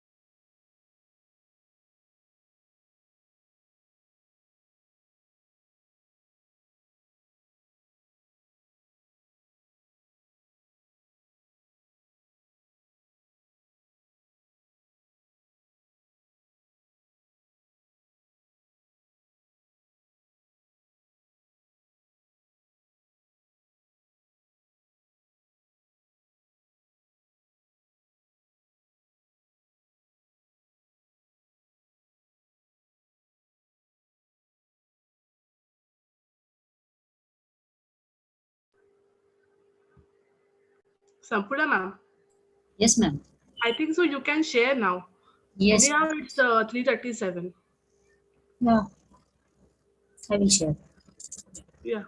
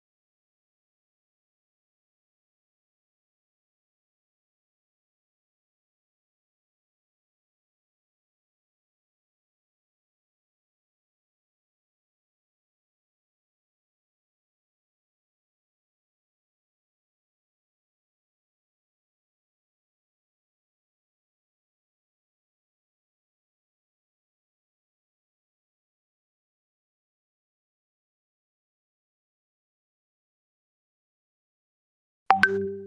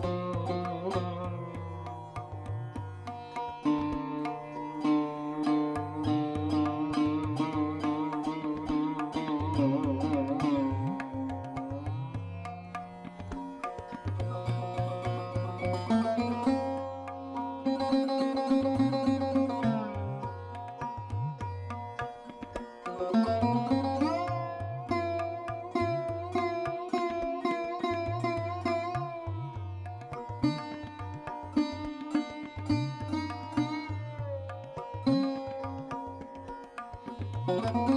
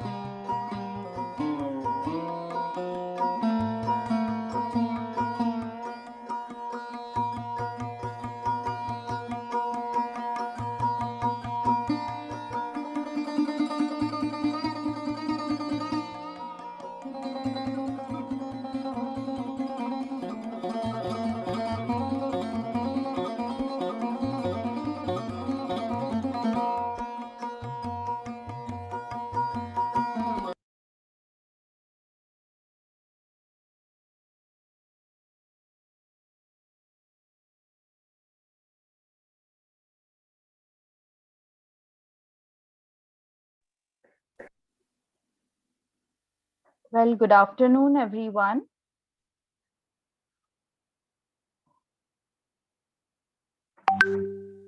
We are going to start our session shortly, so requesting you all to kindly be a bit patient because the presentations are still going on.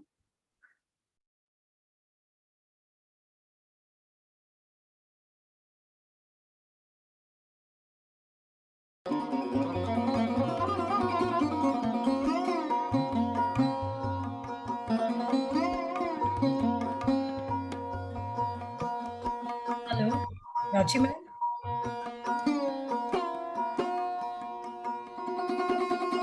Yes, ma'am. Yeah, Yes, ma'am. We'll start sharp at 4:30. Okay, 4:30. All right.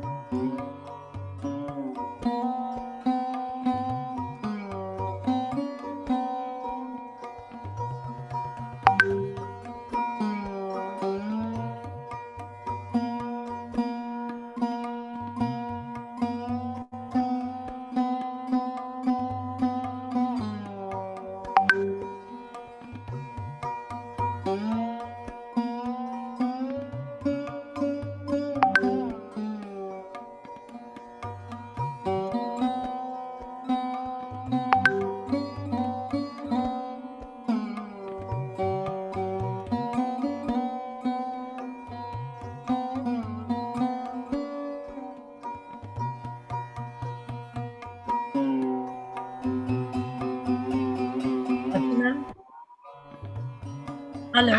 Yes, ma'am. Yeah. Shall we start? Yeah, ma'am.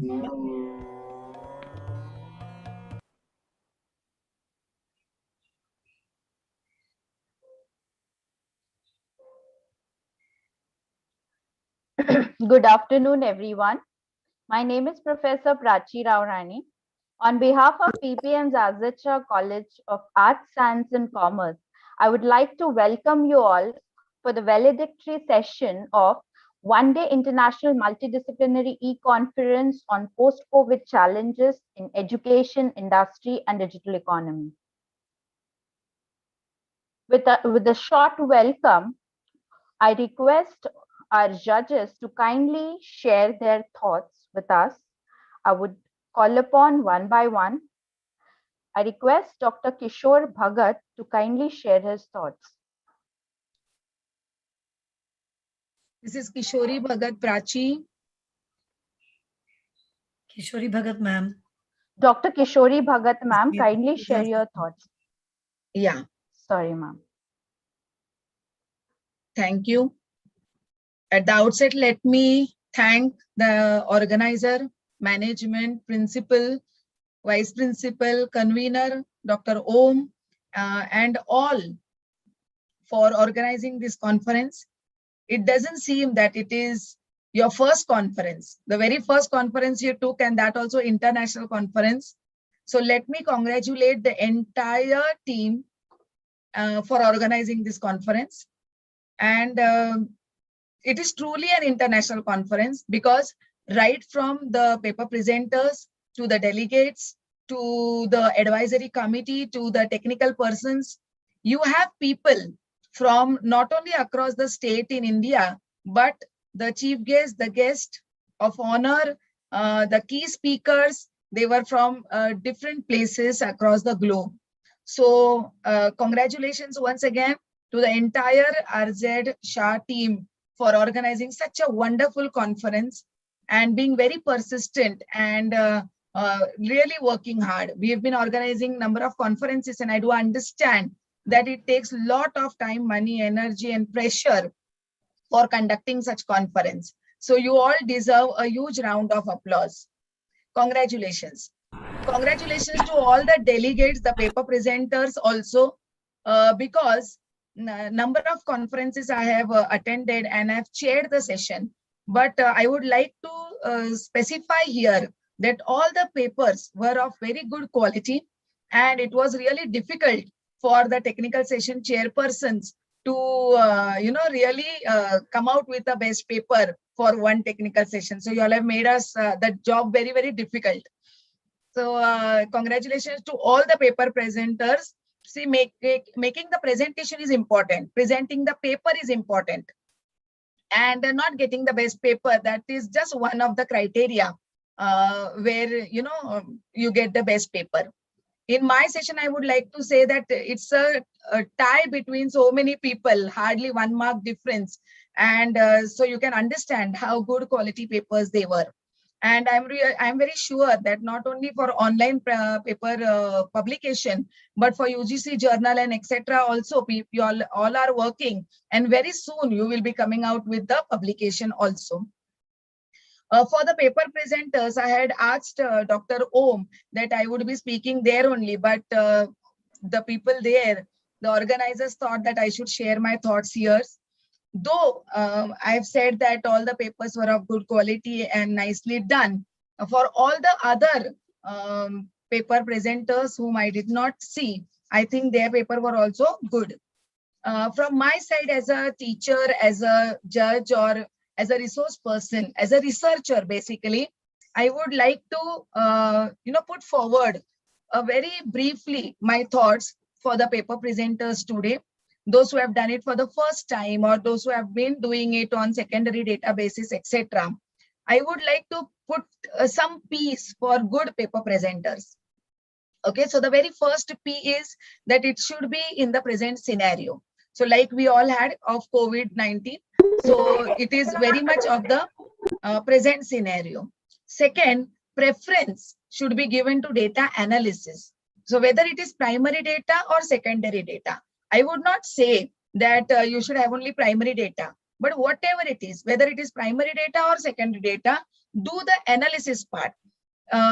Attend various research methodology conferences and workshops where you will understand that, even secondary data, you can go for bibliometric analysis and you can come out with nice models on review of literature. You can come out with bibliographic analysis of where you can have cloud presentations, and very beautifully you can come out with whatever variables have already been done and what is pending. You can find out the research gap out of it.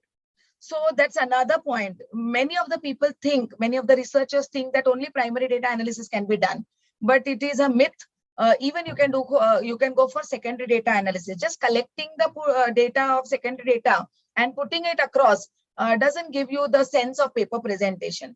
So what I would like to suggest is go for primary data. It's very easy in this pandemic situation and in this technological upgradation that we have been coming across. You all can put a Google form across and you can get the data, do the analysis. SPSS is available, R is available. There are easy methods of technology available, and therefore I think you can concentrate on data collection, data presentation by the use of technology. So paper presentation preference should be given to analysis, data collection, data processing, and data analysis, whether it is primary data or secondary data. Third P is plagiarism free. So many of you all must have collected the data. If it is primary data analysis done, your 50% tension is gone. But those who are gone for secondary data analysis, please understand that whenever now for publication, for presentation, so it is done. But when you go for publication, we will be asking you for the copyright. And therefore you must see to it that your paper is plagiarism free. Next P is presentable. All your papers should be presentable. But that means it should be in a particular format, not the PPT presentation that you've been doing. It should be practical. Practicable solutions should be given. Certain recommendations and suggestions that you give, it should be having a practical approach so that it can be implemented. So this is what I wanted to say about the paper presentation. But Dr. Om suggested that instead of guiding those students who were there in my session, I should be telling these things in this open session. I would like to congratulate you all again. Thank you for giving me this opportunity. And I must acknowledge all the advisory members who are there in this session, all the technical persons who on one phone call, they were ready to chair the session and they were ready to help, especially Dr. Janki Raman sir, thank you so much, sir. Dr. Girish Kumar Rana, Dr. Bakshis Kumar Patel, and of course, today's chief guest for the valedictory session. Good evening, Rohan. And he's an excellent speaker and a really hardcore banker. And I think very precisely he will be able to guide us on what is the impact of COVID on banking. So congratulations once again to the organizers for this beautiful organizing, and thank you for giving me this opportunity. Thank you all. Thank you so much, Dr. Kishori Bhagat, for your appreciation, for your encouraging words, and for all your guidance. Really grateful. Thank you so much. Now I would like to call upon Dr. Bakshis Patel to address us. Hello, am I audible? Yes, sir. Okay. So first of all, very good evening, all of you. I must thank Vidya Prasarak Mandal, RZ Shah College Arts, Science and Commerce, Mulund. And I congratulate entire team member for successfully completing this first ever maiden international conference. I also would like to thank on this platform Dr. Kishori Bhagat ma'am, who has been a link to me for this conference, and all the efforts put by Om sir. Thank you very much. I have chaired a session in management, law, and education field. There were 21 papers. Out of that, 13 were presented. And as I have been told to give one best paper name based on their presentation and criteria assigned to us for evaluation, I have given that name to organizing committee. I have also given my remarks in my session, what type of paper should be there at this platform. I would like to add one more point, as Kishori ma'am has aptly said that whatever paper you present, certain piece you need to focus on. With ma'am's permission, I would also like to add one thing, that is your citation. Proper citation should be given at appropriate place. It increases credibility of your paper. Right? So that is from my side. Thank you very much for inviting me at this platform, and I must congratulate organizing committee as well as the participants for participating and presenting your paper at this point. Thank you very much. Thank you so much, Dr. Bakshish Patel. We are really pleased to have you. Now I would like to call upon Dr. Girish Kumar Rana to share his thoughts.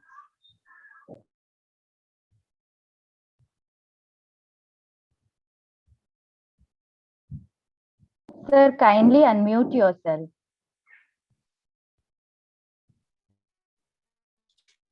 So this validatory function, Chairman sir, coordinator, Om sir, Dr. Kishori Bhagat, Bakshish Patel, so many guests are there in the ceremony. I would like to thanks for first of all the organizers, most probably Om sir and their whole team.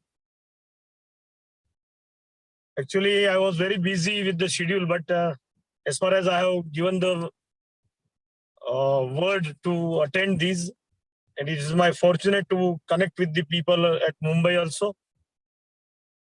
So the participants, whatever joined with the conference as a part of international conference, is indeed a good work, good function, and good managed by the institution and whole team. As far as I chaired regarding the commerce and management as a chairperson, there are 20 people, those who are representing the paper. Out of those, 4 were absent. I also given the best paper name also. All the papers are good. As I talked with the people, those who are connected in a particular presentation. Indeed, good papers are there. Good presentation is also there. Most probably, I thought that research is nothing but it is an innovative thoughts what we are actually inputting the whatever the papers we are presenting.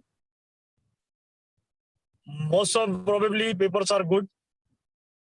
Some changes, some things we would like to rectify in the presentation. As I myself remarked regarding the so many things in a particular presentation, I think that it will be more fruitful in future. Most probably, I observe that Om sir has observed so many things, and I think that in the future, the college and institution will be taking note of that. The situation in which actually the international conference has been organized by you. Very hard work you have done, all of you. So many people have connected with us also. And I congratulate again the institution for a good success of this conference. In future also, we would like to connect with you. Also in jointly, Ishwari Bhagat madam is also there. We were connected with so many times. We all together try to make a good international conference in future. I wish all the best to the college and team of this international conference. Thank you for joining for me with the international conference. I again hope that we will be keep in touch. Thank you very much. All the best. Thank you, Dr. Girish Kumar Rana. Thank you for joining us. Now I would request Dr. Janaki Raman to kindly share his thoughts. Thank you, Prachi. My special thanks to Dr. Om Divani, and my special thanks goes to Dr. Kishori also. And being a teacher, very interested in socially related issues, I would like to brief few words which I learned out of this conference. One word of appreciation is it's thoroughly professional. This conference actually conducted in a thoroughly professional way. I know the tons of efforts taken by the team in the backyard. And if any, so many papers have been presented, and Dr. Kishori elaborated how the conference papers need to be. And I have my 5 to 6 years before I have chaired the session with Dr. Bakshish Patel. He is also there. Namaste. And lot of papers have been presented, some out of the box thinking. So slight edge timed by one paper that I conveyed to Om Divani, that any one message which we have to drive out of this international conference to the society. Let me echo the words of Kristalina Georgieva, the executive director of IMF. Very recently, she said in one conference that in the post-pandemic period, we need extraordinary global coordination when we had to fight global terrorism and climate change. We need such sort of global coordination and cooperation in the coming days, which is miserably missing because Western countries are in retreat mood. So it is time to build fairer, smarter, and greener world. In such a way, we have to think and ink in the coming days. My very best wishes to the college management. And as Kishori said, this is the first conference, and that too international conference. Hats off to you and the entire team. And my best wishes to all the paper presenters. They all did wonderful and remarkable job. They all answered all the questions and withstood all the pressures.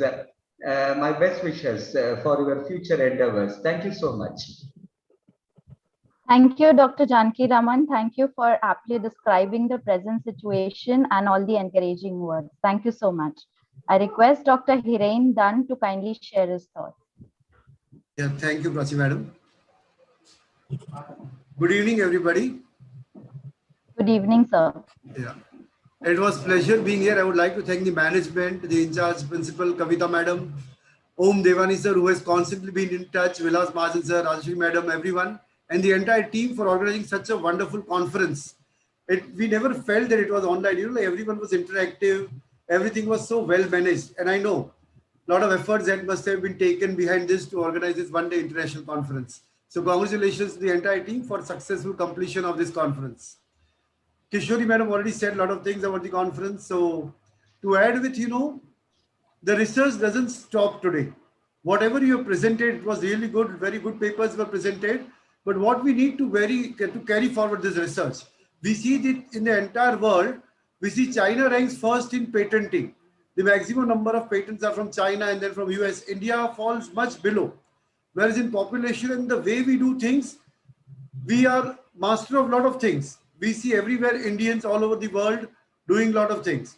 So this is not the end. We need to carry forward from here, continue with the research and show the world that yes, India tops in research too. We don't want to remain service industry throughout our life. We should gather information. We should be ruling the world. So just now we do a lot of support work. A lot of our companies, be it IT companies or other companies, we do a lot of back office work. We need to come in forefront. We need to work in front. And this is where this all begins. All these conferences help us to attain certain things, exchange ideas, do a lot of networking and establish a lot of contacts and get into the research more and more. So I once again congratulate the entire team of VPM College to organize this conference and all the participants for presenting such wonderful papers. So thank you all once again. Thank you. Thank you, sir. Thank you so much, Dr. Hirendran. Thank you so much. Now I request Dr. Rajendra Patil to kindly share his thoughts. Good afternoon, all. First Good of all, afternoon, sir. I would like to congratulate the team of VPM College for having such an excellent conference. The organization, the way you conducted, it was really appreciable. The coordination, what you were having, the resource person, what you had, and really the count of the papers, what you received in all the different streams, including the commerce management, what earlier resource person also spoke. So just I was trying to just conclude it. And at the same time, in the pure sciences, computer science and IT, also we received a good number of papers. Certain things I would like to just share here, that for the researchers, especially in the field of computer science, pure sciences. So when we select the topic or when we talk about this, treat these conferences, so see to that our topics are very well impacting, or it has a good social implications. It should benefit to the society, whatever research is there. Of course, the topics were mostly related to the COVID-19 situations, and everyone spoke about their different solutions. But at the same time, I would like to just now suggest you, just don't stop here with your topic. See to that how you can justify ahead whatever publications you had made. Now how it can be transformed into the applications, how it can be transformed as a good idea. So really it will benefit the new researchers, or that will benefit someone in the society, or that will benefit the system. So so with that particular approach, try to justify the work, or justify your topics what you had selected and published over here. At the same time, now in future, I guess now VPM College and the entire team is in the position now, as today you had multidisciplinary. Now based on every individual track, now you can have the specialized international conference. So I guess that much confidence you had gained, the way the entire team has organized, really it is appreciable. So once again, I would like to congratulate Principal Madam, Dr. Kavita Sharma, the conference convener, Dr. Om Devani sir, Professor Vilas Mahajan. Really, it was I will not say that this might be your first conference, and really, so now it's a challenge for you to maintain this quality now, and see to that how you can grow further. We are always there to help you as a family members. So once again, congratulations. Thank you for inviting me and allowing me to interact with you all. Thank you. Thank you so much, Dr. Rajendra Patil, for joining us. I thank all the judges for all the guidance which you have given and the kind words and appreciation. Thank you so much. Now, I request our team to kindly share the feedback link, and I request all the dignitaries, participants, audience to kindly fill the feedback form. Okay, we will also appreciate your feedback on this live platform. If anybody would like to give feedback, please come ahead.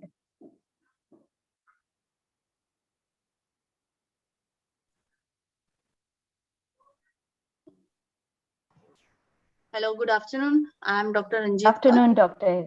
Well, congratulations to the management, to the principal, to the whole team and the convener, Dr. Om. As pollution and pathogens have got no boundaries, I think with these international conferences, there is no like, this is Indian country or a European country. No, it has come under one research umbrella, and your team has done very, very well, very professionally. It has undertaken this conference, and I really don't believe that it's your first international conference. Hats off to all whole team, the whole I know the hard work which is behind it. All the best for the future. Thank you as a participant. I really had all the facilities, and for everything we were informed, so there was not even a single kind of headache what is happening or what is not happening. So I think that the professionalism that has been displayed is really marvelous. Thank you so much. Thank you so much, Dr. Ranjit. Thank you so much. Anybody would like to share? We really appreciate your feedback on this live platform. Yes, ma'am. Yes, Dr. Rakhi Sharma. Yes. So in the field of entrepreneurship, it is always said that all ideas are good, but 95% of the success of the ideas depends on execution. So there are a lot of people who think about organizing research conferences and all that, but it's the execution what differentiates. And it's commendable to see every single communication which the team has done, because we were the presenters, so we could see the kind of communication. All our queries were sorted in a new normal, which all of us are trying to adjust. So that is commendable. Special thanks to Dr. Om, who has been always there for answering all the queries, and the management. Heartiest congratulations to all of you for bringing up such a great research conference and such a great jury also. So that's so much to learn. Thank you very much. Thank you so much, Dr. Rakhi Sharma. That was really encouraging. Thank you so much. Anybody else would like to share? Shall we move ahead? Good evening, ma'am. Good evening, Professor Anita. Yes, please go ahead. Ma'am, actually, from your this thing, I could understand that this was the first conference, but it did not seem like it's the first conference. It was such excellently organized, so good coordinated, well coordinated team. And then I can see the smile in their faces always. See, there's like, there was no tension. I could see whether it is Om or Prachi ma'am. So cool you were. Even the breakout rooms also, where we had the jury members, they were so comfortable way we could interact with them. And then it was excellently organized, ma'am. And then special thanks to Om sir. The way he coordinated. Thank you, Om sir, for giving us the opportunity for my student to present. Thanks so much for all the organizing committee members. Done excellently well organized. Thank you, ma'am. Thank you so much, Professor Anita. So can we? Yes. Can I say something? Yes, sir. Dominic, sir. Yes. Yeah. Once again, I support and agree with all the feedbacks. It's been excellently conducted, very well done. All of the breakout rooms were excellently done, very systematic. Some delay was there because of some certain things that you know. But of course, I would like to tell Dr. Kaur that it's not the first conference held by them. This is the first international conference. They had a state level conference earlier. Dr. Kishore Bhagat was there also during the valedictory function. I'm still remembering it earlier. It has been excellently done. It is wonderful. Congratulations and hats off to all the organizers. Thank you. Thank you so much, Dominic. Okay. Shall we move ahead? Okay. Okay. One more. Yes. Yes, Dr. Puneet. Ji, good evening all. evening, Myself good evening. Puneet Chawla and I am calling from Sirsa, Haryana. Oh, So this is a wonderful expectations that is there from your conference, and it is a well managed and time planned e-conference is there based on the various topics covering education, agriculture sector, economy, bitcoins, and many more to come. So this is a great exposure to all of us to share our experience and our research with all other researchers, so that they can also come ahead in this sector and also got some ideas to work in the various fields during this online platform classes, because the students want what? The new thing. And for the new thing, these type of such activities definitely help us, like a teachers, like professors, associate professors, and assistant professors will definitely help us to teach them and give them some new. So I thank you very much for the wonderful organization. And I think so, if I rate this, I could not have a number to rate this e-conference, but it is 10 out of 10. So wonderful experience. Thank you very much. Thank you so much. Thank you so much, Professor Puneet Chawla, for really encouraging words. Thank you so much. Shall we move ahead? Om sir. Yes, Dr. Kishori. Yes, Dr. Kishori. If we have anyone from the advisory, we can ask them one person from, if they are present. Anyone from the advisory you would like to speak? Okay, we can go ahead, Prachi. Okay, thank you. Okay, so we will move ahead. Thank you so much. Thank you everyone for sharing your feedback. Now, let me introduce you all to the chief guest of valedictory function. We are privileged to have Mr. Rohan Mehta as the chief guest for today's valedictory. Yes, for today's valedictory function.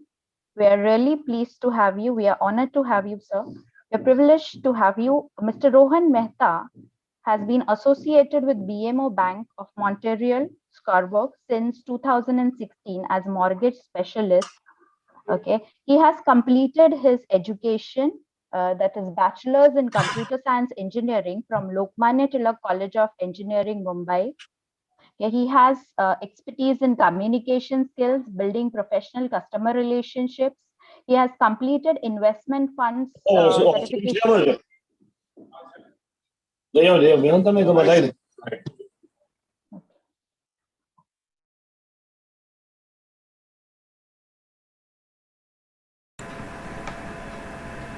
ma'am. Continue, ma'am. Prachi, ma'am. Ma'am, you're on mute. Ma'am, unmute, ma'am, first. Okay. Prachi, ma'am, please unmute. Yeah. So here I'm introducing Mr. Rohan Mehta, who is the chief guest for valedictory function. Okay, I'm not sure if anybody has missed out on the introduction. I'll just continue.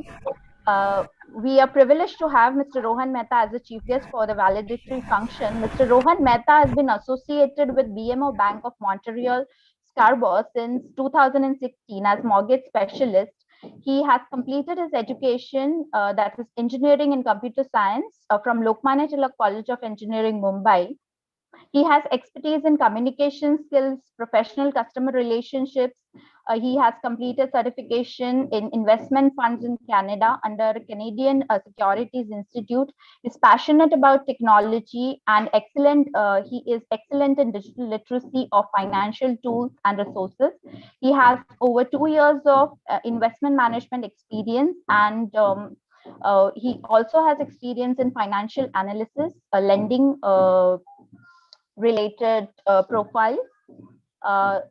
So here we have such an eminent personality with us today as a chief guest. We would like to welcome you, sir. On behalf of VPM Zazacha College of Arts, Science and Commerce, we would like to welcome you with a virtual bouquet. And I request you to kindly share your thoughts. Thank you very much, Prachi, for your introduction. I would like to thank Dr. Kishori ma'am for inviting me to this conference. and also Dr. Om. He introduced me. He gave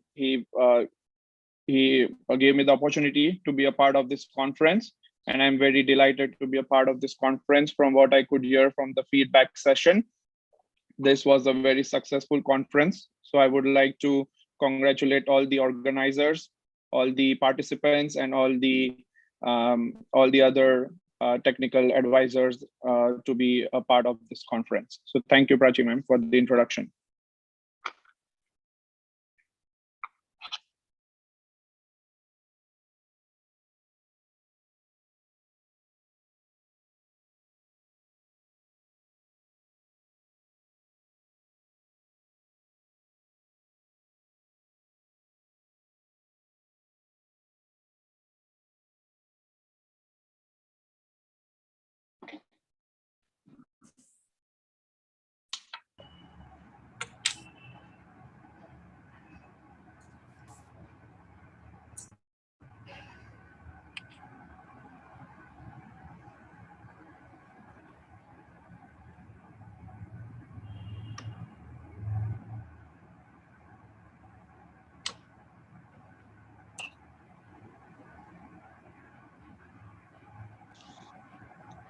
Hello. Prachi ma'am, please unmute yourself.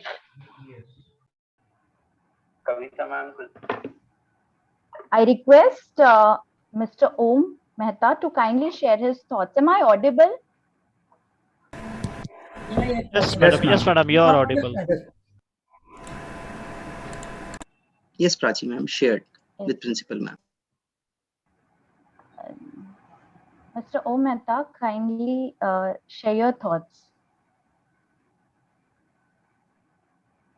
He is Mr. Rohan Mehta, madam. Yes, And I ma'am. think some network problem. Yes, ma'am.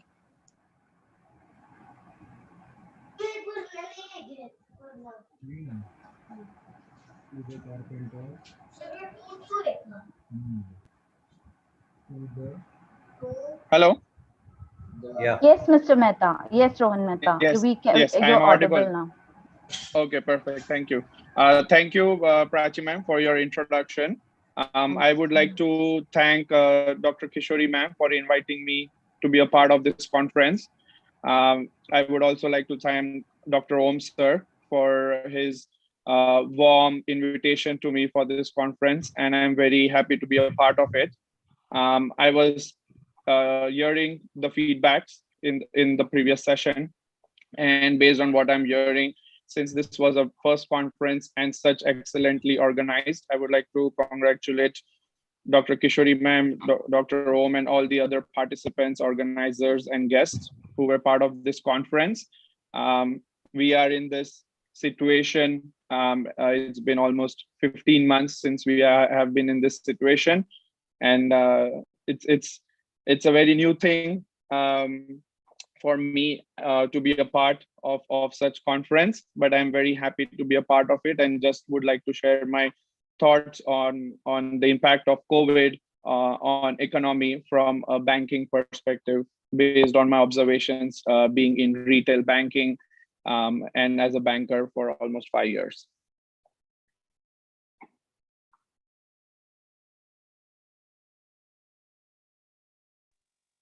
Thank you so much, sir. Thank you so much for joining with us. Rohan Actually, will be sharing his PPT, yeah. Yeah, I actually my my laptop is not helping me out here, but just give me one moment.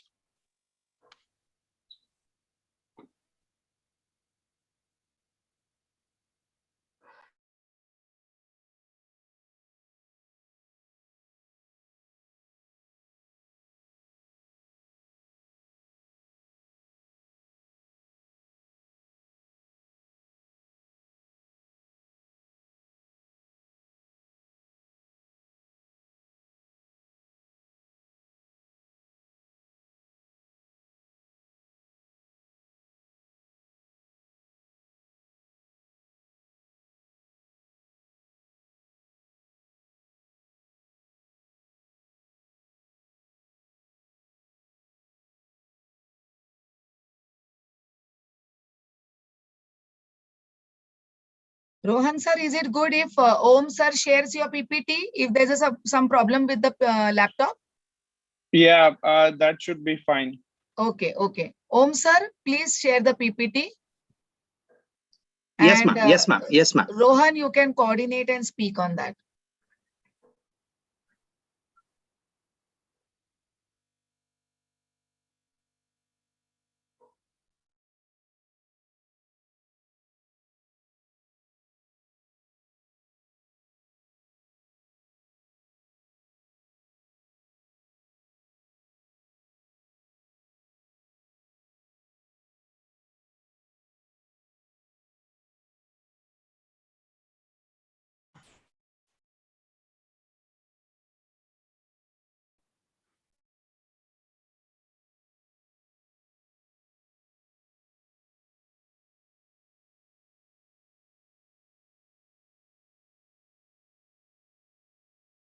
Sir, my screen is visible?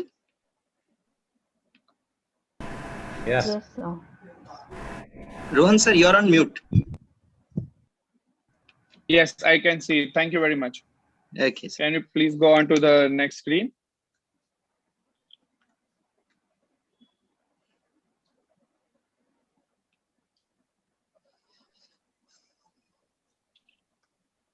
Yes. So as Prachi ma'am already introduced me, I just want to again just give a brief introduction about myself. I am an engineer by education and banker by profession. I have been a mortgage specialist since 2 months with Bank of Montreal, and have been working in this big 5 bank in Toronto for 5 years now. Currently, my role is helping clients for their home financing requirements, and dealing with realtors and other partners to onboard new business towards the bank. I have been working in retail banking sector for more than 4 years and have been helping personal and small business clients with their banking, investment, and lending needs.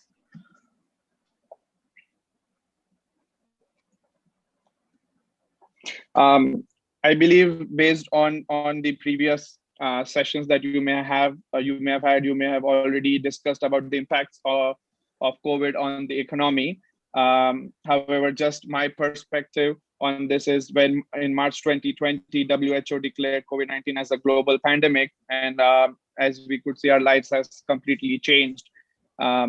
Pre-COVID, this conference would have been in a nice auditorium in the college, and all of the participants would have been present, and it would have been a nice social gathering. And now in 2021, 15 months after the pandemic, we are conducting it over virtual applications and over Zoom. So when it was announced, worldwide lockdowns were announced, the international borders were closed. People who had traveled during that time were stuck in those countries for months. The tourism and hospitality sector collapsed during COVID based on the restrictions by the respective governments. People stopped working in offices and work from home became the new normal. Family quarantine and like quarantine life was like the new hashtag when lockdown was announced in March 2020, and we could see on social media people sharing their quarantine life with family, be it cooking new food, doing new hobbies, just spending time with family inside the home and exploring new things was something that we saw when COVID started. We also saw governments announcing big fiscal and monetary stimulus so that the recessionary impacts that we had faced in 2008 financial crisis would not repeat again. And technology was adopted for everything. Like we used apps to order grocery. We used Zoom, Microsoft Teams for work related. We used Swiggy. We used all our apps to order food, and we used all our applications to order from Amazon for our discretionary spending. The immediate solution that was provided was governments announced flights between certain countries based on government to government arrangements to bring back their citizens. and residents into the country. Canada had done the same. India did the same with their Vande Bharat. So this was a very common thing which was happening worldwide, so that countries could bring their citizens back into the country. There was trillions of dollars in stimulus announced in the US. There was trillions of dollars announced in stimulus in India as well. And even billions of dollars was announced in stimulus in Canada for businesses, unemployed and lower income households, so that they do not suffer from the impact of COVID. All non-essential jobs were work from home. Only frontline workers, healthcare workers, and essential jobs where people were stepping outside the home. Otherwise, everyone was inside their home. Businesses adopted new technology and applications in their day-to-day working. And there was a lot of focus on health infrastructure, medicines, and research. And we could see that even the developed countries were not ready for such a pandemic. With no one expected that this would become so big when it started in March 2020, and no country was ready to face the impacts of this on their health infrastructure. From US to India to all the other smaller countries, everyone suffered some way or sometime because of the health infrastructure not being able to handle the impact of COVID.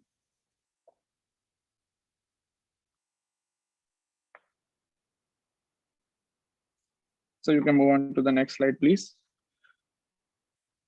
So there was impact on different sectors. As we could see, there was impact on housing. There was low interest rates worldwide due to the stimulus policies. In Canada, since this is my USP, we have been the busiest. I myself did $20 million in mortgages just during COVID, and have been doing more $25 million in the last 6 months since January 2021. The major reason has been the demand for more spaces. People are preferring to go from densely populated cities to suburbs to areas where there is not much densely population, and so that they have more space and just the what everyone suffered from COVID due to social distancing and all of those things, and work from home, everyone needing their own space for working. Housing had become a housing sector was impacted, we would say, positively in COVID, especially in North America. In other industries, there was a lot of demand for IT and jobs, since everything was moving towards technology, and COVID was the catalyst that was required in this digital revolution, so that people accelerate towards digital adoption in their day-to-day life. There was adoption of digital payments. We are using Zoom for this conference, and this was implemented worldwide.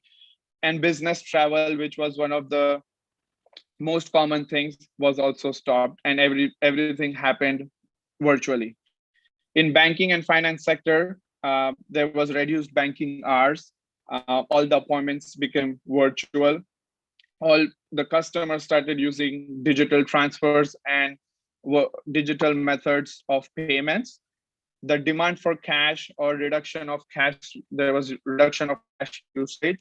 And of course, there was this digital currency, which again had this demand because of people being scared of using cash and getting scared of being infected from COVID. And hospitality and tourism, takeout and delivery for restaurants, resorts, cruises, luxurious hotels, everything was closed. Airports were open for essential travel only, and smaller nations had allowed leisure travel. We were seeing on social media a lot of our friends, family, and other people traveling to Maldives or smaller countries for leisure. However, now we are seeing, since things are slowly coming back to normal, we hope this sector will be revived again. Digital currency, I believe this must have been discussed in today's session as well. Cryptocurrency like Bitcoin and other alternate coins suddenly had a huge demand. When lockdown was announced, Bitcoin was valued somewhere around US $6,000. Traditional investments like stocks were at historical lows, where had dropped by up to 60%. And people expected that the demand for digital currency will go up, with people being scared of using cash. And cashless transactions using mobile wallets and digital payments and digital transfers became the new norm. In 2021, Bitcoin reached an all-time high of around US $60,000. That's almost 10 times from its value when COVID pandemic was announced. And all other alternate coins did also reach their all-time highs in the last few months. El Salvador recently announced Bitcoin as a legal tender, and most developed countries, though, have been hesitant to adopt Bitcoin or any other alternate coins as a legal tender. However, most of the countries and central banks have been researching for having their own digital currency, which can be controlled by them, which though defeats the purpose of cryptocurrency. However, its regulatory framework is still being determined. Digital payment usage, according to a survey among Indians, the impact of coronavirus and its lockdown, most of them said that they used digital payments. There was a huge jump in digital payments, though some of them still preferred to be using same mode of payments as before. Though we could see almost 33% were preferring more digital payments and less cash. So this was a good catalyst to encourage people to move towards digital options and move from traditional options like using cash.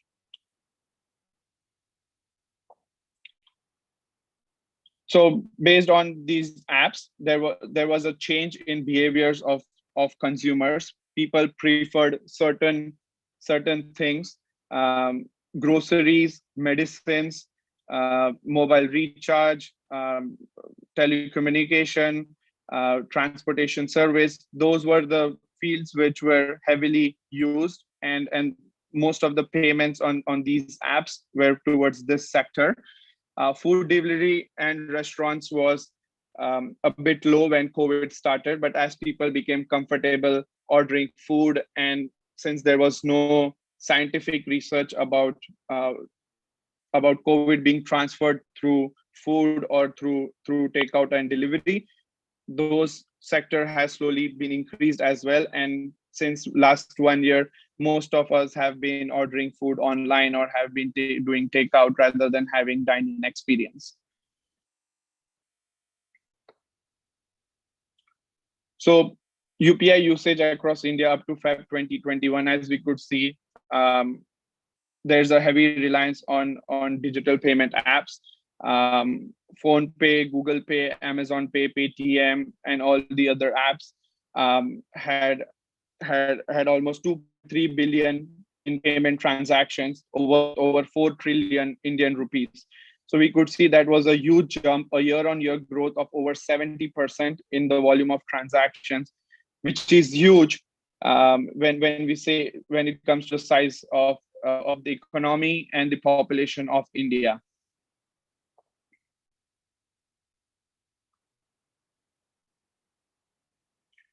So digital economy, digital perspective is a very good towards the economy, and it brings some ease to businesses, to consumers. However, it also has its negative impact.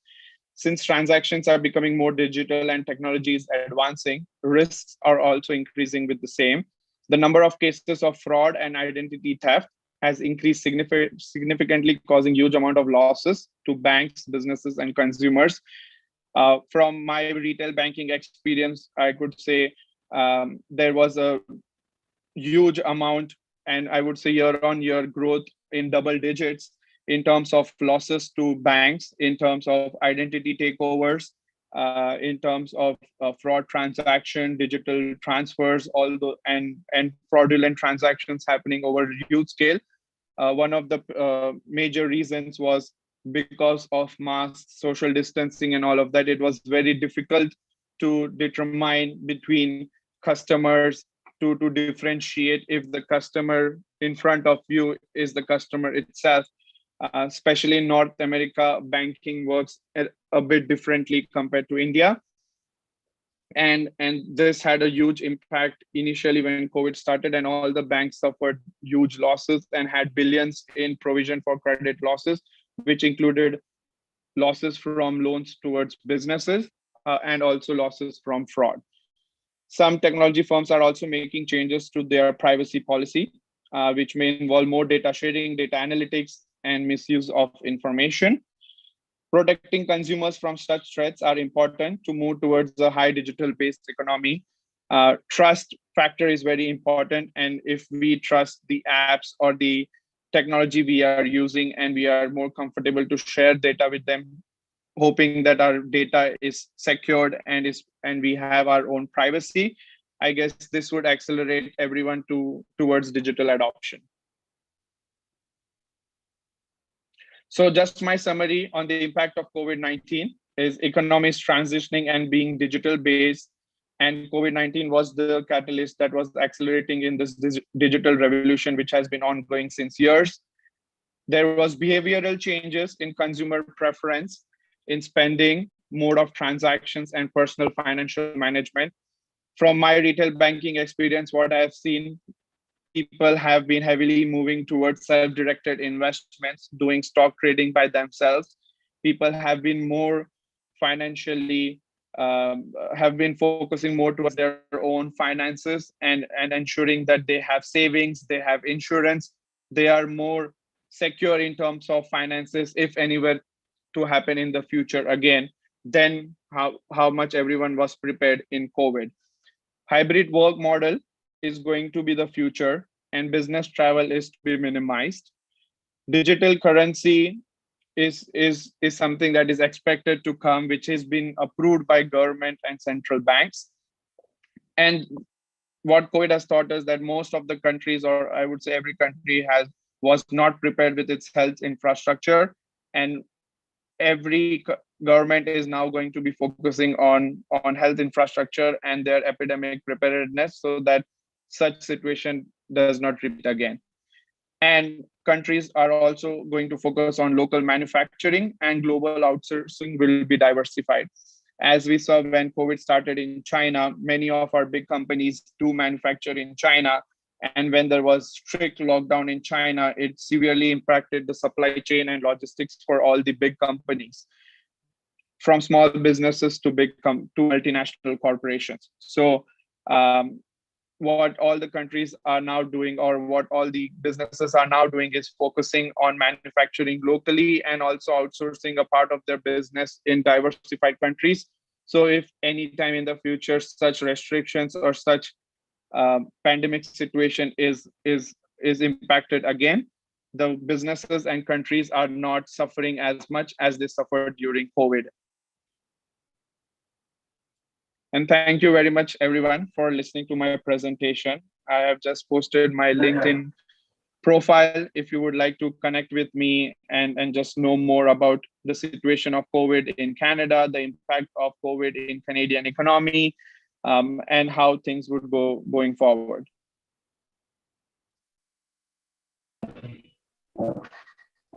Thank you so much, Mr. Rohan Mehta. That was really enriching. Thank you for taking us through this last entire year, the digital transformation and everything which we have done as a consumer. You have just represented it in your research. That was really enlightening. Thank you so much for joining us and taking us through this research.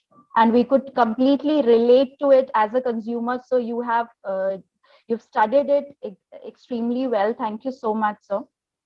Prachi, thank you, I would Prachi, request now Prachi, though you have proposed the formal vote of thanks, from my end also, I would like to place my thanks to Rohan. It's almost around 6 a.m. in Canada, and Yes, early ma'am. morning. Yes, early morning he has connected with us. So Great. special thanks to Rohan, and almost like my son. So Sunny, you have done a good job, not from the academic field, not being from the academic field as a banker, but you have excellently presented and taken a good tour of the entire pandemic situation, like Prachi said. Thank you, Rohan. Thank you so much. Thank you, Kishori ma'am. Thank you. Thank you so much. Thank you, ma'am. Thank you, Kishori ma'am. Now let us move on to the, for the participants, it must be most awaited moment of announcing the best paper award. Okay, here we have Shri Pramod Mulgun, Honorary General Secretary of Vidya Prasarak Mandal with us. I request Mulgun sir to kindly announce the best paper award. Good evening to all the participants, the judges, and the delegates who are participating in and presenting their thoughts on the impact of COVID on education, industry, economy, and finance. Thanks once again.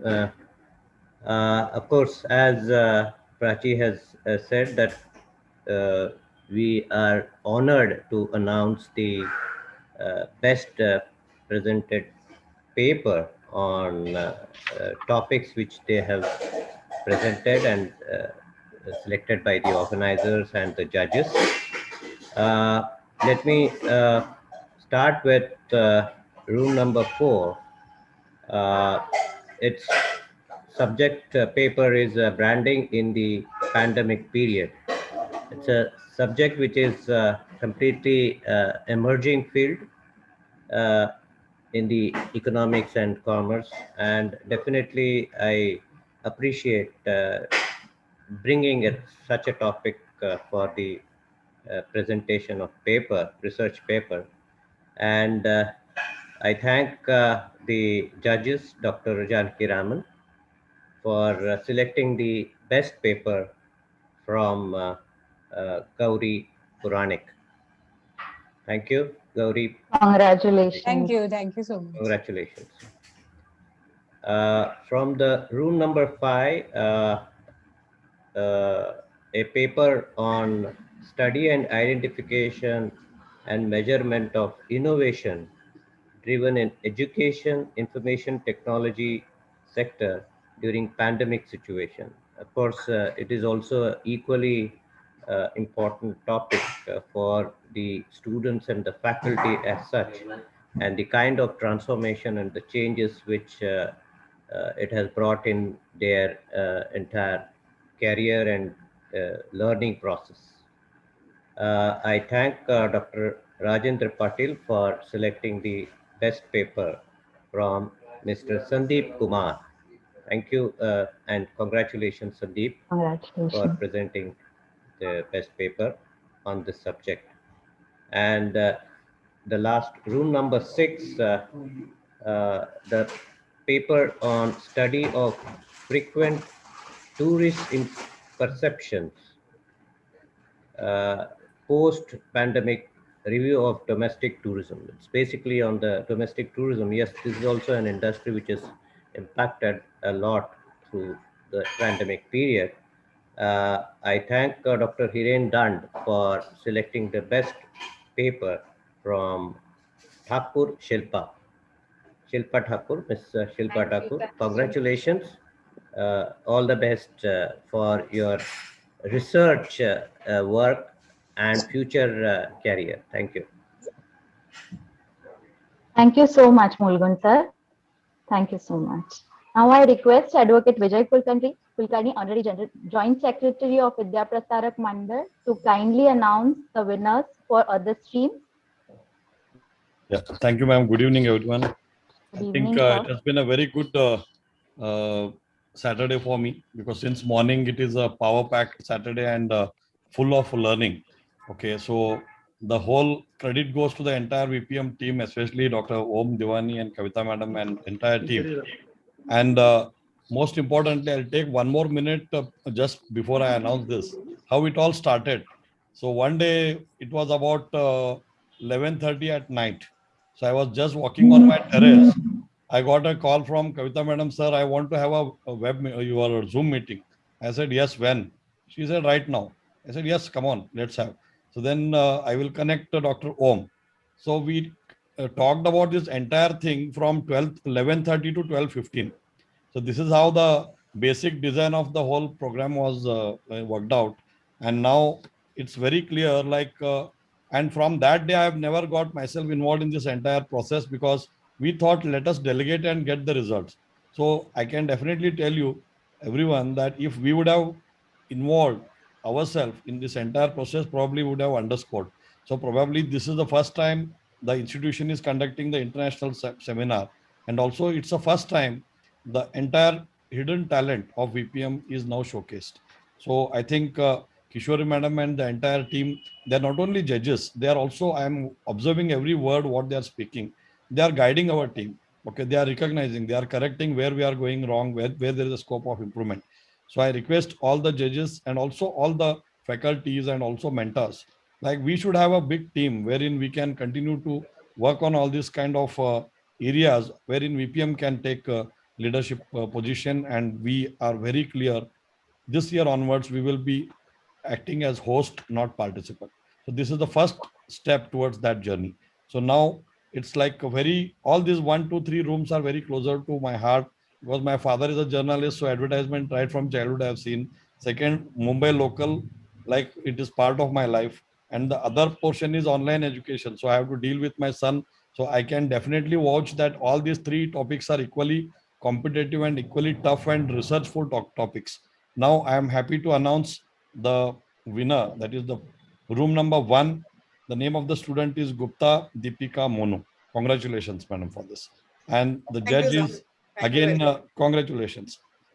Again, the winner is, the judge, Dr. Kishori madam here. Again, ma'am, again, thank you very much on behalf of Vidya Prasarak Mandal.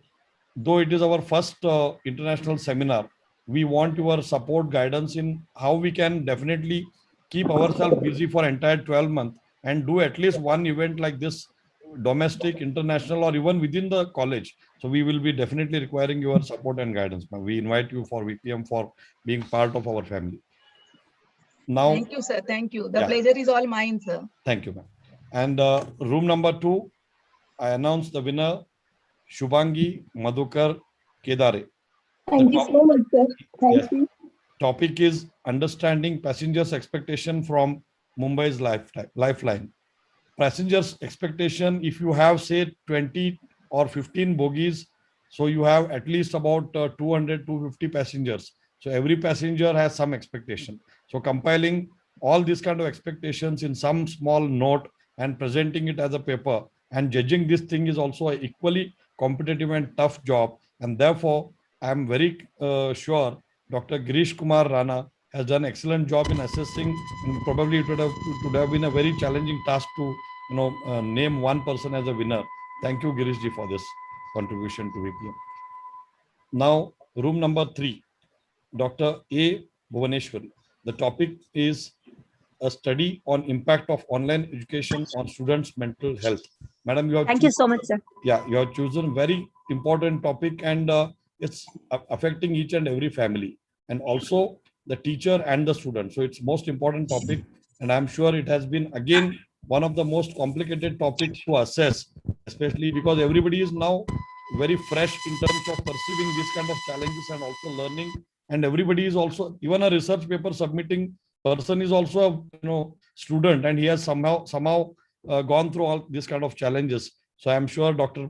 Baksin Patel, sir, you have done excellent job, and you have chosen a right topic for yourself, for all of us. We would definitely go through the content of this paper, and I'm sure all other papers also. We are thankful as a trust.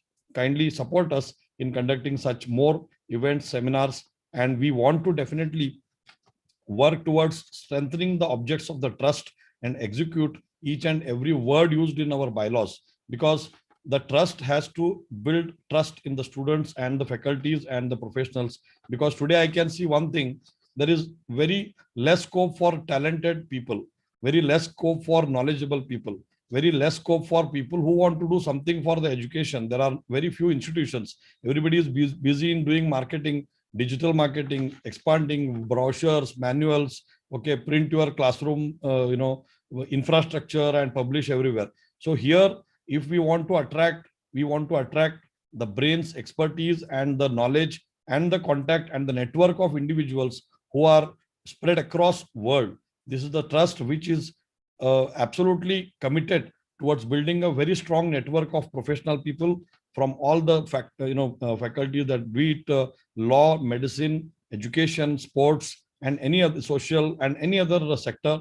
So going forward, how we can have a very strong roadmap for next 2 to 3 years.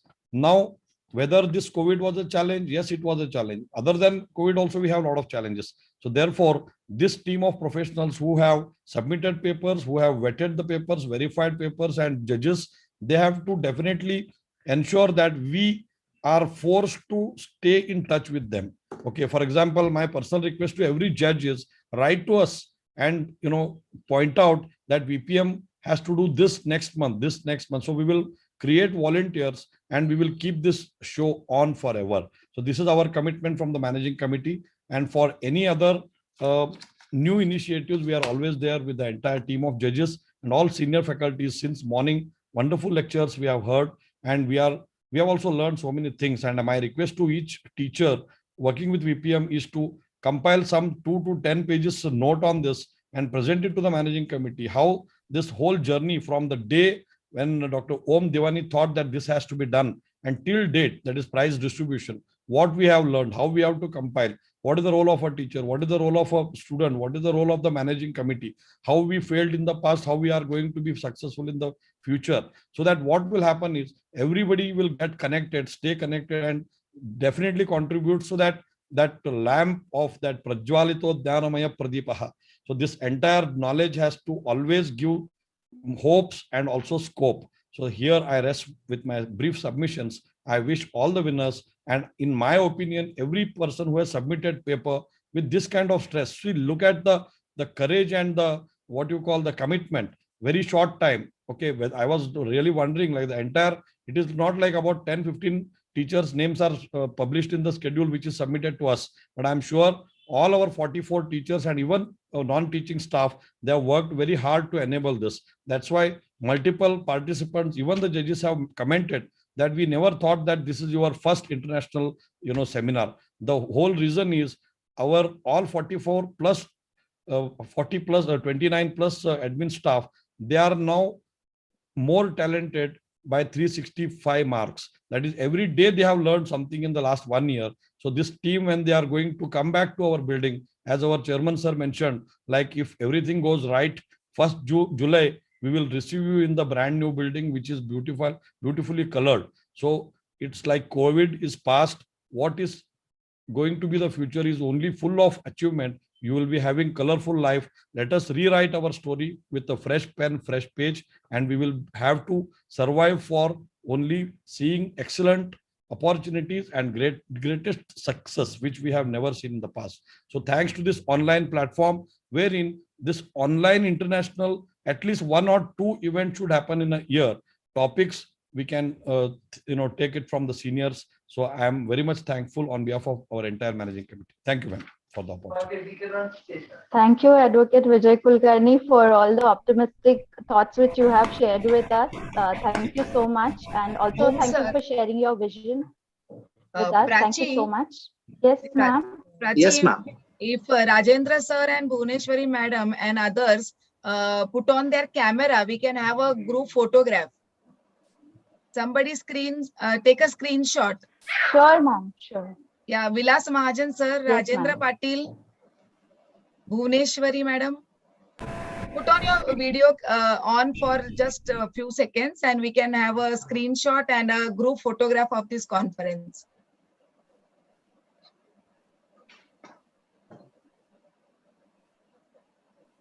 Yeah, who's taking the photograph? Om sir? Ma'am, our technical team will take the photograph. Okay. Rajendra Patil sir?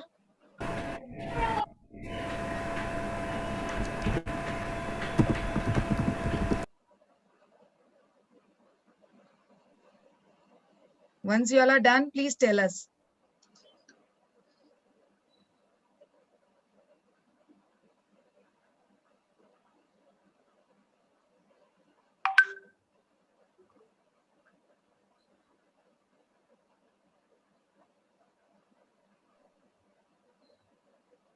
Congratulations, Kavita ma'am. Then I would request Mulgun sir also to speak few words.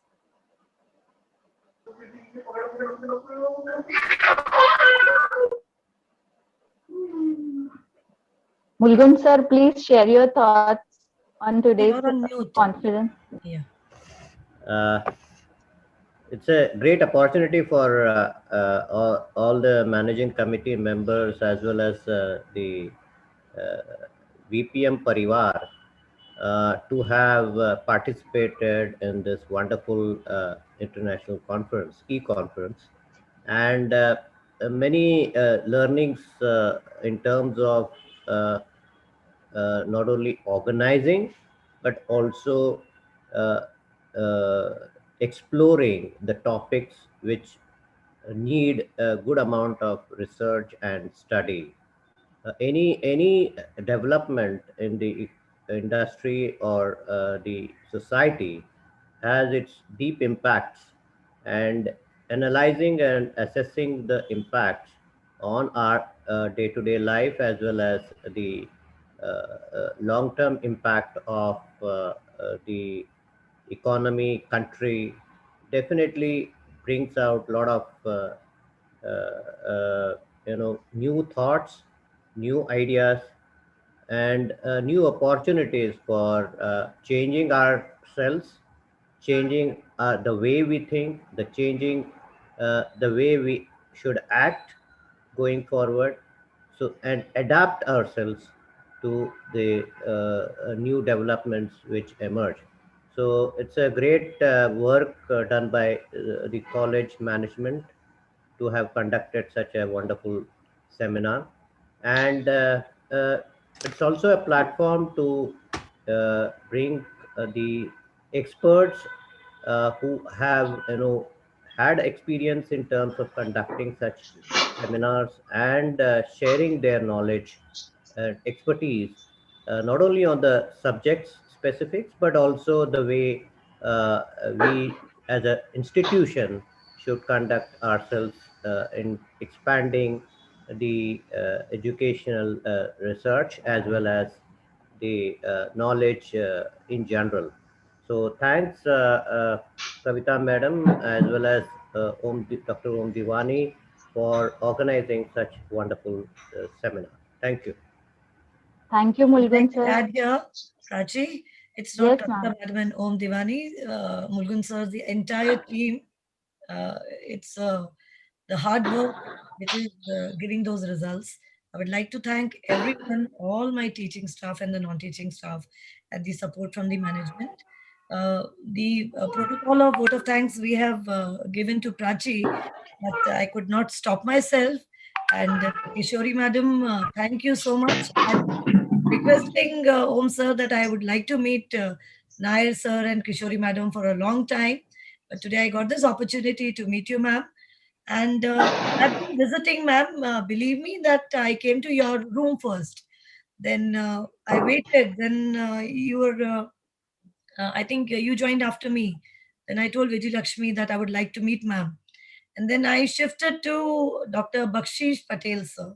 My God, I cannot believe the amount of sincerity and the effort Bakshish Patel, sir. My God, I cannot believe. I really am telling you. The kind of judgment and I'm not getting words. I was so, my goodness, and the really lovely papers, one professor from Jai Hind College, and the way sir conducted, sir, we would like, I would echo the words of both our management trustees that certainly be connected with you, and your guidance would be a blessing to us. The kind of sincerity, Mulgun sir and Kulkarni sir, I would like to share that if those who have not attended his session, they missed it. I could not attend various other rooms, but Rajendra Patil ji is an old friend. Hiren Danji, I know him from quite some time. I could not visit their rooms, but the IT sessions and the commerce sessions, really, it was a fruitful conference, like I mentioned in the earlier my session. Really heartfelt thanks to all of you for the effort. Of course, our convener Om sir, and all my team. This does not come easy, the kind of rehearsals that teachers have to do, making out the breakout rooms. It's a big show. It's like a making of a complete movie. But I think this movie has got a box out success. So I think we have really made it. So we can, open and have a, clap. We can hear that sound of the effort because my teachers are patience. And I would like to point out to everyone, the bundle of talented teachers that you see on the screen, not a single professor ever said, Kavita madam, again rehearsal. No, my God, the kind of efforts. So really, my thanks to all my orators and technicians and logistics staff. Sorry, Prachi, I took your job, but No, ma'am, that was really stop organic. myself The vote because, of thanks. Now that was really an organic and a heartfelt vote of thanks. Thank you so much. No, I will not take away your part. Ma'am, please take over. Yeah. Okay, as a part of the schedule and formality, I will do the word of thanks, but we have already got it from Kavita ma'am. That was No, really I hope I've not missed heartfelt. many of them. So, you can please. Yes, ma'am. Yes, ma'am. Sure. So, congratulations to all the winners. Yes, yes, ma'am. So, let us move on to vote of thanks. So, here we have reached to the end of the one-day international multidisciplinary e-conference on post-COVID challenges in education, industry, and digital economy. We would like to thank our chief guest, Mr. Rohan Mehta, for joining with us today. It is early in the morning in Canada, but still he has made an effort to join us. So thank you so much. We extend our gratitude to all the judges, our patrons, and other dignitaries. We would like to thank Dr. P.M. Kamath, Honorary Chairman of Vidya Prasarak Mandal, Shri Pramod Mulgun, Honorary General Secretary of Vidya Prasarak Mandal, Advocate Vijay Kulkarni, Honorary Joint Secretary of Vidya Prasarak Mandal.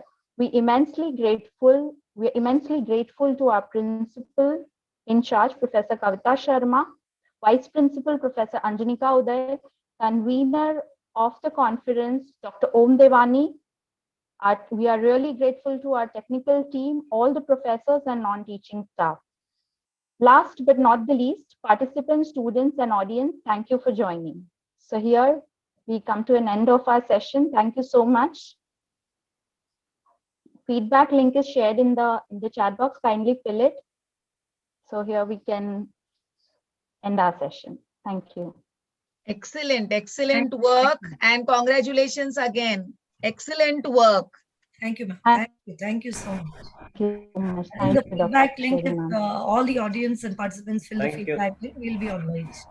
Thank you. We can leave, madam. Yeah. Yes, ma'am. Request staff members to wait for 5 minutes. Okay, sir. Yes, sir. Thank you, sir. All the staff members are requested to wait for 5 minutes. Thank you, team VPM. Thank you, Goody sir. Thank Good you, sir. Kavita ma'am, you have a absolutely stunning team. Yes, ma'am. Om is there, Barkha is there, Yuvraj, quite a few I know, and all others also, which I did not meet personally, but Prachi, Shruti, Vijay, Lakshmi, you all did a very good job. Mahmood, congratulations to the entire team again. Thank you, ma'am. I'm taking your leave, madam. Thank you. Thank you, ma'am. Thank you. Thank you, ma'am. Kulkarni sir. Thank you, ma'am. Madam, Yes, sir. you don't leave them just like this because they are very good in vote of thanks. Thank and you they will so see you much. next year. So you have to grill them on a at least monthly basis.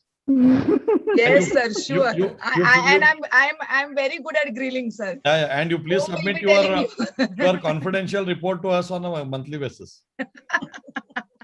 Because this teacher training and our HR will be the focus for this year. All the very best wishes, sir. All the very best. I'll take your leave, sir. Yes, thank you, ma'am. We'll be in touch with you.